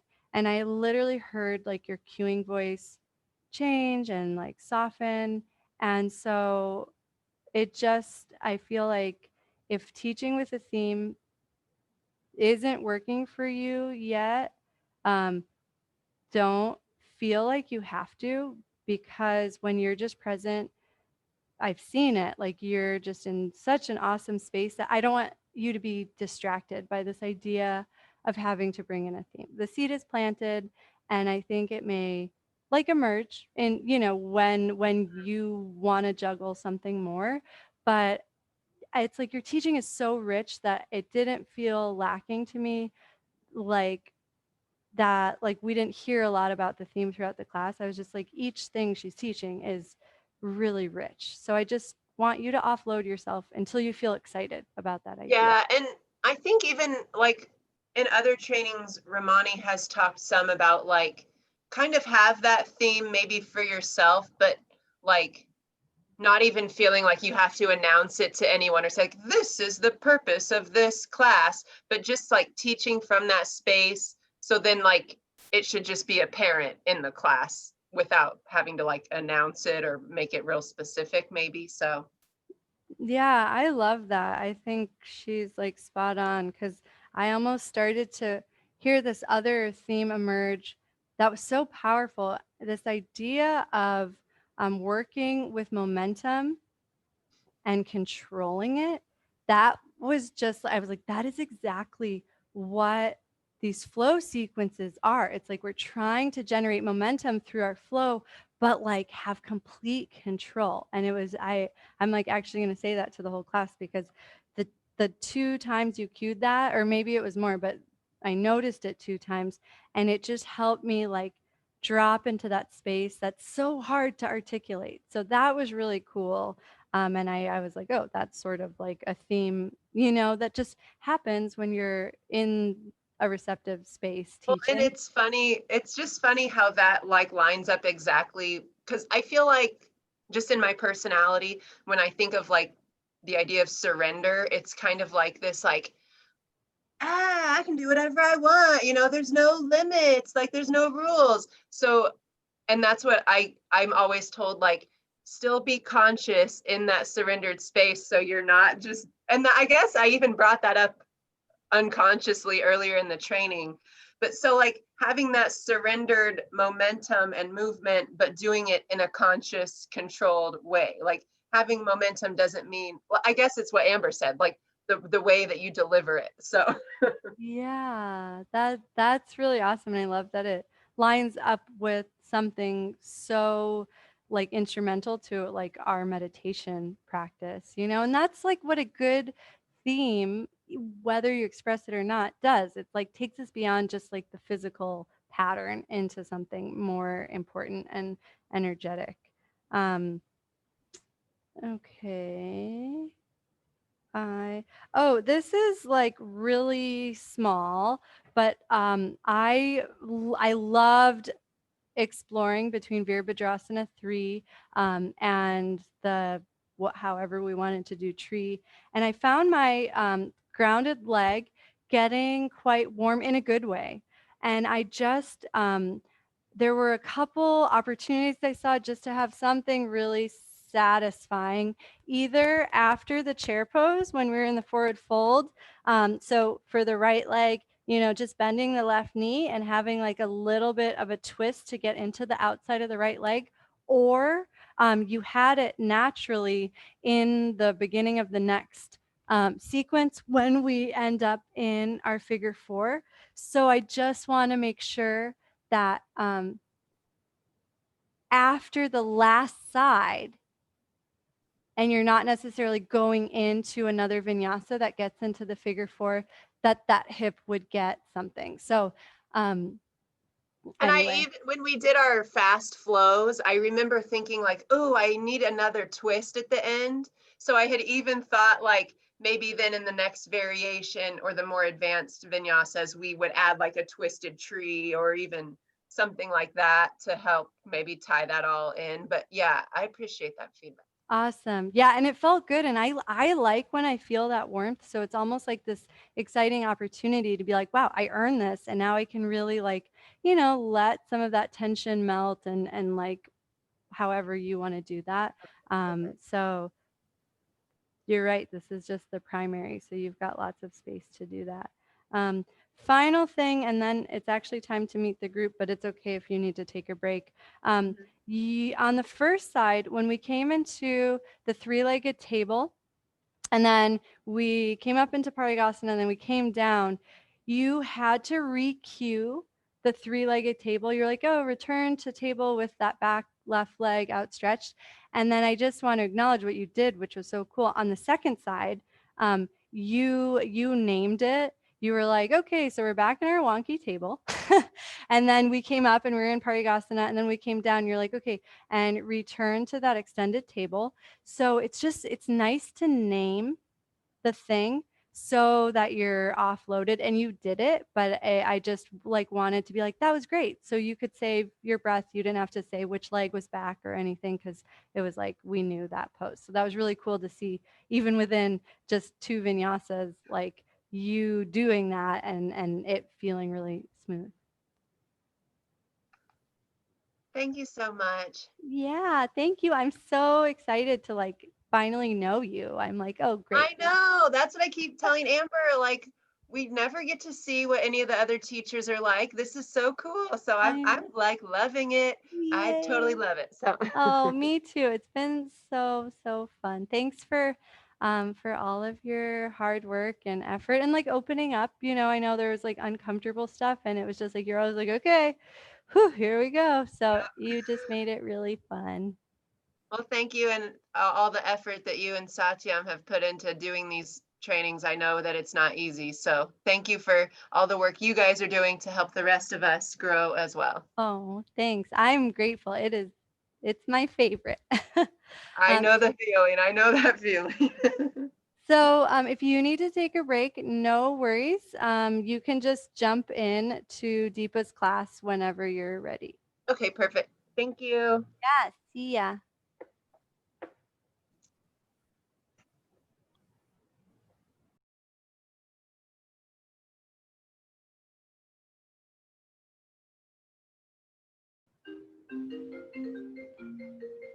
Hi, guys. Um, so, somebody is that, oh, sorry, this is Satyam's computer, and he's getting a phone call, and I can't ignore it because I'm like, that might be an important phone call, but it's like coming through on the computer. So anyway, if that comes through for you guys, I apologize.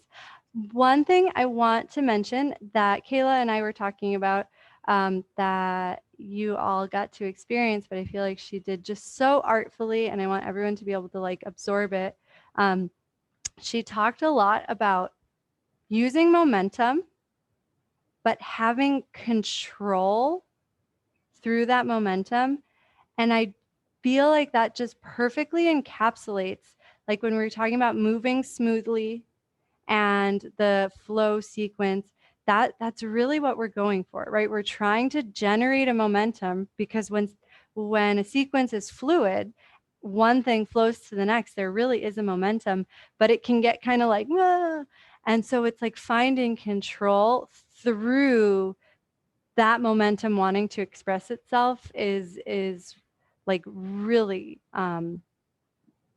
I don't know. I think it simplifies like a very complex experience that we're reaching for. So thank you, Kayla, for distilling that down for us. I know that will help me tremendously. So we're on to our last teacher of the day. So Deepa is going to teach. And Amber, are you good for feedback on this round? Awesome. And is the chat box thing working out for everybody? Is that okay? Okay, awesome. So I didn't offer my chat. I wasn't sure where we were at with that. What should we do with the feedback? So on our next break, you could, just because you're about to teach, I don't want you to have to do it right now, but you can put it in the chat box. Just make sure the person is in the room when you hit Okay. enter, because if we're in a breakout room, even when we come back, it's like clean slate, can't see what happened while we were gone. Oh, okay. So it doesn't keep it.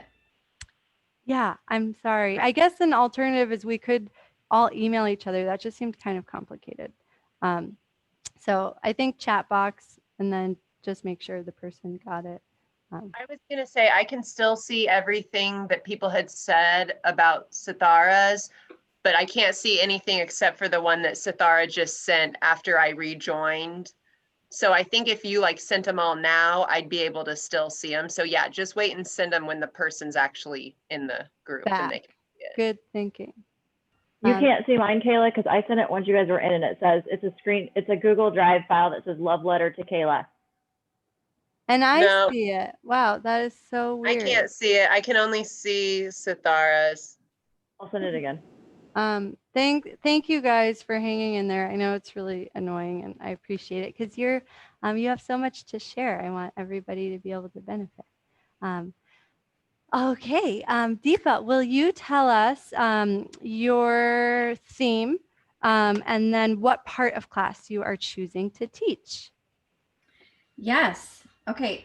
First, I just wanted to check my mat placement because I'm going to go from mid-level, which is seated, to standing. And I noticed on Kayla's, my body was cut off at my hips. Can you hear me if I'm back this far from the camera? Yeah, loud and clear. Great. Okay. So I'm going to do mid-level Shakti flow, and that will go into round one. We'll go into just a little bit of the standing, and I'll do that once on the right and once on the left. And then I'll go, and that'll be more warming and exploring. And then I'll go into, I guess what would be more of a primary. I'm not even sure. And that will be a middle and a standing with the whole standing included on the right and then on the left. Great. So there'll be less exploring in that second round. Okay, and my theme is body tides. And this is relating to energy and your breath as water coming in and going out.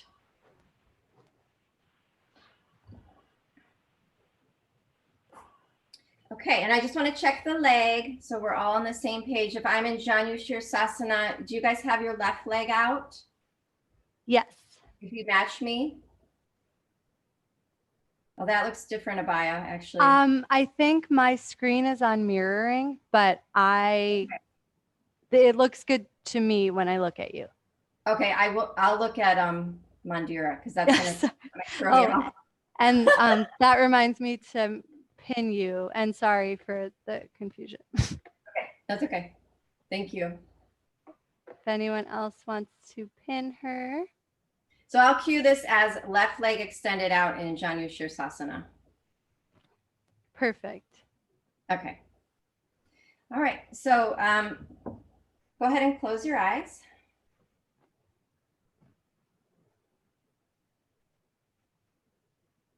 Bringing your attention and your awareness inside of your own body, in toward your own body rhythm, whether that be with the breath or the beat of the heart.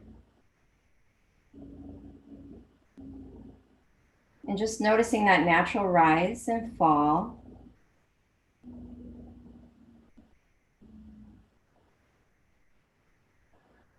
And then for a moment, visualize as if you were sitting right on the shore, the ocean coming up toward you, rushing toward your feet, and then receding back out again.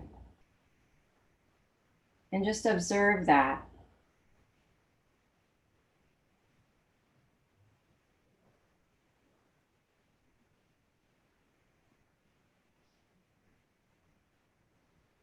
As you observe that, did you notice anything different about the breath? Did your breath try to match it?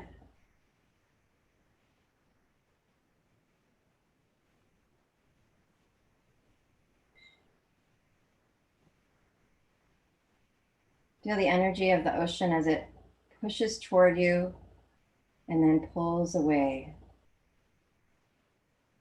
And as you feel that in your own body with your breath, you can start to rock side to side on your sit bones.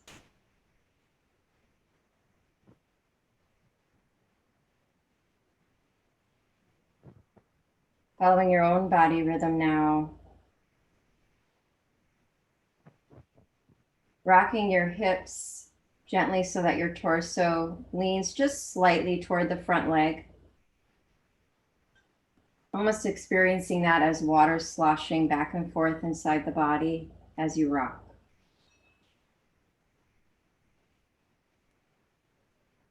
Start to include your foot and ankle by doing some small rotations.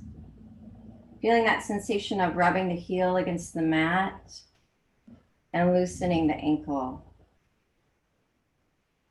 Let your hands fall to the floor so you can feel that same sensation of the palms to the mat, gently starting to take just a little weight as you do those circles, and the torso starts to follow the ankle with the circle motion. And this is slight and slow.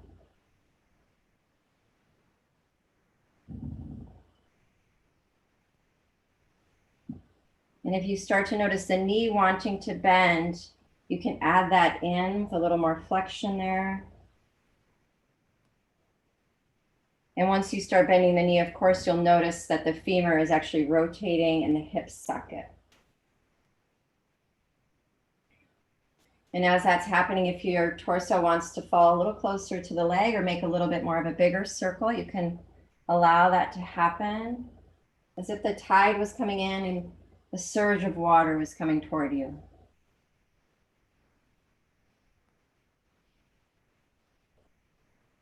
Feel a complete release in your neck, especially as you come forward. Notice if you want to hold your neck in any sort of position.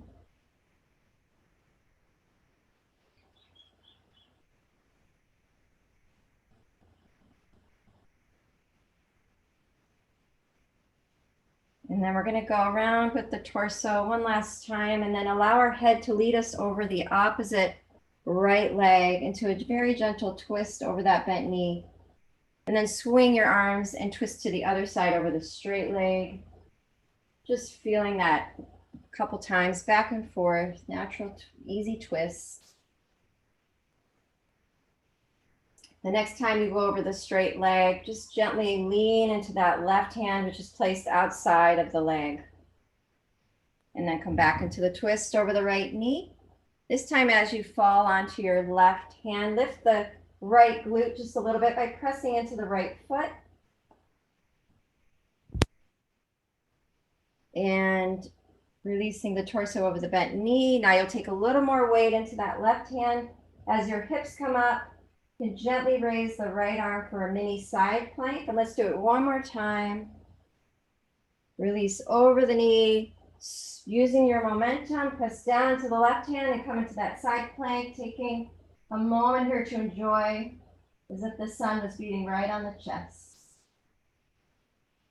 Setting the hips down, roll over onto your knees and take your right leg and place it in front for a lunge. Back knee is down on the floor and continue with that idea of tides coming in and going out as you rock your body into the lunge and then release back into the hamstring stretch. Back and forth. Also including a release in the spine, chest, neck, and head.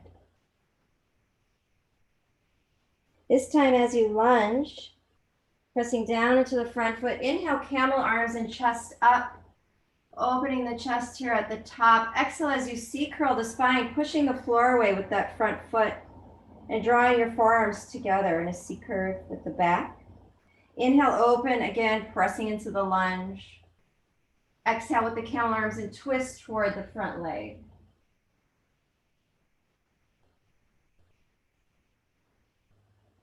Opening toward the sun as you come back over that front knee. And then C-curl forearms together. And one more time, opening. It's like a flower blooming and then twisting. This time you'll just release the chest and arms down toward the floor. Bring the back foot up as if you're going to stand heel to heel, but just rock from foot to foot with your weight shift. Experiencing a little stretch in the hamstring. Be aware of what you're feeling. Enjoy what you're feeling.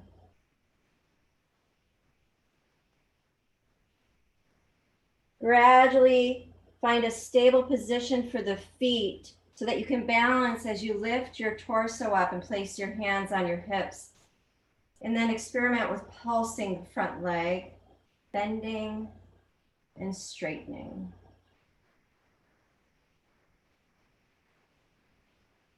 Finding a place to enjoy the forward fold here. You can continue the pulse or pause.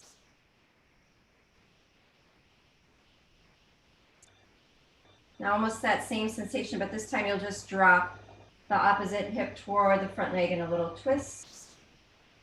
For a mini Parita Trikonasana. And then untwist the hips. And do that a few times with the little twist toward the front leg. And then untwist. This time as you twist toward the front leg, just release that bottom arm, let it hang. Inhale, pull the left arm back as you extend the right arm forward and look over the back shoulder as you untwist.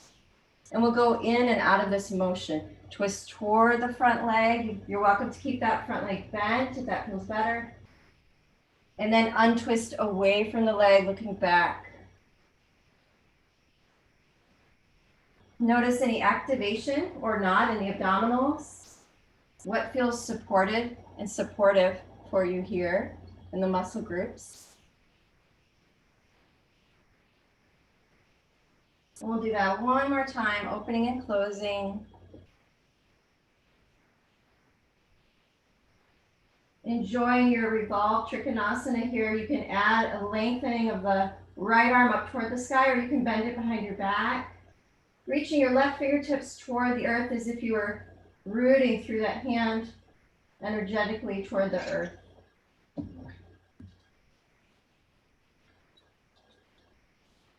Release your spine, breath, and torso down over your front leg. This time you're going to bend the left leg and extend the right for Janu Shirsasana on the other side.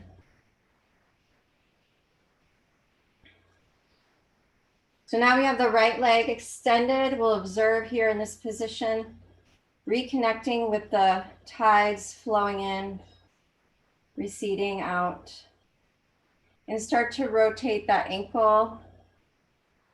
Of course, adding your body circles if you want to right away. Opening the ankle joint.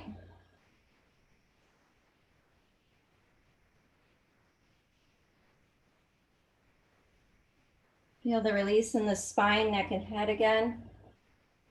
And notice if you're holding tension anywhere. Of course, again, if you want to add that bigger rotation in the leg by bending the knee and including the hip, you can do that now.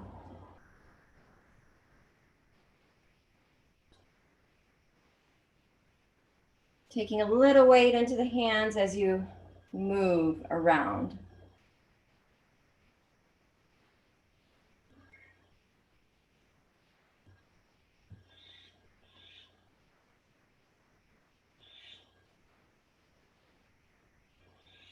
Next time around, you're going to swing your torso over the left bent knee and then swing the arms to the other side, twisting over the straight leg. And just do that a few times again, allowing a release in your spine as you swing the arms side to side, like a washing.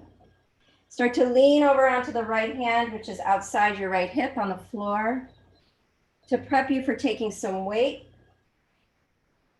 for a side plank. This time we'll hold our side plank.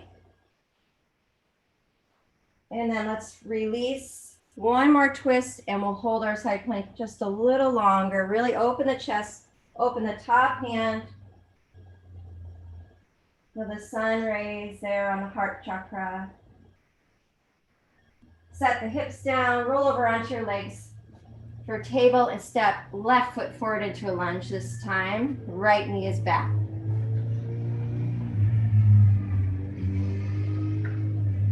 Start by shifting your weight back and forth. Remember those ocean tides coming in and going out. Check the neck and head.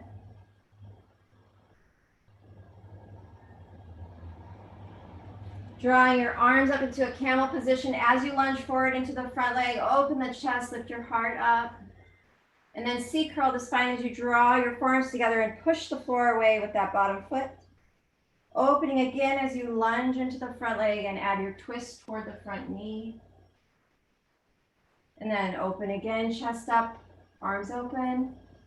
C-curl, push the floor away, forearms together. Open the arms, open the chest, open the heart. Last twist. This time release the hands down by the front foot. Step the back foot in like you would draw heel to heel. But this time you're going to just shift your weight from the front to the back foot to start to prepare for Parshvottanasana. And then when you're ready, you can stabilize yourself. You don't have to do heel to heel. If you notice a stable stance and supportive stance would be a little wider, you can try that. And start to pulse the bottom leg. Noticing where it may feel comfortable for you to pause and observe. Hands on the hips.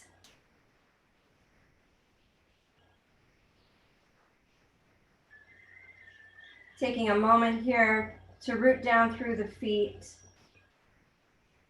and hinge at the hips.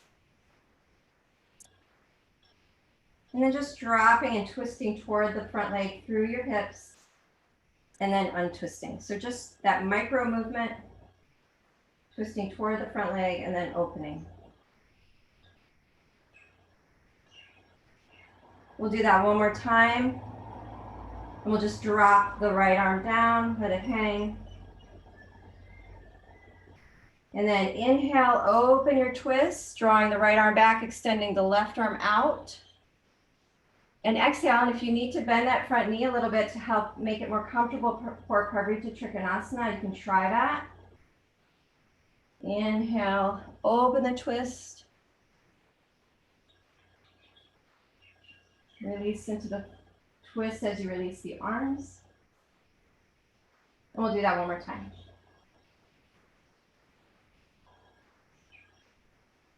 If you'd like to pause here, you can lift that back arm up or bend it gently behind the back to increase the chest opener, even gazing over the back shoulder.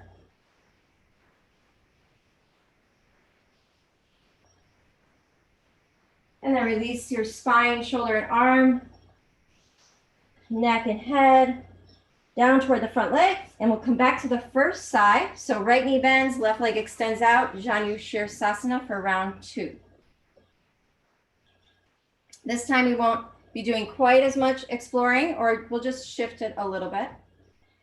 So if you want to bend your front leg, we're going to go into more of a forward fold now that we're warmed up. So you can slide your hands across the floor. I am noticing my breathing cues.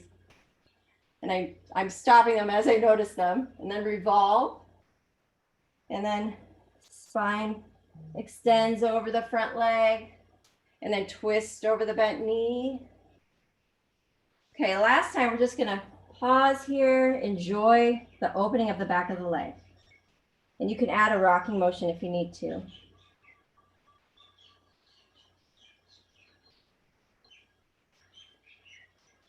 And then twisting over the right knee.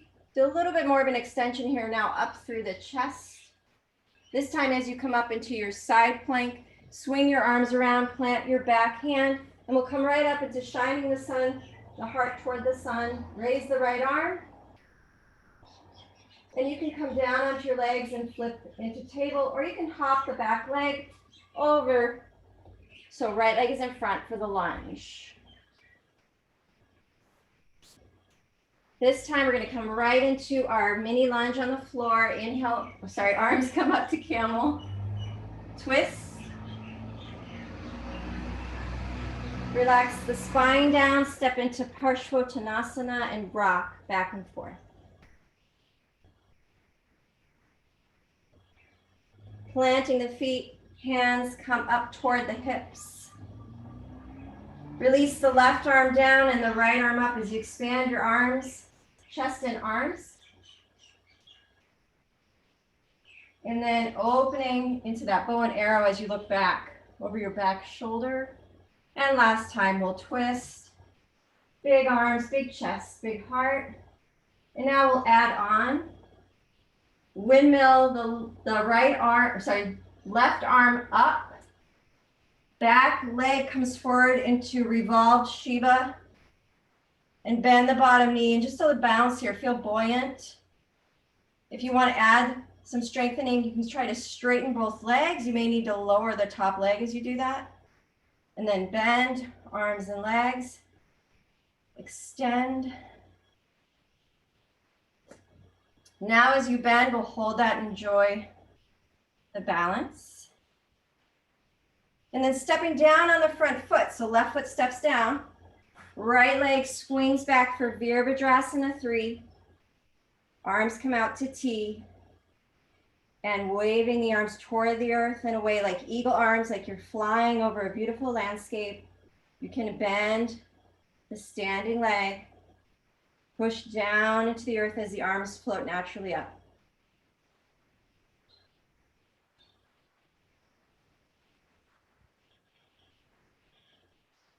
Bend the front knee, right leg comes up to hook on the top thigh for figure 4 stretch as you sink down into your seat.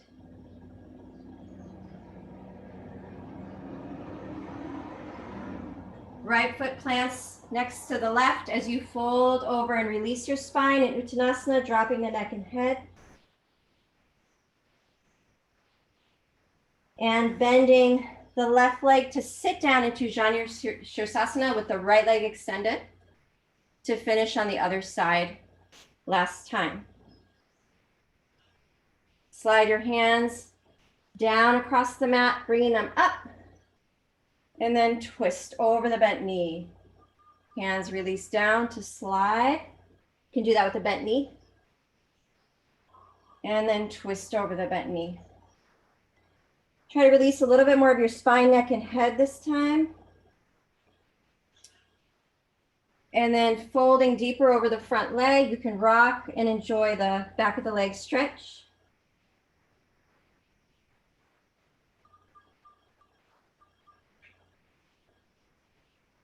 Observing your breath. And twisting over the bent knee. One last time for a little bit more of a chest extension up, away from that stationed leg. And then release torso and arms over the right leg. Press down into the left foot for the side plank. Hop your back leg over the front for the lunge. Set your back leg down. Lunging into the front foot, arms come up and open the chest toward the sun. And then twist toward the front leg. Releasing your arms toward the floor, step the back foot in. And rock front to back.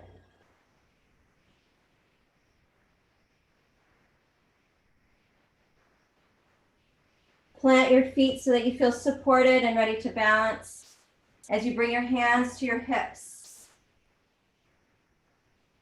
Again, enjoying that back of the leg stretch as you open the toes wide, almost suction cupping the feet to the mat. And then just dropping the right hand, opening the left to twist toward the front leg. Open the twist by pulling the right arm back, left arm forward, looking over the right shoulder. And last time into the twist, Parivrtta Trikonasana, open. Enjoy what you're feeling.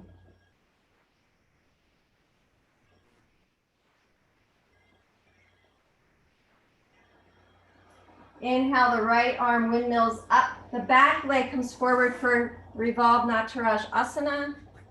Shiva balance. And again, you can be buoyant here, straightening the arms, straightening the legs simultaneously.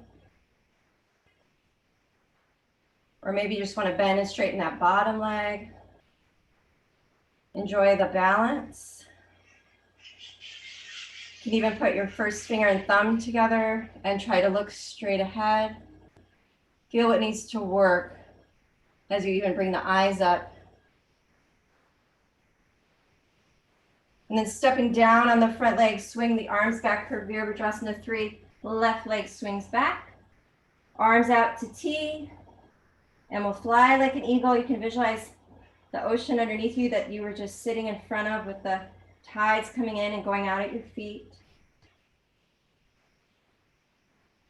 Experiment with bending the bottom leg, releasing the shoulders and arms.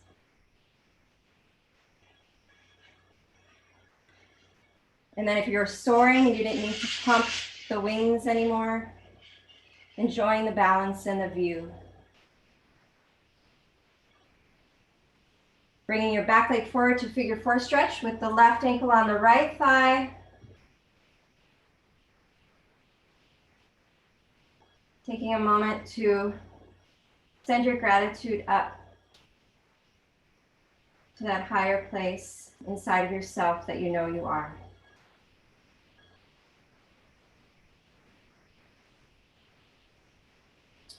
Left foot steps down to match the right. As you fold over, you can bend your knees for Uttanasana. Feel a complete release of your neck and head. Rock toward the toes, and then the heels, taking the weight in the hands, and then pushing the floor away. And then, as if we're going to repeat, bend the right knee, have a seat, left leg extends out. Shanya Sirsasana. Is that not enough? Okay.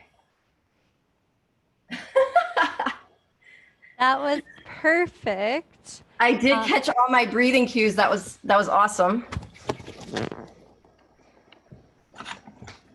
Yeah. I noticed that I use them more when there's like a flexion extension thing going on. I just want to do it. Yeah. It's what I found in my own like evolution of the breath, I think at first it was almost like not intentional, but I like had to drop it completely.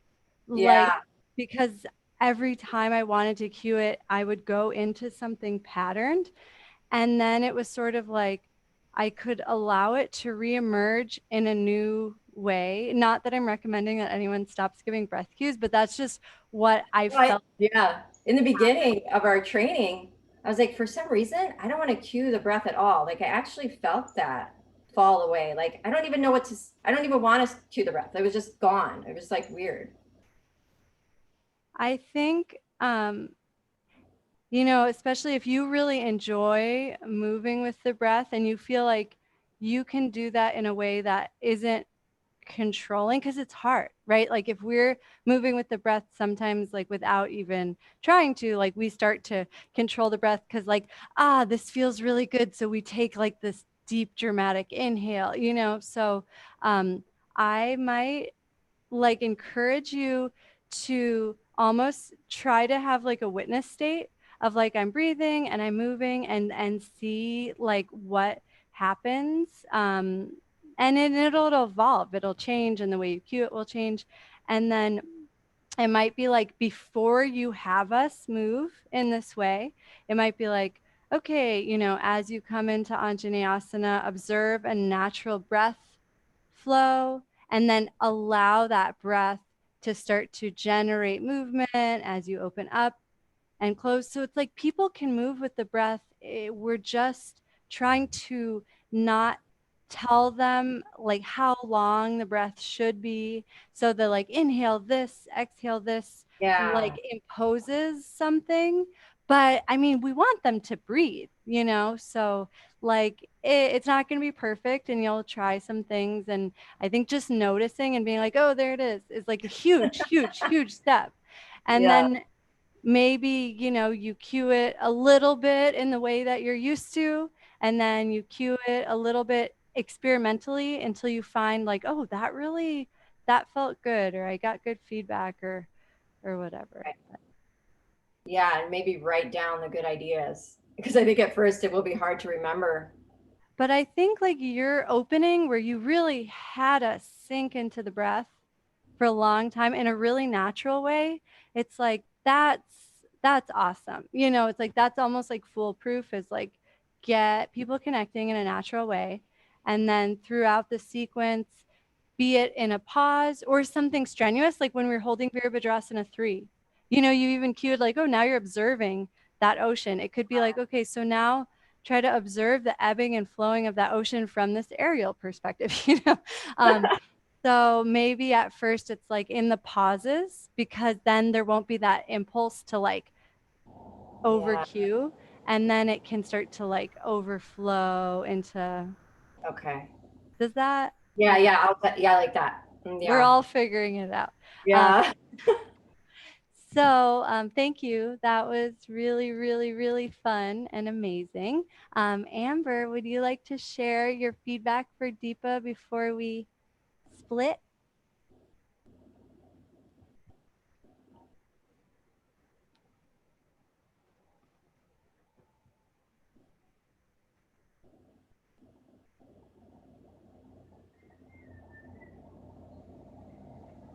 Oh, Amber, you're unmuted, but I can't hear you. I don't know why. Could other people hear her? No.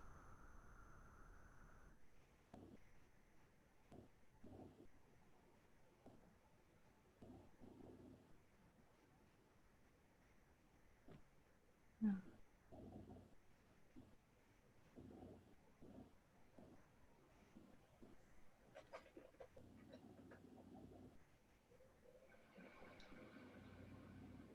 Yeah, it might be. Yeah, just switch to the computer mic.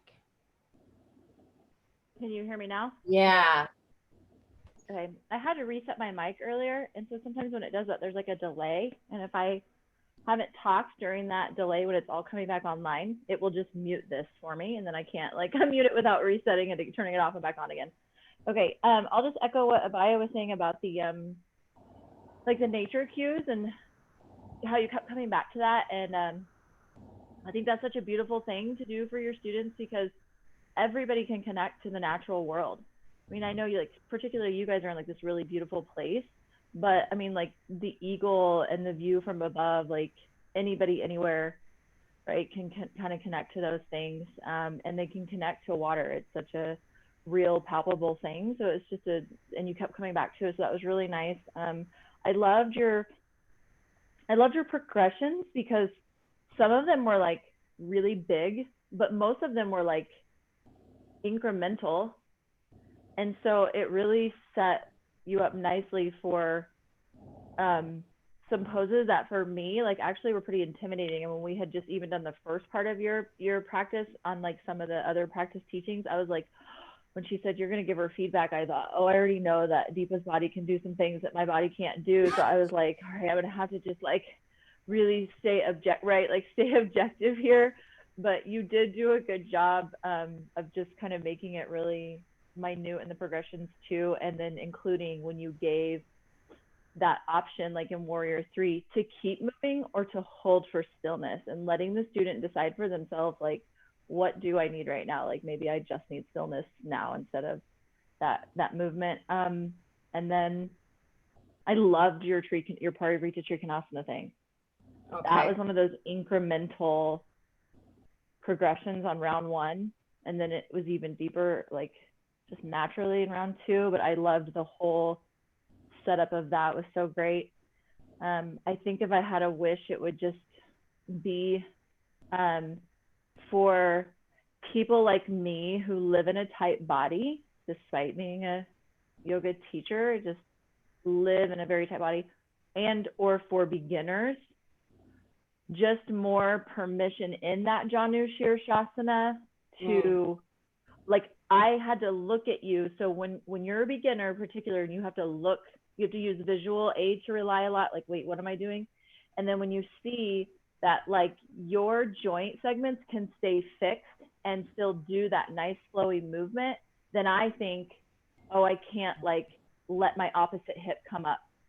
Does that make sense? And so then it just kind of, and I was even doing it, even though I know the feather, I was like, no, you could just let your hip come up. But for like a beginner, Yeah. with more permission, like on those, Yeah. you can flow and fix your joint segments, and like I can do that in some poses, but not all of them. But I've already noticed that. But I don't know. You just have you have such a command of language too. So that was my other star I wanted to say, like that little thing you're working through with the breath. Yeah. I'm like, you're gonna figure it out because you have such a good command of the language. So anyway, that's it. Oh, cool. Thank you so much. It's super helpful. It's funny because Janu Shirsasana is like one of the hardest poses for me. So that was actually very helpful because I thought for myself, I was like, okay, let's make this super easy to get into because it's hard for me to do that pose. So it's good to hear, like, actually, it could be even more informative, which I thought I was already at the ends of that. So thank you. Yeah. Well, you made it look really easy because I was like looking at, I'm like, my hips have to go all like crazy to go to one. Yeah, I like that. The Okay. opposite always has to come up. Like I just, yeah. That's cool. Thank you. Oh. Thank you, Amber. Great feedback. And for everybody else, take a moment to type in the box, but don't send it till we get back. So we'll meet back here in 20 minutes, so 10 minutes after the hour. So same deal, write your love letter, take your Shavasana, and then take any sort of break. Deepa, I'm going to invite you to a breakout room, but I really need to grab water. So I'll just be like 2 minutes if there's anything else that you need to do. Okay. Thank you.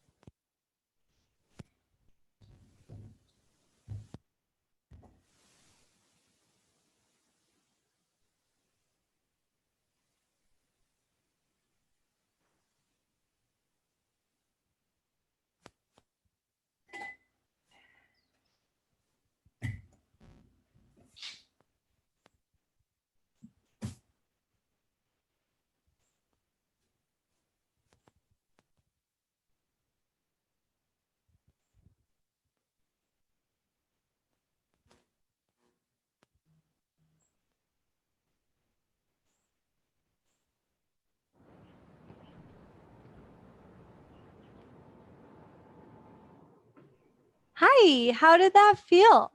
Hi. It was good. It was very heating. Yeah, it's funny you say that. I often have the AC on in the shrine, but I didn't turn it on today. And then in the middle of your teaching, I was like, what am I doing? Like, so I had to turn it on, but I think Oh yeah, but it warmed me up. Thank goodness. I've been freezing up here. The magic of yoga. Yeah. Also teaching, like I haven't taught in so long, so to like just go for it and trust myself brought my heat up, Yeah, absolutely. And I think it's kind of a blessing to have that hiatus before like rewiring so much so that it was almost like you could come like a little more blank, than having like so much momentum about how you teach and cue. So that's kind of I agree with amazing. that. Yeah, that is, I know what a gift this last couple of years has been. I mean, if you look back as wow, it's so cool, Abaya, to see other people taking it on.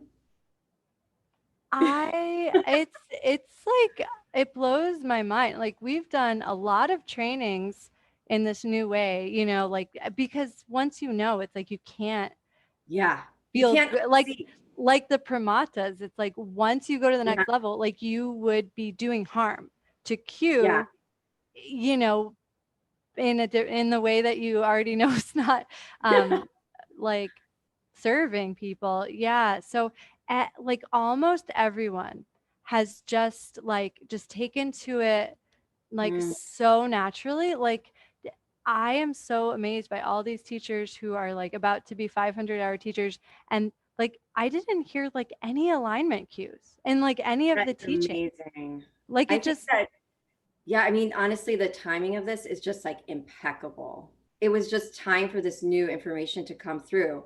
And I don't know if you and Sachin know this, and we can talk about my sequence in a second, but we, on the 21st, the winter solstice, we're coming into the age of Aquarius. And that is new ideas, revolution, like new information, finding new ways to do things.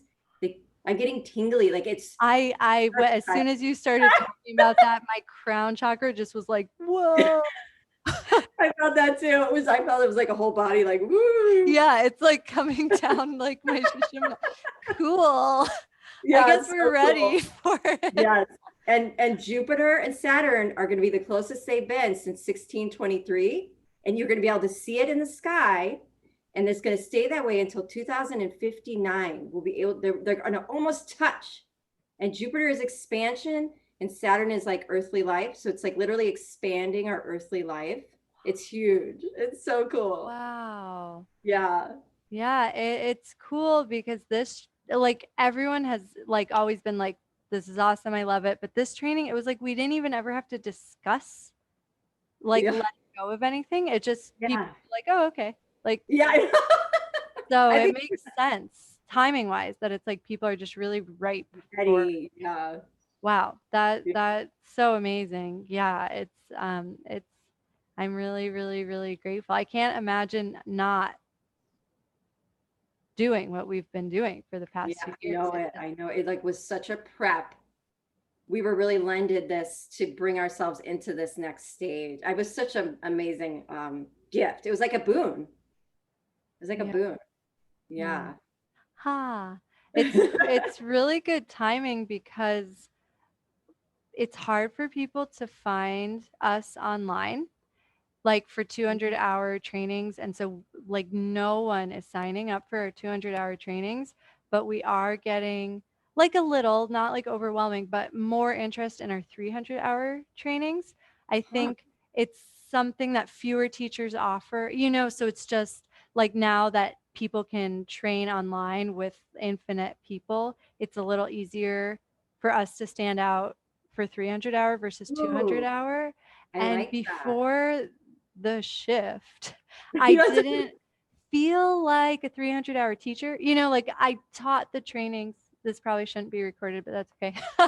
um, but now I really feel like we have a richness that can take advanced yoga teachers and really help them expand, even people that have been teaching for decades. So it's like, I mean, it really couldn't be more perfect that the past 2 years we've just been like digging and digging and Yes. digging. And now like I think it's gonna help Konalani like make it through, you know, this I time. think it's such an advantage because when we started this, I was like, if we don't do this, we will be behind. And now you guys are leading. I know. It's so cool. The hard part is the marketing. You know, I'm like, we have this precious gem. Like, come on, people. Like, Yes. you need Eat, this. eat the Yeah. buffet we have made. Okay, so now I want to talk about you. Okay. That was amazing. I mean, it's been cool to see like the pieces come together like every day of the training, but just to see that evolved flow, like I'm it sort of was like a mic drop. Like I'm like, okay, she gets it. You know, like it was just I have this sense that because of your dance background and just like your understanding of the body, like every movement that you made felt like that was what my fascial chain like wanted for the like the storing and releasing of energy, and it felt like and more so in the evolved than the primary, though I loved all the movements in the primary, but like in the um evolved, when I might get it wrong, but feel like we folded over, Yeah. And like and the, yeah. it was like something about that progression, like it was like my whole body was like, I need this. And that happened a lot Oh, cool. throughout the class. Like, and I mean, I think you probably already know the moments, but like I loved how we did this, and then you had just the weight of that arm was just like Oh, yeah. so powerful. Cool. And then Yeah. the opening and twisting, like I just, it's easy as people get creative and like kind of go big for movements to sometimes be unnecessary or Mm. showy. And I just felt like all of your arms and the like coiling and recoiling, like everything was purposeful and not just like a gimmick, like it felt Okay. like my Yeah. body needs this. And I mean it was really really really um powerful. And I know that about your teaching, but I just feel like the evolve sequence that you taught today was the clearest, like cleanest line through my body, Cool. like from start to finish, if that makes Okay. sense. So Yeah. I loved that. And I loved how in the first round that you taught, um, there was a sense of those movements, being slightly different, but in a way that was preparing us for this more full body expression, like how first we did some of these and then we did some of these. It was really cool to see how you broke it down, because I really could see you teaching that class to like Lorraine and like Yeah. Steffi and all. I mean, they were along for whatever you were going to teach no matter what, but just I feel like the way that you presented it, anybody could do it Cool. and like enjoy it and be like, oh, Yeah. I am noticing like um increase in my amount of mobility and power. So I loved it. I thought it was Cool. just perfect. um I Amber already mentioned this and I've mentioned it before, but I love your progressive movements. Um, Sometimes I get a little agitated when people have us repeat things too much, like but the way that your movements are designed, I it almost feels like, when you're spinning a top and at first it's like straight up and then it starts to get like bigger and bigger. I feel like that's what you do to my body. And it's like things spin forever, So it's almost like it doesn't feel like, oh, we're doing it, we're not doing it, we're doing it. It just feels like my body is like unspooling, you know, Cool. in this way that it's like, yeah, if she had me stay here and do it more, like I would have more to explore. Yeah. Like, yeah, it's almost like the progression is built into your movement instead of it feeling like we're going from A to B and then A to B. Like it felt Okay. like more expansive, which was really amazing. I loved your transition back to seated to come back to Janu Shirshasana. And I like your choice to say, okay, we're going to do the floor sequence and then we're going to just let it go. I think that's really cool. And um, I haven't done that before, but I could see myself sometimes making that choice. So I think that's great. Okay. And um, just an idea, Yeah. um, I and Julie does this, so I know you've experienced it. I really am a huge fan of the pause between rounds in some kind of position that is balanced feeling. So I wonder if Ooh. coming back down, it could just almost be like a coming down to Sukhasana, and just Okay. Yeah. taking a moment, like, because your sequences are so rich and there's like so much for people's um, fascia to learn in each of those movements. It's almost like this time is going to let them absorb it so that their body starts to repattern. And it wouldn't be wrong here, um, Totally not. Yeah. but it's just, Like sometimes a it's a reset. soothing to just sort of Yeah. feel equal. Like here um, I am at the beginning again.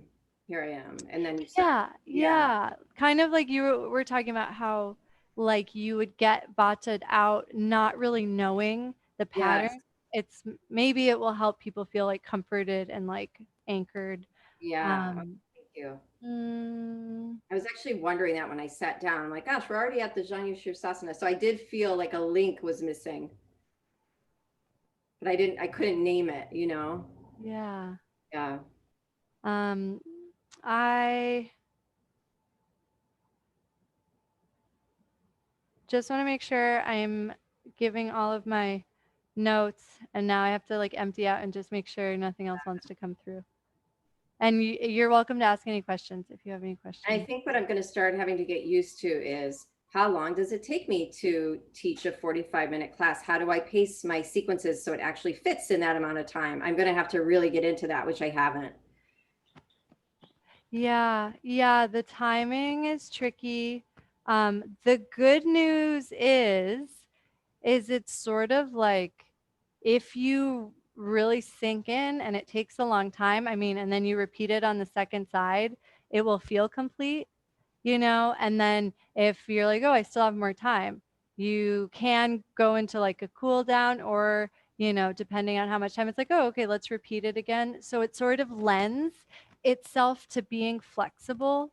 Um, I am always surprised, even though I've been like teaching really steadily, like these Wednesday classes since like March. I'm always surprised by how much faster the sequence goes after the initial laying the framework. So my first round will sometimes be like more than 20 minutes on one side. And so when I finish it, I'm like, wow, we're halfway through class and I only did the first round. But then because I'm like really trying to like lay the infrastructure, the second round is often, you know, more fluid and goes quicker. But Feel I think that. Yeah. knowing who your students are, I feel like at first, like maybe it will just be like your warming round and what you just taught, like the primary vinyasa, and like being willing to like let go of the evolved vinyasa, even though like I love that vinyasa so much. But you know, just being like, okay, I'm gonna be there for them and let them really take their time. Yeah. And then teach it the same thing the next week and add the evolved, you know. It's like Yeah. these sequences are like gold. Like Yeah. they're just so good that I feel like like we can like really use them. And it's not like a laziness thing. It's like because there's more richness to extract, you know. Yeah. Yeah. Okay. That's good. Thank you. Yeah, great job. It's been so fun. I'm like, can we keep hanging out? Like, Yeah, it's really wonderful. You guys are just doing so good. It's so easy to understand. I remember feeling like, what is she? I know what she's saying is true, but I have no idea how to organize it in my head. And I remember Sachin asking me, and I'm like, I don't know what to tell you. Here's you're all like, the information. fascia is really important. It's a big deal. That's totally how it felt. Like, this is so cool, but I don't know how to verbalize it. Yay. Well, I feel like you really, like I said in class one, you've been like this star, you know, like you really gave us something to follow. And we've done, I mean, like an enormous amount of work, but like without having that star, Yeah. just were like lost in the woods, Yeah. you know. So I am just so grateful to feel like I can direct my energy into something and it just keeps like Yeah. unfolding like endlessly. Yeah, totally. It's amazing. I found this song through this other thing I'm doing, but I sent it to Sachin and you're gonna love it. I don't know if he showed it to you. No, not yet. I just sent him the YouTube link in his text message and it's called Stars. And it's Mm, probably like a 3-minute song. wow. I can't You're wait. gonna love, oh, you're gonna love it. Yeah. It's a verbal, it's a lyrical song. So I don't know if you want to use it, but it's Yeah. so inspiring and heartwarming. Oh, Yeah. yay. Thank Yeah, you. you'll love the singer too. She's super cool. Yeah. Oh, awesome. Yeah, I'm always looking to like connect with more creative for She sure. actually reminds me of you. When I looked at her performing, I was like, oh, she reminds me of Abaya. She's very, you'll see. Wow, that I just because you're always like one step ahead, I've been really like feeling my singing. Like I think since my Ooh. fascia has rewired, my diaphragm is totally different. And so my singing, like I feel it in my body in a different way. And it's like I will Wow. chant and I'll be like, I've never been able to make that noise before. And I know it's because my That is so cool. so I like do want to explore that. So maybe she'll inspire me to like. I feel like that's what we should tell this to the rest of the class, but that's such a good selling point to the world. Okay, doing like I'm going to teach yoga for musicians, this type of yoga for musicians, and this is why. Because then you go into something like you just stated, like Yeah. why would this be beneficial? This is something you've never experienced before, you know. Yeah. Yeah. It's like the magic potion. Yeah. Whatever you want to do, you're gonna do it better now. Better, Like, yeah. Yay. Thank you. Yeah, thank you. So we can exit the breakout room and just rejoin everybody. Okay.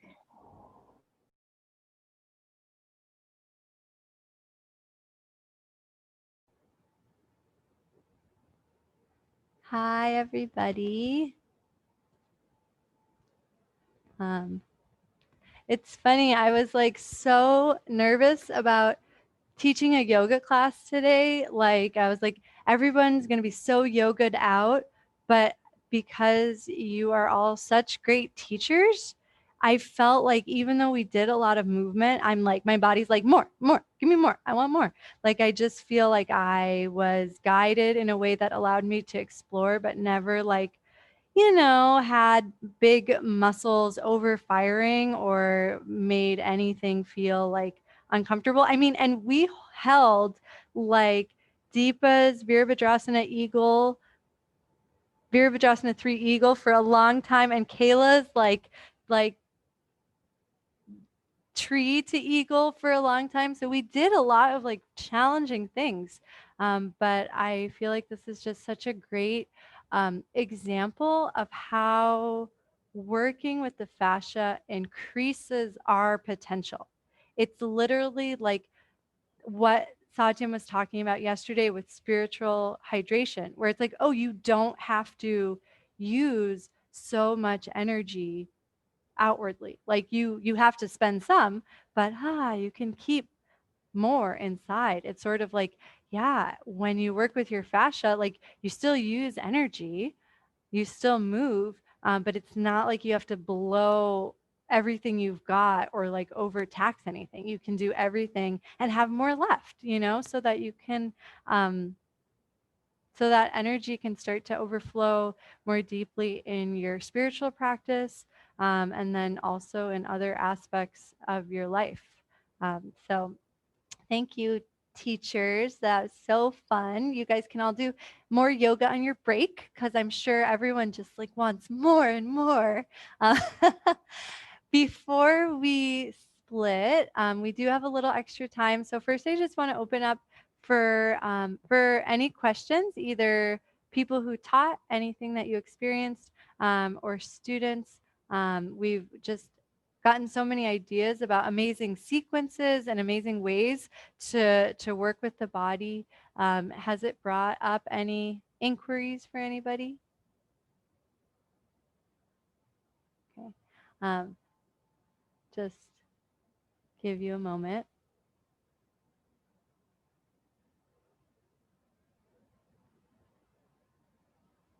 And raise your hand if you feel surprised by the state of your body right now after doing 3 like pretty full on yoga experiences.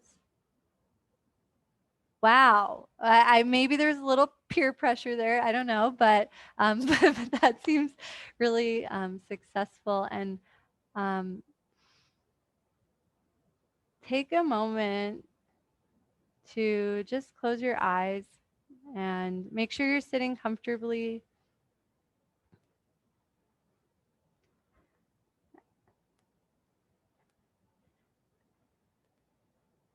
And I think sometimes we're trained in our culture to feel like we have to like leave everything out on the field, right? Like just use everything we've got.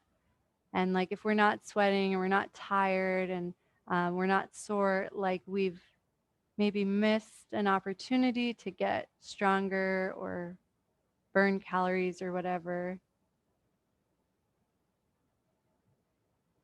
So just let sit with that for a moment and let it start to mingle with your experience of moving through these yoga classes and working with your body, letting your body guide you and support you harmoniously.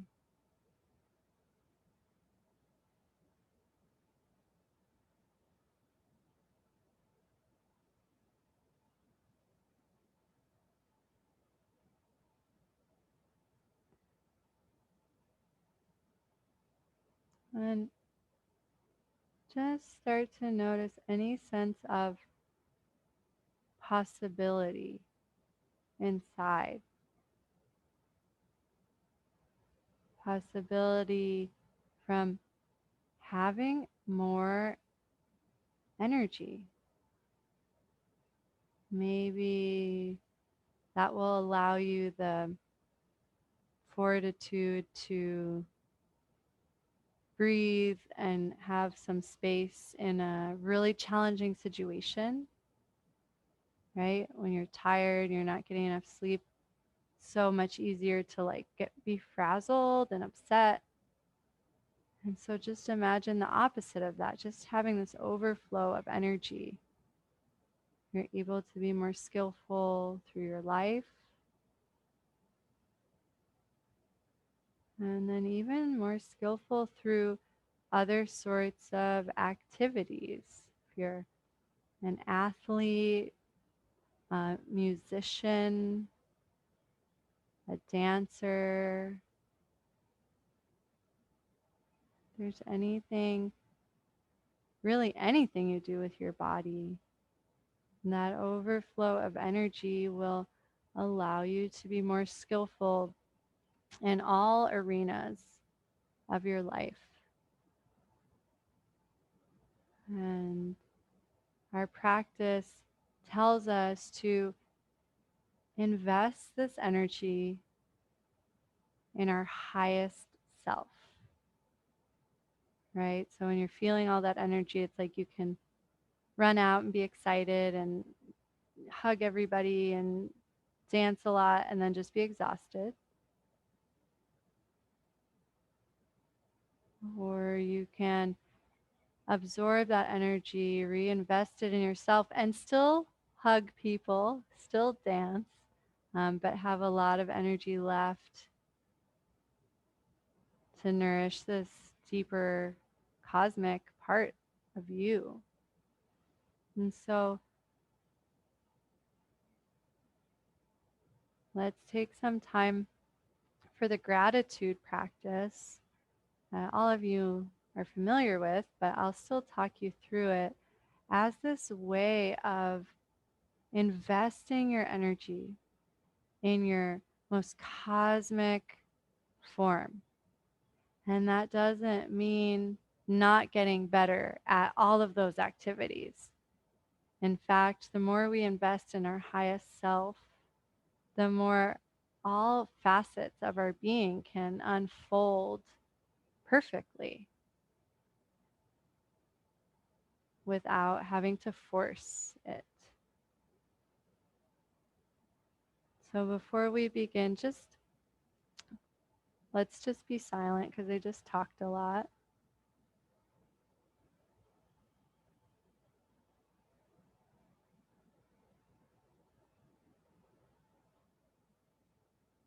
And let your focus start to drop into the heart space.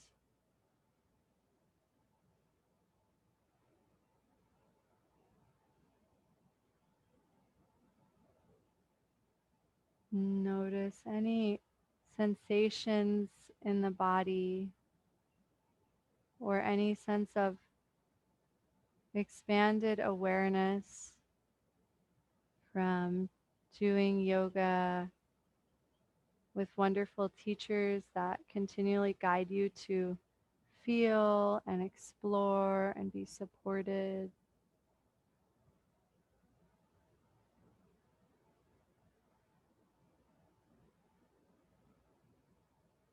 Mm. Notice that balance of stability in the body, being supported by the earth and grounded, but not heavy.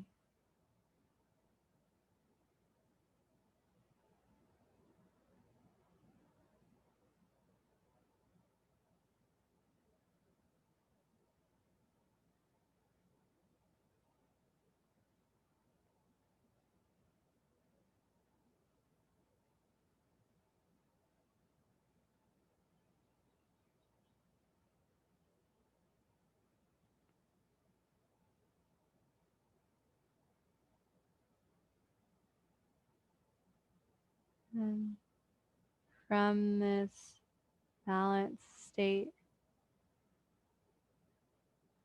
notice any sensations at the heart. Mm. Smile ever so slightly with the face and just notice if that helps to elevate and expand your awareness of the heart.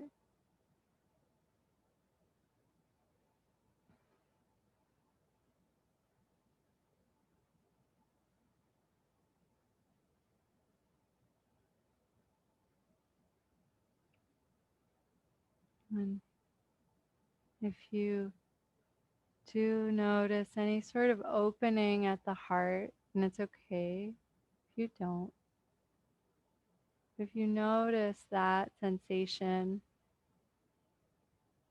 just start to allow the breath to massage that space, allowing it to expand in a really soft and sweet way. And if you'd like to use another tool to open the heart, you can start to think of things that you're grateful for. And if you're already connected to that sensation, just keep working with the inner sensation, and there's no need to add in images. But if you need help allowing that sensation to emerge and grow, take some time. Point your focus in the direction of gratitude.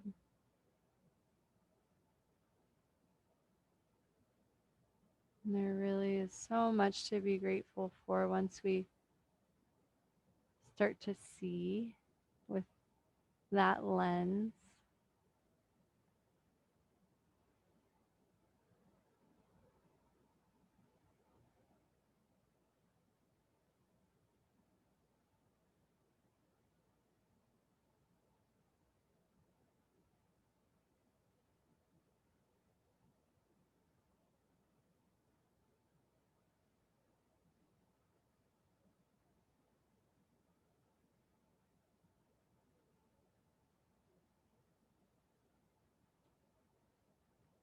Mm. You're welcome to work with those visuals for as long as they're useful, but eventually start to direct more focus to the sweetness welling up at the heart. And Faith has talked so much about this lately through cultivating bodhicitta. Humans have the ability to generate love. We have this rich, vast resource within us. And as soon as we find the pathway to tap into it, it can spring up infinitely. So just imagine this well anchored into your energetic body beyond the physical. And as you breathe towards the heart and beyond, and this endless resource of gratitude and energetic nectar just starts to spring up from your psychic system and fills the heart, breath after breath.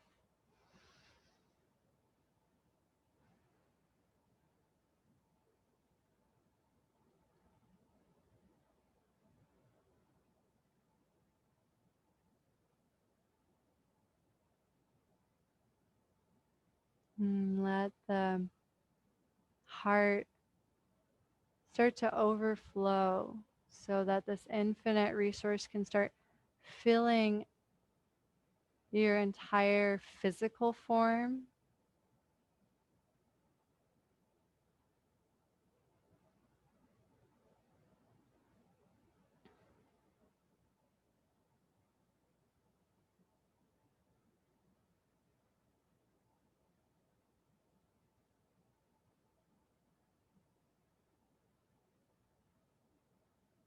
And then even beyond the physical form, into the space around us. So that separation can soften. You are just a sphere of this glowing heart energy.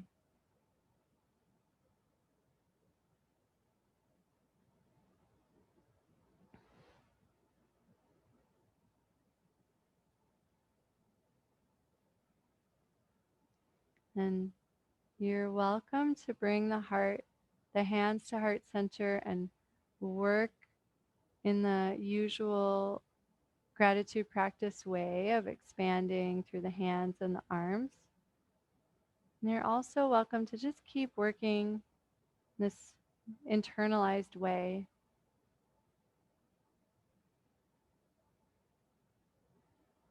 And when it feels like time to offer up this tremendous care package to your highest self, you can allow this sphere of infinite energy to slowly start to rise up over the path of the chakras, eventually up and beyond the crown chakra.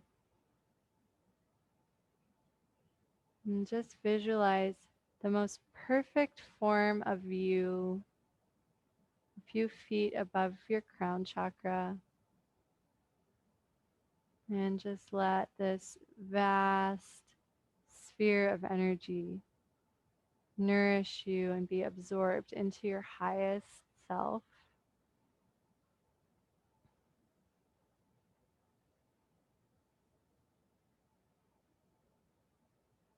And you can also allow the energy to be an offering to the lineage teachers and any gods or goddesses that you're connected to or want to be connected to.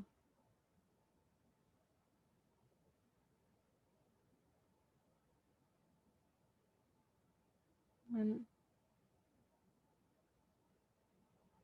then on an exhale, just start to let go of that whole care package as if it was a balloon and you just cut the cord and just let it rise up and let go.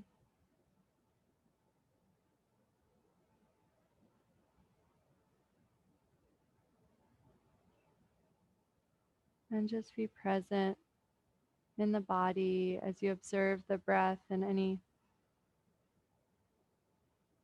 sensations inside.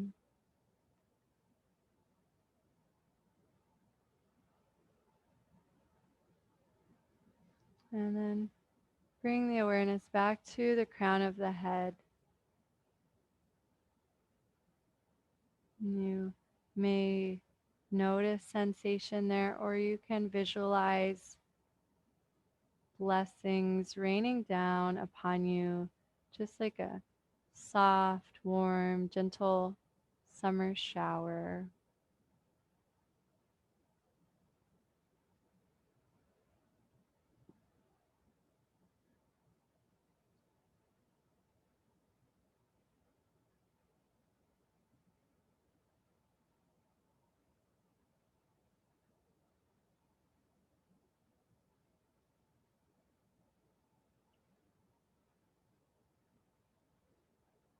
And then keeping 2/3 of your attention inside, allow the eyes to gently open.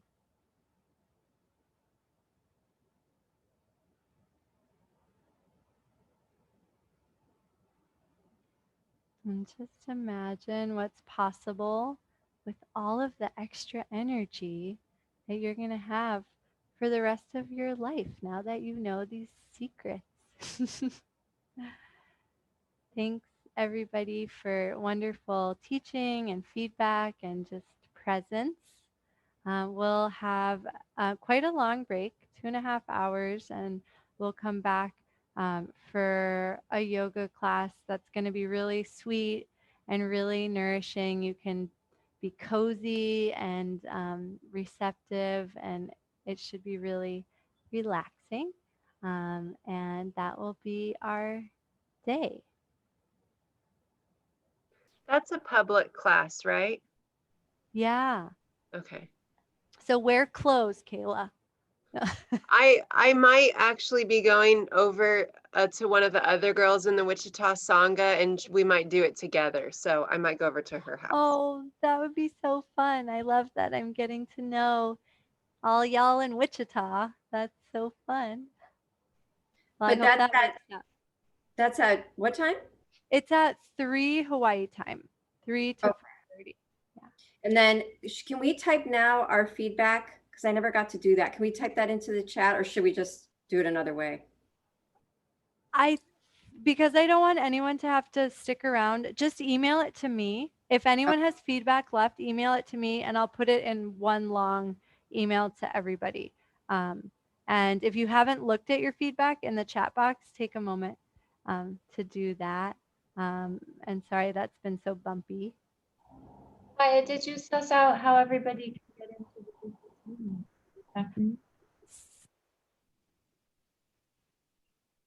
Can't hear you. Not hear your question. Did you suss out last week how everybody could get into the different Zoom class this afternoon? Thank you, thank you, thank you. So there's a different link for the public yoga class. And I think everybody made it last week. So just a reminder, thank you, Mandira, to use that other link that is on our blog page. If you go to Zoom links, it's called like embodied yoga class. And then it also might be in your mailbox from when I emailed it last week. Does anyone need that link again, or do you feel like you got it? Okay. Thank you. It takes a village. Bye, guys. See you later.